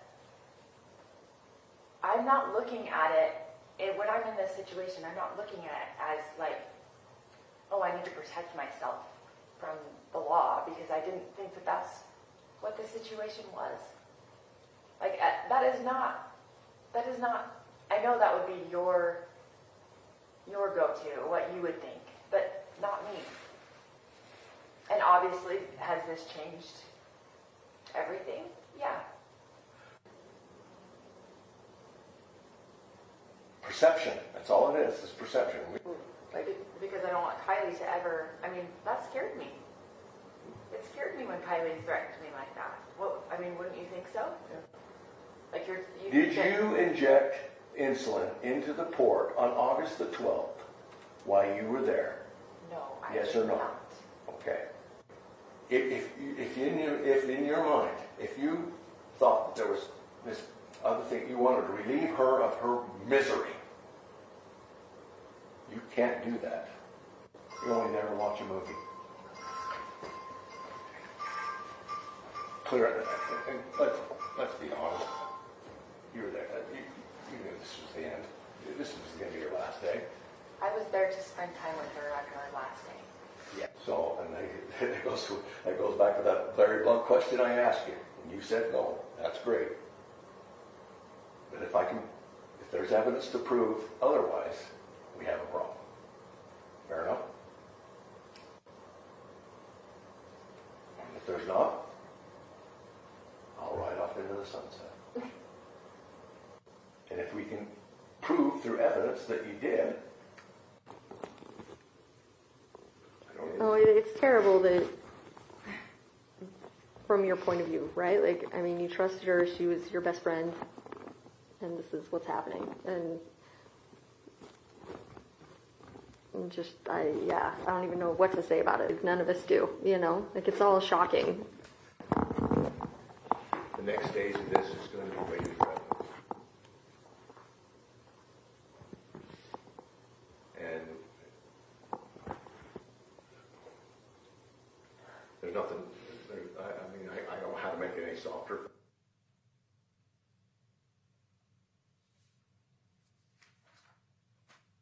That's August 29th, right? Yes. When the government charged her and you arrested her nearly 8 months later, didn't have any DNA, right?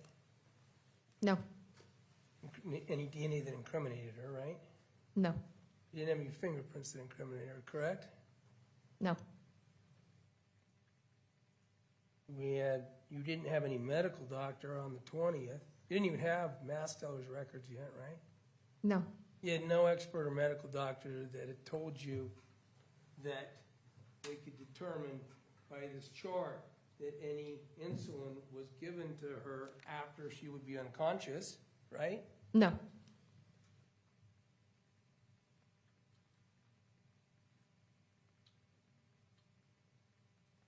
Thank you.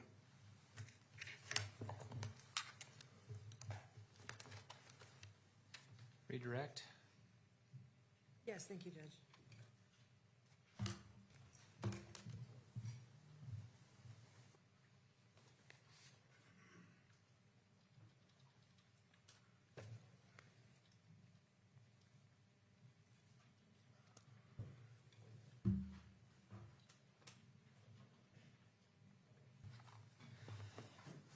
Do you need a break?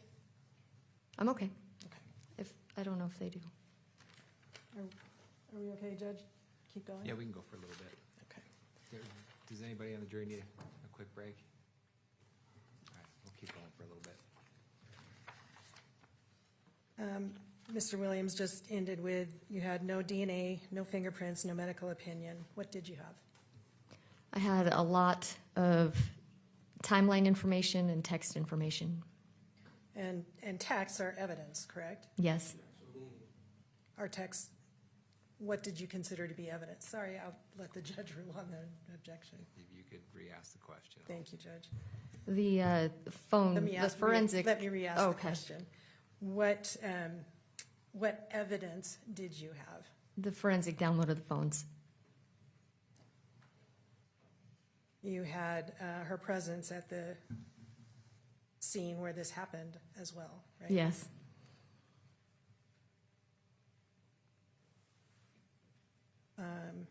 You had evidence of motive and opportunity. Yes. Let me go back.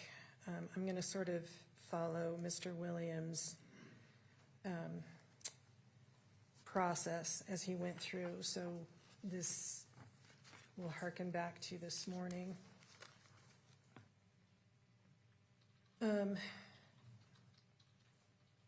He had asked you about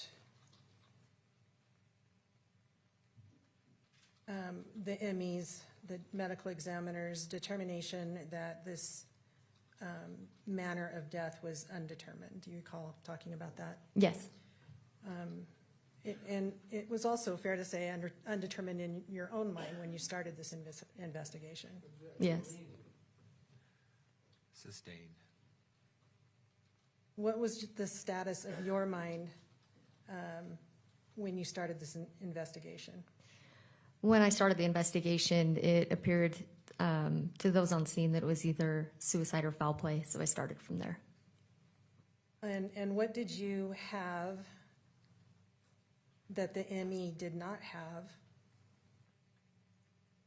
that changed the direction of your investigation?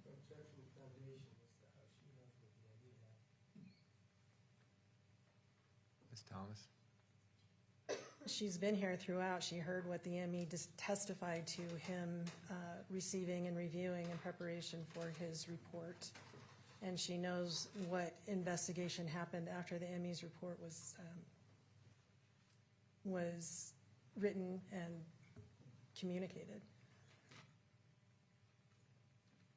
Overruled. I'll allow it. I had interviewed people that he had not interviewed. I had gone through both phones very thoroughly and found information in there that steered the direction of the investigation.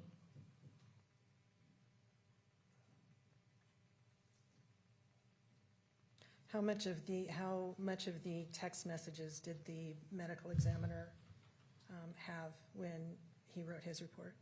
I don't believe he had any.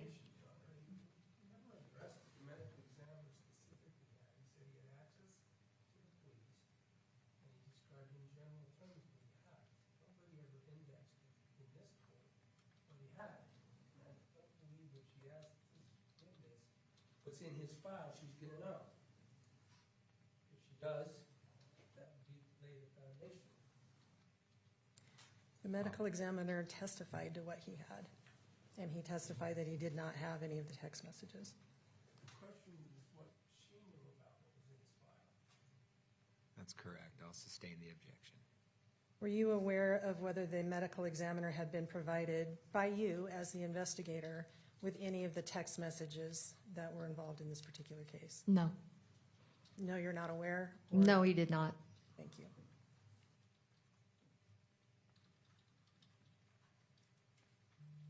You testified with Mr. Williams that suicide was mentioned throughout the messages between Meggan and Kacee. Yes.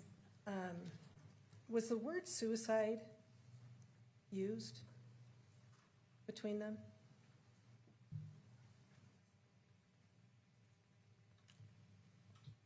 I don't think it was often. If it was, it wasn't a lot. What was more often used to describe their descriptions or their conversations about death? It was more like, let yourself go home, or I want to go home, those types of things. Okay.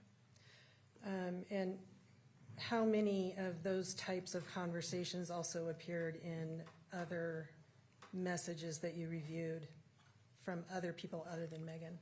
None.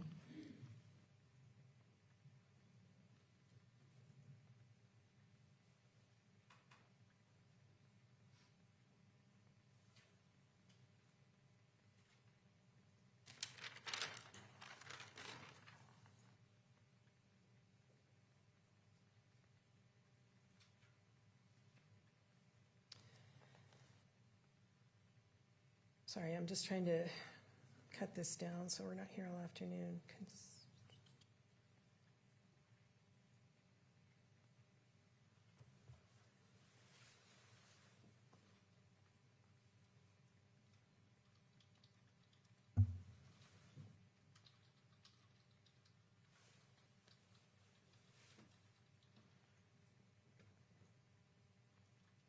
The last thing that Mr. Williams played was Richard Hales, Special Agent Hales, saying if there was no proof, he would write off into the sunset. You recall that testimony? Yes. What does proof include? Forensic evidence of the electronics. And Circumstantial evidence.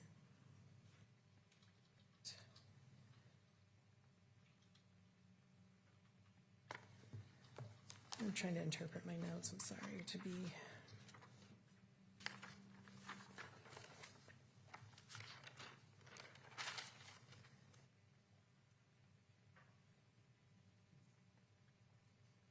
Let's talk a bit about, he asked you questions about the search of the house and the timing and the flood and that whole sequence of events. Okay. You recall those questions? Yes. Your search of the room, of Kacee's room, was on August 14th, correct? Yes. And Kacee died on August 15th? Yes. Why on August 14th did you search only her room? Because she was still alive. And what difference does that make? She has rights. She was paying rent. If she had just been living there without contributing to the household, we could have just received consent. But because she was paying rent, she has certain rights, and we needed a warrant. Consent from whom? The homeowner. All right, so in your training and experience as a law enforcement officer, can other people consent to a search of someone else's areas while that person is incapacitated? As far as, I don't believe so. I don't believe so. And in order to get a warrant to search anybody's areas of a home, what do you have to establish in order to get that warrant? You have to have probable cause, send that through to the judge, and the judge has to agree with you and sign the warrant. Okay, what does probable cause mean? It means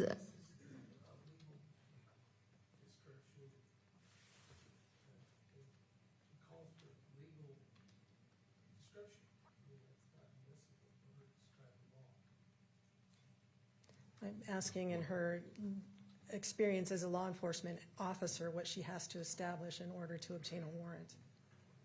It's not her decision, so it's the legal conclusion made by a judge. I'm just wondering where we're going with this.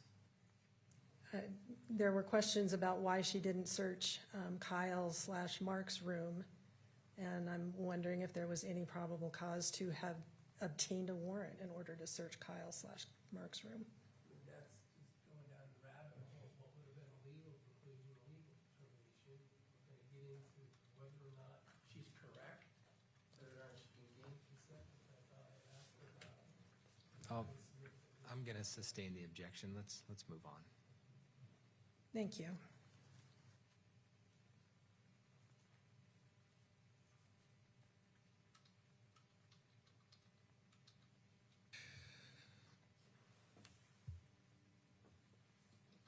And we talked about the Fanta box that was in the trash with items of interest inside of it, correct? yes. And what in your, okay, as I recall, you received that box from Mark after he found it on August 18th. Yes, received the items, yes. And you got it from him on August 19th, correct? Yes. Okay. And what, Mr. Williams asked you a lot of questions about, there could have been fingerprints on the box. It wasn't collected, it was put in the trash. Yes. What was important about the box, the Fanta box? What was important about the box? Right. I didn't collect the box. I don't know. What could it have told you had you collected it? It could have had fingerprints on it, I suppose. All right, the fingerprints of the person that threw it away. Yes. Does it tell you anything to not have the box? Overruled. Sorry, can you ask that again? Does it tell you anything to not have the box? No.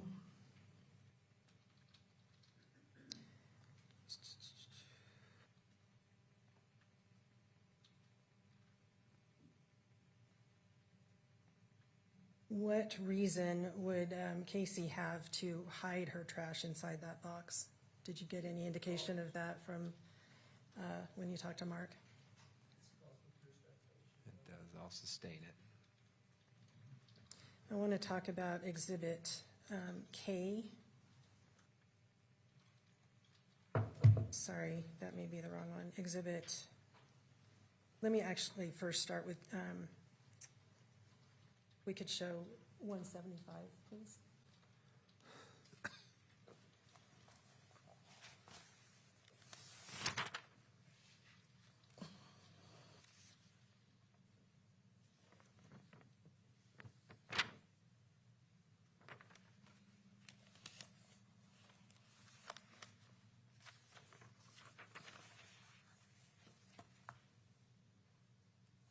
Okay, it's going to say. Do you recognize this document? Yes. What is it? It's a chart I made to show that the Lone Peak Police Department has an item number. There's an exhibit number that the court places on the item. The crime lab has a number for that same item, and then the FBI had an additional number. So each thing has at least 3 numbers. All right, and why did you prepare this? So that it would be a little more clear for the jury when they were looking through the evidence. As to what item from which agency came from what location? Yes. State would move to admit Exhibit 175. Go ahead. When did you prepare this? It was Monday. Did anybody assist you in preparing that? No. State moves to admit Exhibit 175. Court receive states 175. Okay, so let's turn to Exhibit N, which is a paper document, but we do have it in a documentary format for the jury. And we agree that is the same thing you've marked as Exhibit N? Yes. All right. That can be published. Thank you. If we could scroll down to the second page, please. And further down, under, okay, please stop.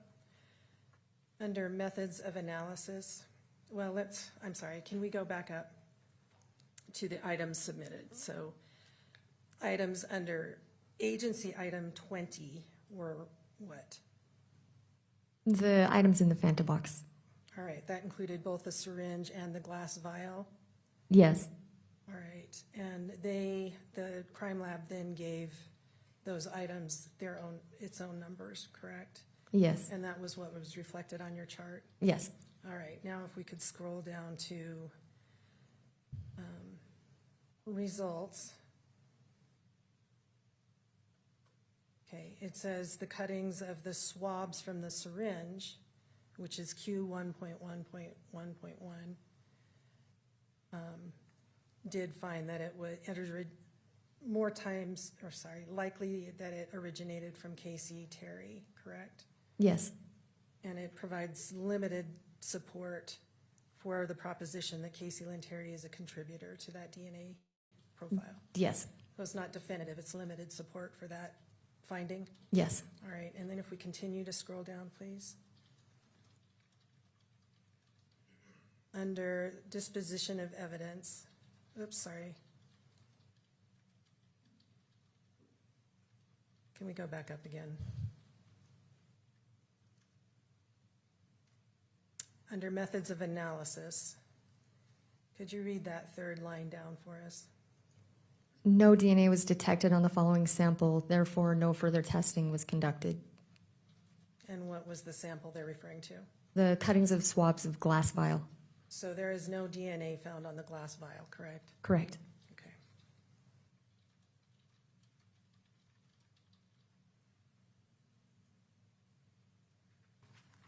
We can take that down, thank you.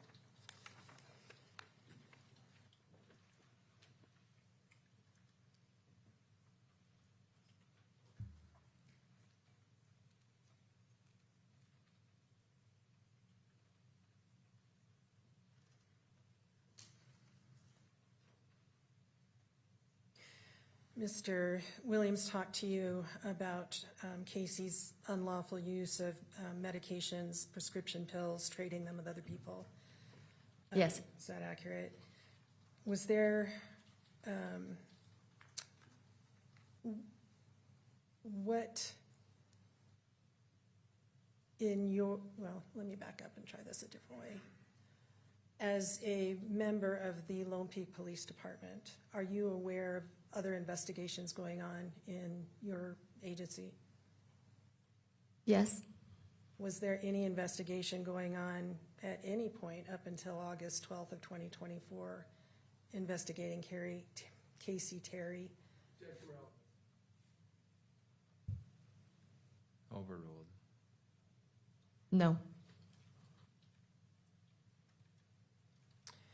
And those text messages that he referred to where she was trading different pills with different people, including Christian Clements. Those are all pills, well, let me rephrase that. What pills could be and are frequently used to die by suicide as in your experience as a law enforcement officer? Let's lay some more foundation then. You had testified previously with Mr. Williams that you had experienced, or not experienced, but investigated, been involved in a law enforcement perspective with acts of suicide, correct? Yes. And have some of those been from overdoses? Yes. In your experience as a law enforcement officer, what types of substances are used for overdoses? A lot of times it's anything that they have at hand. Would that include oxycodone? Yes. Would that include Xanax? I don't know.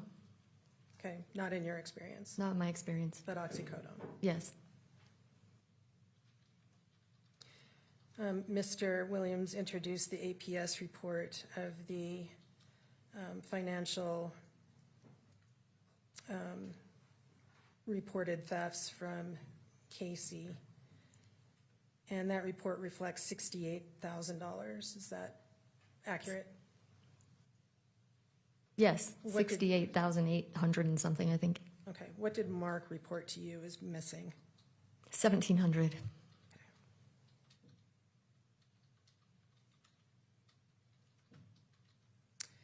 He talked about the insulin syringe that was found in the Fanta box was being in Kacee's garbage out on the patio.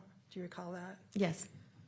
On August 12th, 2024, who else had access and was known to go to and from that patio during that day? Meggan. She went in, she went out, she took out the dog. Yes, correct? she told us she walked the dog several times. And Or took the dog out several times. And who had access to that turquoise box during that entire day on August 12th, 2024? Meggan.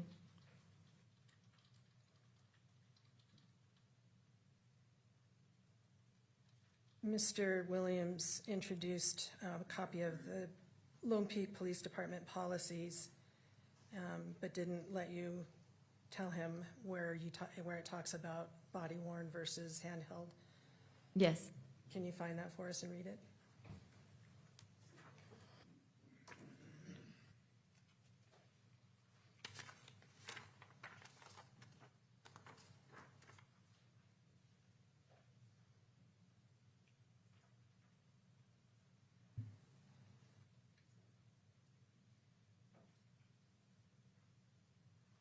Any member assigned to a non-uniformed position may carry an approved portable recorder at any time the member believes that such a device may be useful.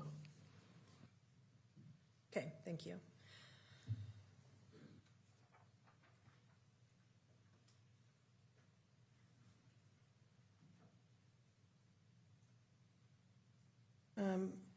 Mr. Williams referred to he played a clip about the Coke in the fridge and Mark finding it there and showing it to you that day. You recall that? Yes. What did Meggan say in her interviews with you about the Coke in the fridge? She said that Kacee bought the Coke for her. Did she say anything about whether she had taken any? No. She said that she had brought a drink with her. All right. And I think she said that she didn't need it because she had brought a drink with her. And one of the last things Mr. Williams did was go through texts that he said were missing from Exhibit 57 specifically.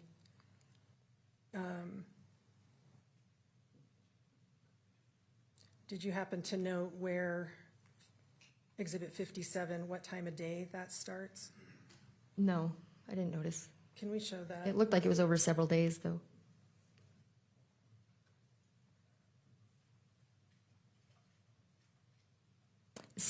Starts on April 8th, 2024 At what time? at 7:44 p.m. And can you please show us your Exhibit R?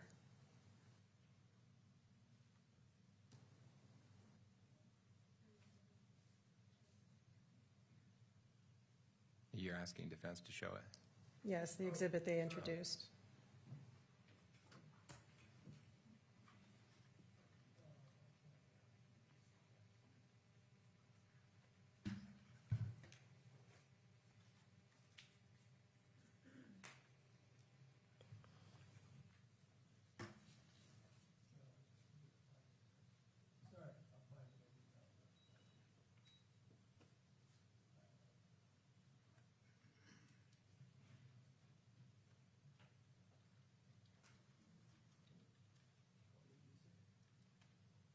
Can you just pull it up for us, please? It's coming up. Well, scroll to where you said all can of be those published. texts were excluded. Sorry, Judge? You want it published, right? Yes, please.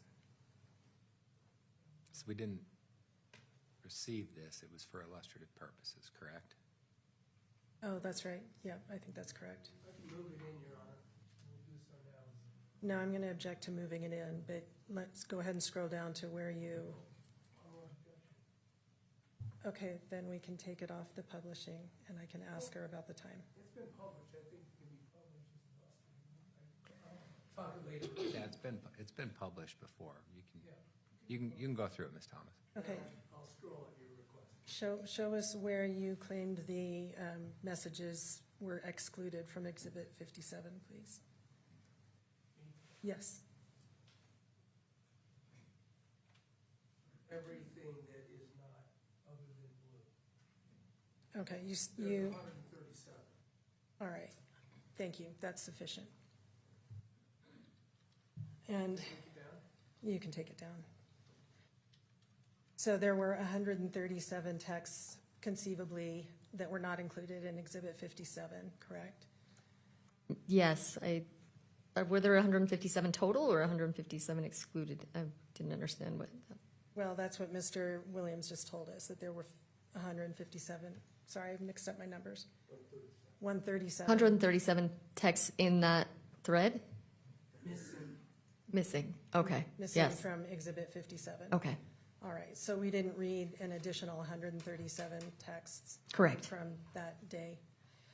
How many total texts were there that you received?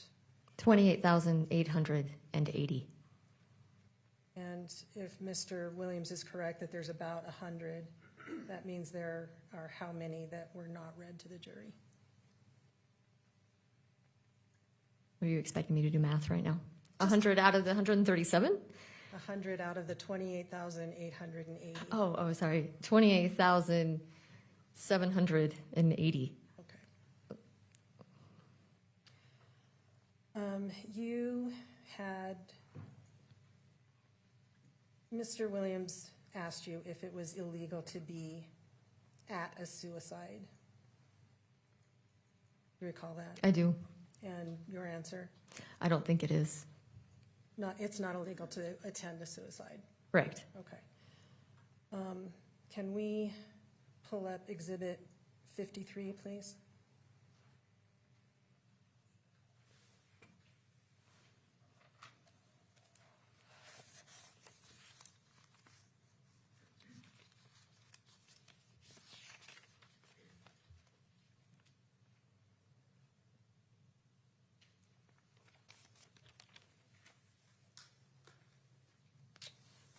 After reviewing that text message, what does that say to you about whether she's attending or doing something else? Objection, this calls for no confusion, Your Honor.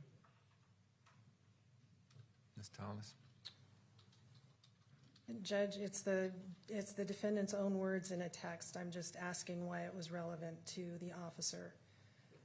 That's not what fast. Okay, I'll re-ask it. Please do. What was relevant to you about this text? The last sentence. And what was the last sentence? You won't be able to do it alone. All right, could we look at Exhibit 60, please?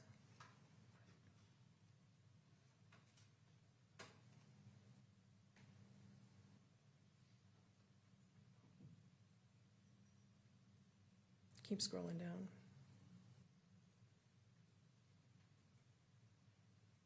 Wait, you're going too fast. Okay, keep going.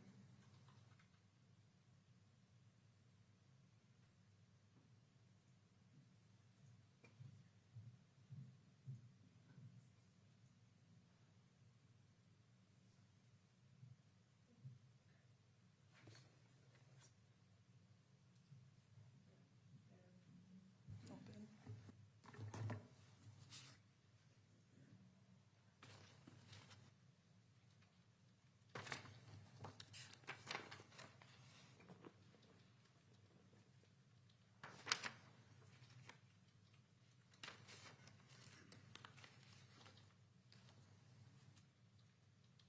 Okay, go down to the third from the bottom, please.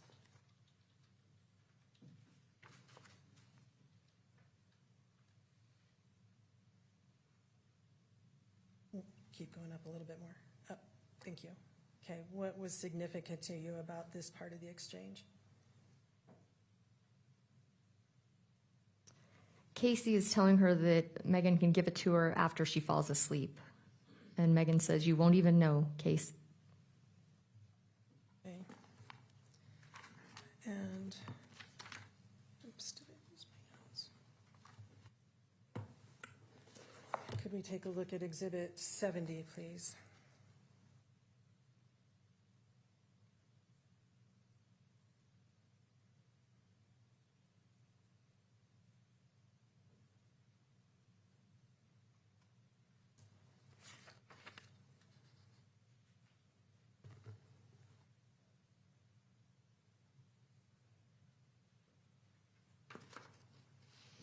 The last one.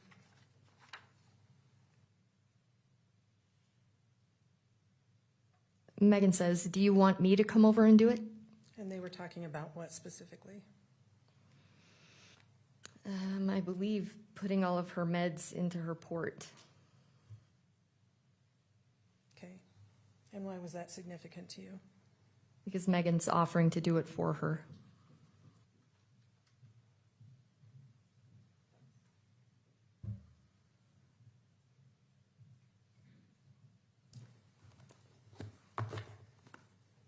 Okay, Exhibit 133, please.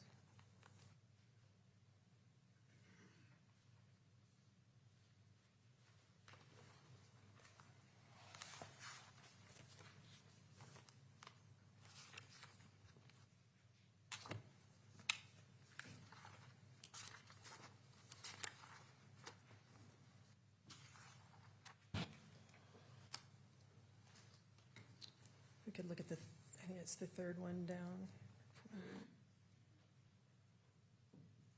Okay, stop. Did you read that one, please? The one that starts with, how did? Yes. How did I not see this message? Dang it, I'm so sorry, Kacee. Honestly, I think with the insulin, someone, should probably be me, should stay with you and continue to give you doses so it will actually stay low and you can pass. 135.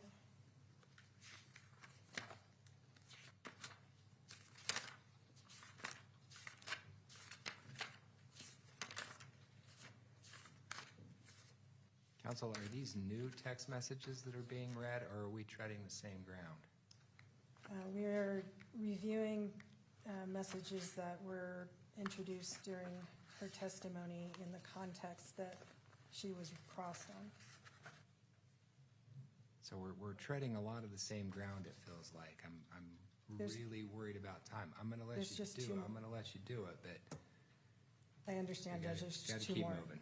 Okay, there's just two more.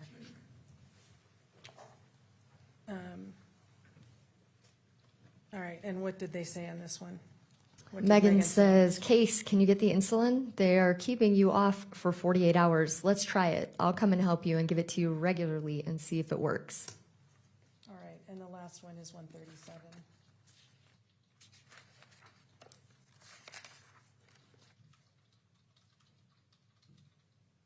The second one. Do you want to take some promethazine when I get there so that you are asleep when this is happening? Thank you, that's all the questions I have. Anything else, Mr. Williams?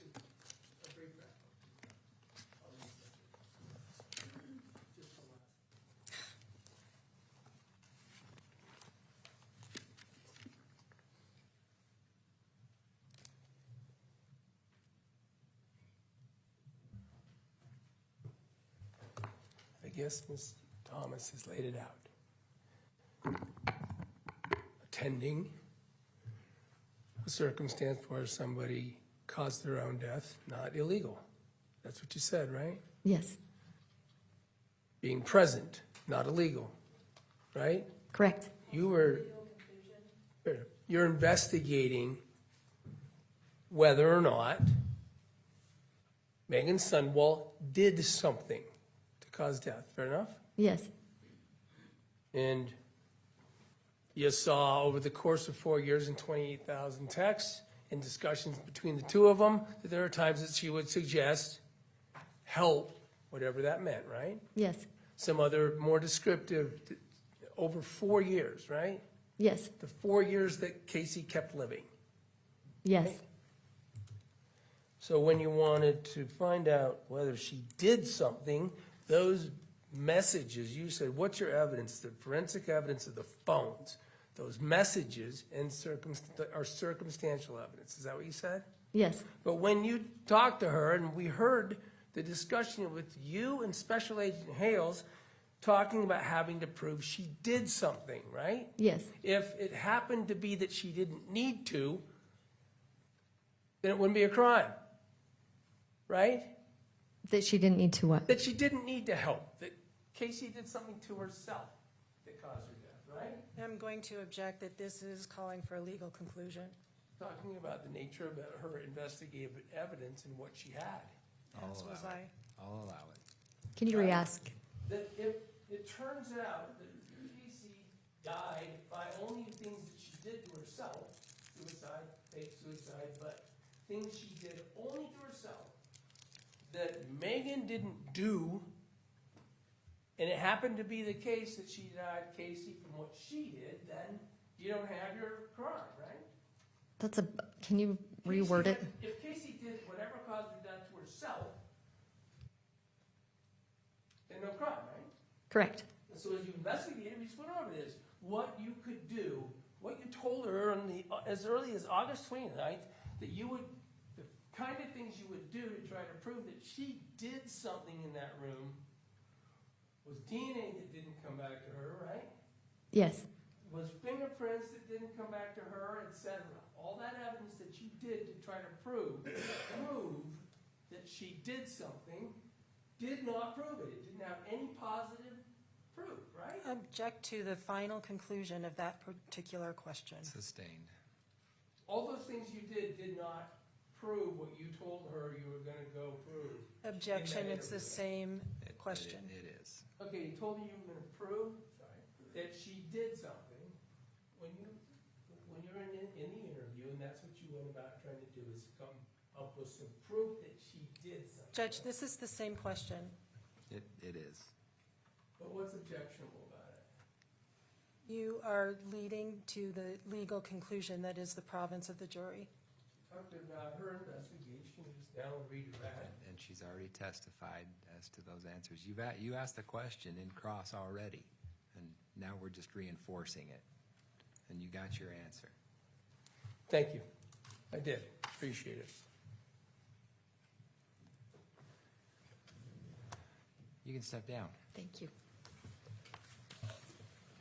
been going for over 2 hours. We're going to take our afternoon break. Ladies and gentlemen of the jury, you are admonished by the court that it is your duty not to converse among yourselves or to converse with any other person on any subject of the trial.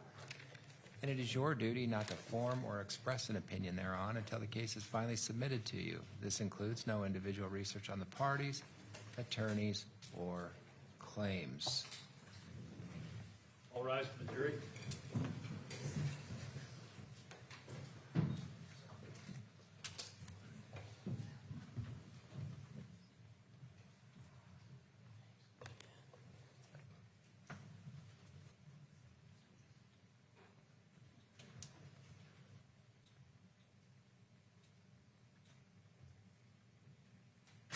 Please be seated. Counsel, let's come back at 20 till.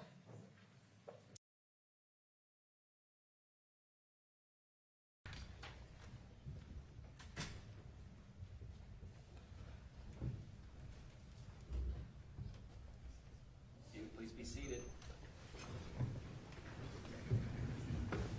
We'll go back on the record on case 251401132, State of Utah versus Sundwall. State ready with their next witness? Yes, Judge, the state calls Kacee Tanner. Thank you.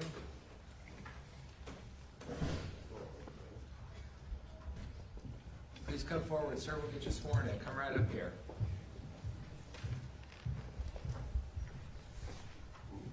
Please raise your right hand. You do solemnly swear the testimony you shall give in the case now before the court will be the truth, the whole truth, and nothing but the truth, so help you God. Yes. Come on up here, sir. Have a seat. Okay.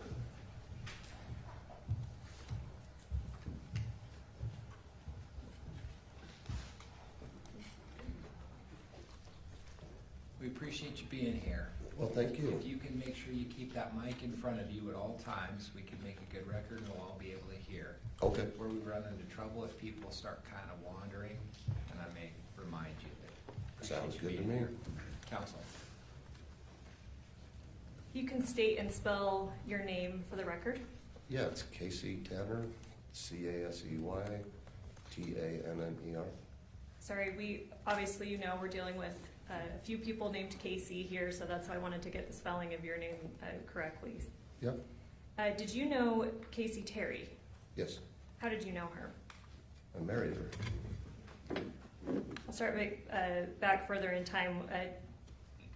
You don't have to give me exact dates if you don't remember, but do you know about the year that you guys met, you and Kacee?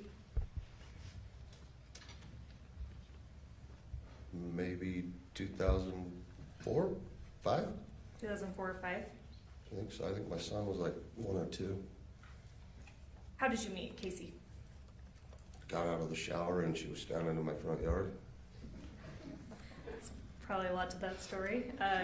Did you guys hit it off pretty immediately, or what was your relationship like at the beginning? Yeah, she was a cool lady. Yeah, we had fun and then hung out and then got married. Do you remember what year you got married? The first time? No. Could you give me a ballpark, or you just don't have much of a memory? We had ugly orange chairs for the wedding, so it was around Halloween or Thanksgiving. Okay. That was all I remember. You don't remember the year, though? If you would have met her in 2004, 2005, does that help orient you in time, or you still not get over it? Yeah, I still don't remember. Did you remain married to Kacee? Yes. Did you ever divorce Kacee? Yeah, we got divorced a couple of times. Okay, I want to talk about the first divorce. Do you remember what year that may have been? Nope. Do you remember so you mentioned getting divorced a couple of times, so I'm assuming you got married a couple of times to Kacee. Yes. How many times total were you married to Kacee? I got married I thought 3 times, but we only have 2 marriage certificates, so I guess it's only 2. Okay. Do you remember when you married her the second time? No.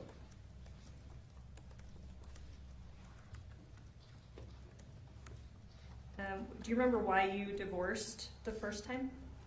I was working in the oil field, and so I was gone an awful lot. And she just wanted somebody around, so I told her to go find a boyfriend or something, but she didn't want to do that because she had the church stuff in her head and whatever, so she said no, and then we ended up getting divorced. No real reason or fighting or anything like that. Okay, you mentioned the church stuff, so, sorry, let me just make sure I'm understanding your testimony correctly. You were away at work a lot, and so you said, if you want, go get a boyfriend, if you want companionship. Yes. It sounds like she maybe had some block to that or some resistance to that because of religion. Well, yeah, I mean, it was more of a joke with her, but she just wanted me home all the time. I says, you need to go find a boyfriend. And she says, well, I can't. I got to do the right thing. So I said, oh, okay. Okay, so you ended up getting divorced. We ended up getting divorced later on, yeah. And then at some point in the timeline, you married her again. Mm-hmm. Was that a yes? Yes. Sorry, we're recording everything, and so Oh. I'll try to catch you if you say just to make sure that the answer is clear for the record. Okay. And you do not remember the year that you married her the second time either? I do not. And it sounds like there was a second divorce also. Is that fair? Yes. Do you remember why you got divorced the second time? I think it was because I went to Idaho on our anniversary. And then I asked her that morning if she wanted to go. And my son wanted to go to Idaho to see his aunt. And I went down and she was getting ready. When I asked her if she wanted to go, and she said no. I said, okay, well, we're leaving. So me and my boy packed up, went to Idaho, came back, and then there was divorce papers when I got there. Okay, so from your perspective, it seemed like she was upset that you went to Idaho. Yeah, well, come to find out, it was on our anniversary that I went. Oh, I didn't okay. know that. So you screwed up. Yeah, the well, a little anniversary. bit. Come to find out, yeah. You think that maybe, or you thought that maybe you had married her a third time, but you only have documentation of 2. Is that fair? Yes. Did you maintain a relationship with her after both divorces? Yes. What was that like?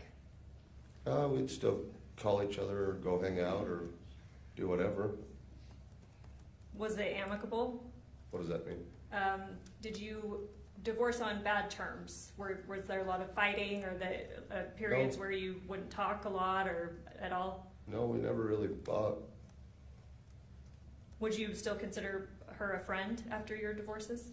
Yeah, I stayed friends with her whole life.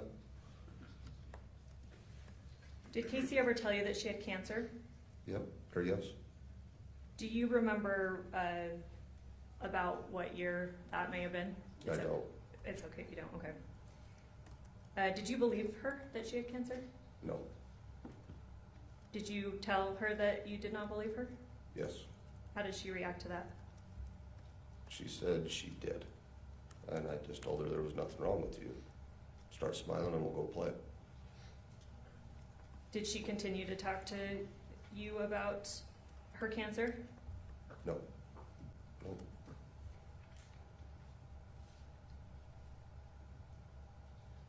Did you ever assist Kacee financially? Yes. When you were married or even after the divorces? Both. What are some ways that you, or I guess in what ways did you assist her financially? I put her on my bank accounts, and then when we got divorced, I'd still give her money for houses or food or cars or clothes or whatever she needed, whenever she'd call and say she needed anything. Do you have a sense for how frequently she may have called you needing money for some reason or another? I mean, sometimes it was just smoke, so it might be every other day. And then sometimes it would be $100 for clothes or something. So it depends on what she needed and how often it was. Were you always willing to help her financially? Yes. You mentioned a car. Did you buy her a vehicle at some point? Yes, I bought her one. We went down to Scipio and bought it. But then it was kind of a grandma-looking car, so she didn't like it, she said. Do you remember sorry to interrupt you, do you remember what year that would have been? No, it was just a few years ago. Okay. Maybe 2 or 3, I think. I don't remember. Okay, so you bought a car in Scipio and sounds like she didn't like that one. What happened after that? She said she had found another one, and so I said, okay, and I got the one that I had bought her, and I sold it to a friend of mine, and then she had found another one, and so I gave her money to go buy it. Do you remember when that was? No, I don't. Do you remember relating to the time that she passed, do you have any frame of reference as to when that car was, when you gave her money for that car? I would think it was within the last year before she had passed away. Because I know we had put, I don't know if I had paid 6 months or a year's worth of insurance on the new red car that she had. And the new red car is the second car. The second car, after the one that she did not like from Scipio. And you said that you paid for insurance for that car? Yes. Did you pay for any other things to do with the car? Yeah, I had to put tires on it. And that was about it. Her grandpa, I guess, said he didn't like the way the tires looked. I guess he used to be a tire guy. And so she said, we need new tires. And so we did that. Is that something you did with her physically? Like you went and got the tires, or you sent her money? No, I went to Walmart with her and got them. You mentioned clothes. You might give her money for clothing. Yeah, yes, You mentioned food. yes.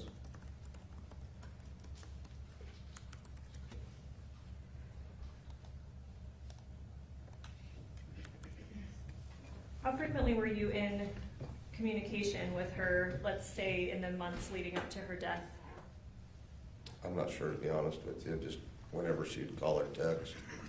Would it be like once a week, once a month, once every few months? Does that give you any kind of idea? No, I mean, there was sometimes we'd talk 2-3 times a day.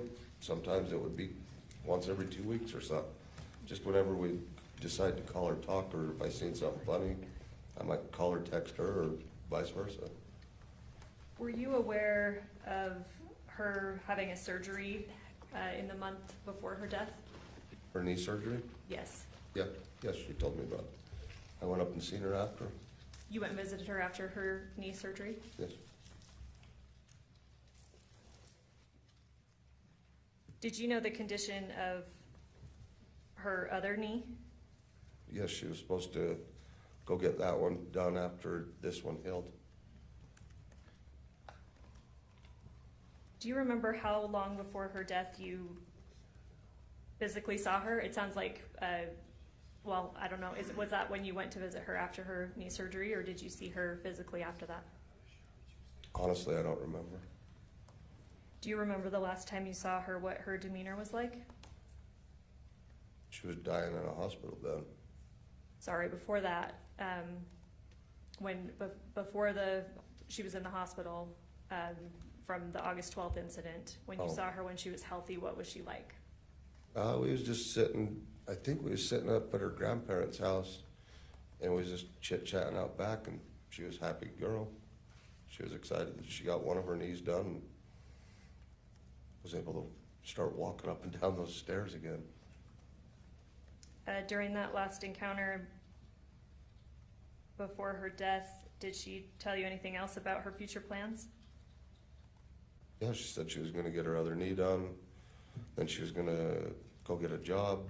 She already worked for her uncle, but she wanted to do something else, and she had to go up to Salt Lake every once in a while or something for work, so she was gonna try to find different stuff. Did Kacee ever tell you that she was suicidal? No. In all the time you knew her? Nope, never once. All right, I can pass the witness. Mr. Williams?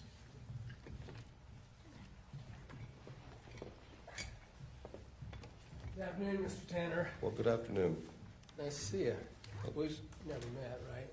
No. My name's Scott Williams. Well, nice to meet you. You did have Detective Barney and Special Agent Hales the two sitting back there on that bench behind the prosecutors, do you remember having a meeting with them? Yes, they came down to my work down in Spanish Fork. If I told you that was December 18th, 2024, would that be consistent?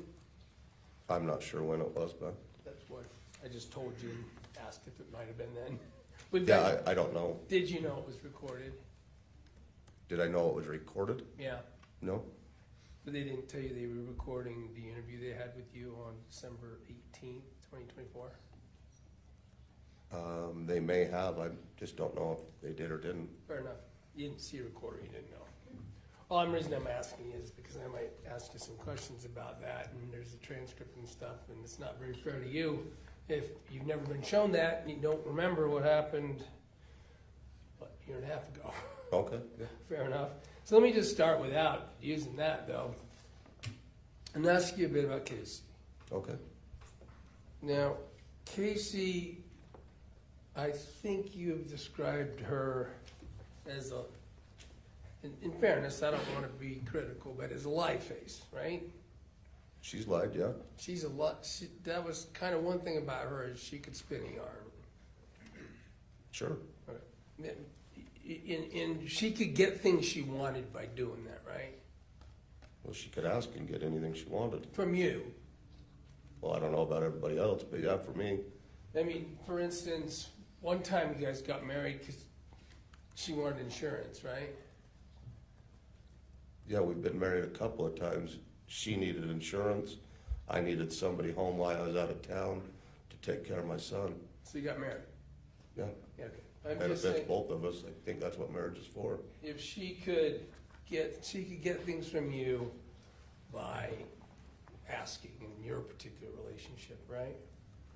Well, yeah, I got things from her by asking too, yeah. Well, I get it. You guys had sometimes when you're together and sometimes when you weren't, it sounds like, right? What do you mean? Sometimes you're together and getting mutual benefit because you're in a relationship, right?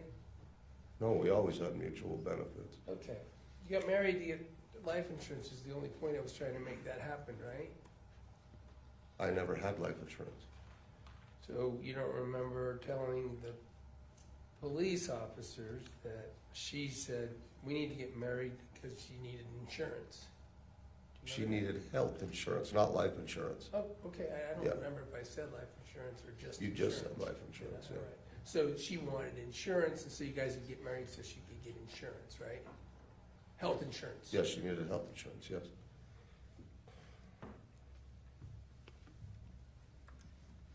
Now, she would tell you about her living in other places, right?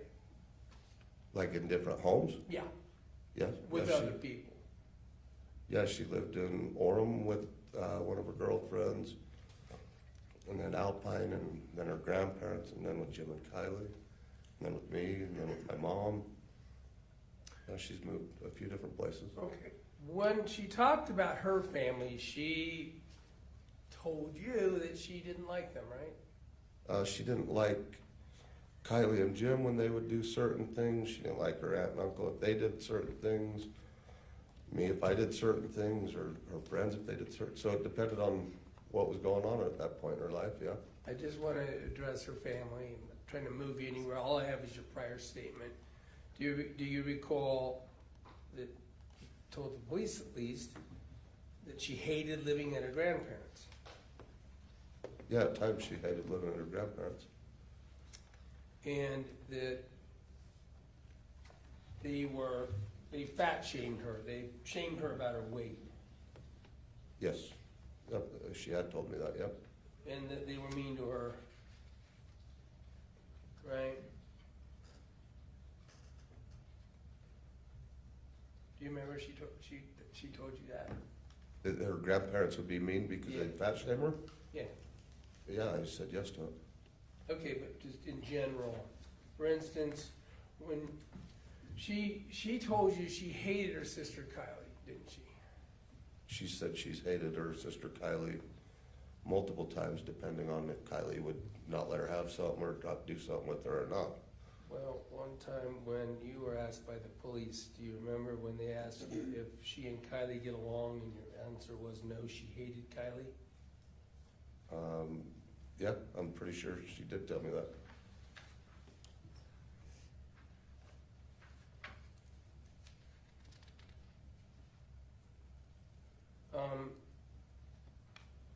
You had talked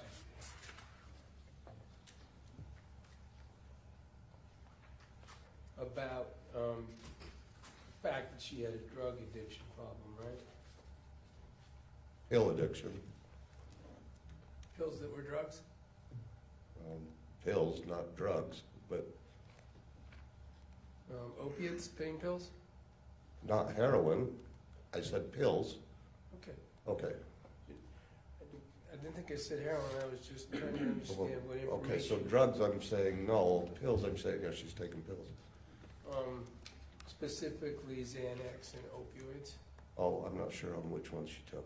You remember talking to the police about the fact that the Xanax was the worst part of what she was addicted to?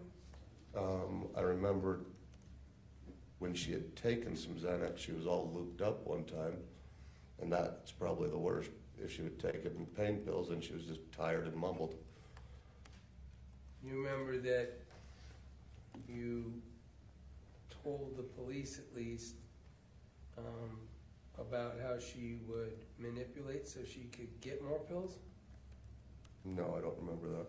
You remember saying that she was taking so many goddamn pills all day, she was dehydrated, and saying it was an easy way to make up another story to keep shit going?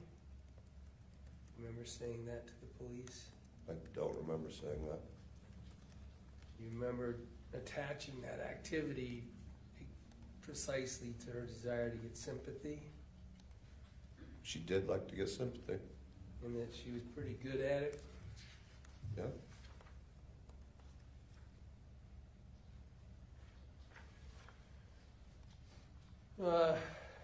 She didn't fool you on the cancer thing, right? No. But you knew she was fooling other people, right? Yes.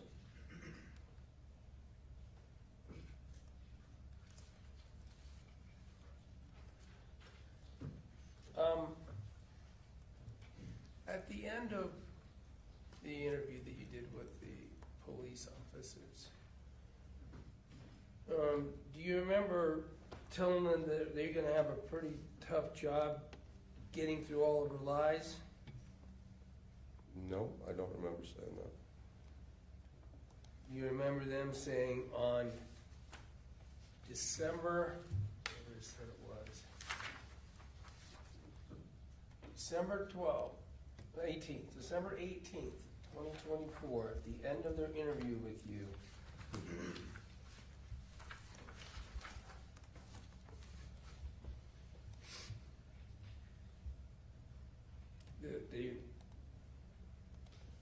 she didn't deserve what she got? You remember that statement the police told you? I'm probably sure I did say, I don't think anybody deserves to be murdered. Yeah, this is the cops telling you that. Oh, You I don't remember remember that? them saying that, no. Thank you. Redirect. Just briefly.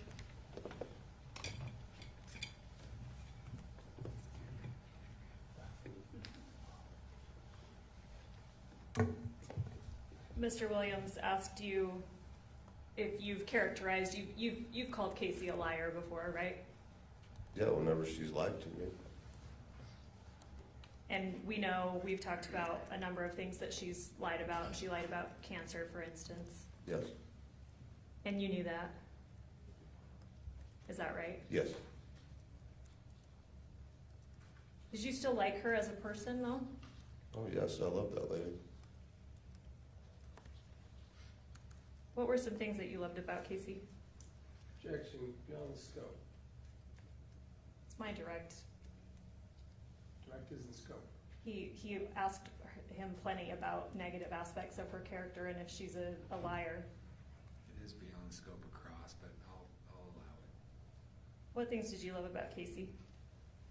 I just always loved how she would smile and be happy and go out, and she was always able or willing to do anything I asked. If I said, you want to go to Texas, you want to go here, she'd always say, yes, let's go, unless she had something already planned. And she'd say, no, I got other things going. But she was always down to go play. All right, I have nothing further. Thank you. Thank you. Anything else, Mr. Williams? Sir, thanks for being here. Hey, thank you. Can this witness be excused? No objection. Yes. All right, there you go. Thanks, Thank have a you. good day. Next witness? Judge, I apologize. The timing of our next witnesses, they are WebEx witnesses that are located in Quantico, and so I don't think it makes sense for us to try to get them today. So I'm asking to break for today, and we'll start with them in the morning. Do we have any other witnesses we can call? We don't. We only have 3 more witnesses. One of them is a doctor, and she is planning on tomorrow based on her schedule as well. Okay. We're okay, let the jury go for the evening? No objection, Your Honor. No objection, Your Honor. All right. I don't think we're gonna get any complaints from the jury. You guys are putting in a lot of work, and we all appreciate it. So thank you. We're gonna reconvene tomorrow at 8:30. 8:30, you guys know the drill, you're experts by now. You are admonished by the court that it is your duty not to converse among yourselves or to converse with any other person on any subject of the trial. And it is your duty not to form or express an opinion thereon until the case is finally submitted to you. This includes no individual research on the parties, attorneys, or claims. Safe travels. All rise for the jury.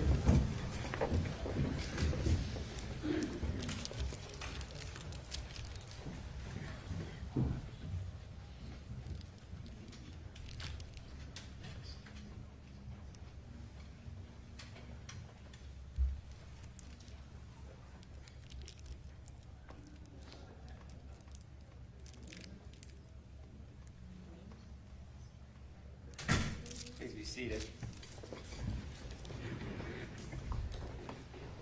Counsel, we've got, for all intents and purposes, 3 trial dates left that need to include closing arguments. Are we on track? We believe so. Obviously, it's hard to gauge how long defense will take with cross of any witness, but we believe we can finish tomorrow before lunch, and then the defense then has maybe a day and a half, if I'm correct, for their case. Sorry, I don't have my calendar open. But we're... If you think you might be finished with you might rest by tomorrow at lunch? We're hopeful for that, okay. depending on Yeah. Mr. Williams' cross. Yeah, okay.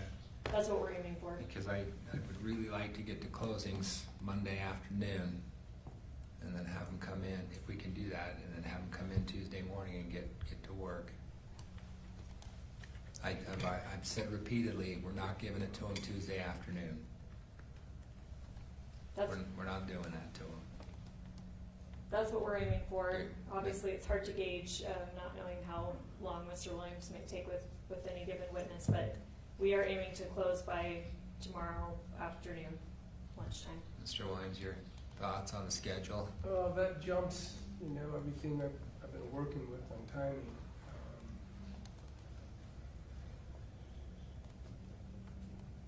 We have an expert who shouldn't have to be split in 2 days because of this shuffle. I haven't asked him about his availability for tomorrow afternoon because our hope was to put him on first thing on Friday. So he's from Logan, we had budget.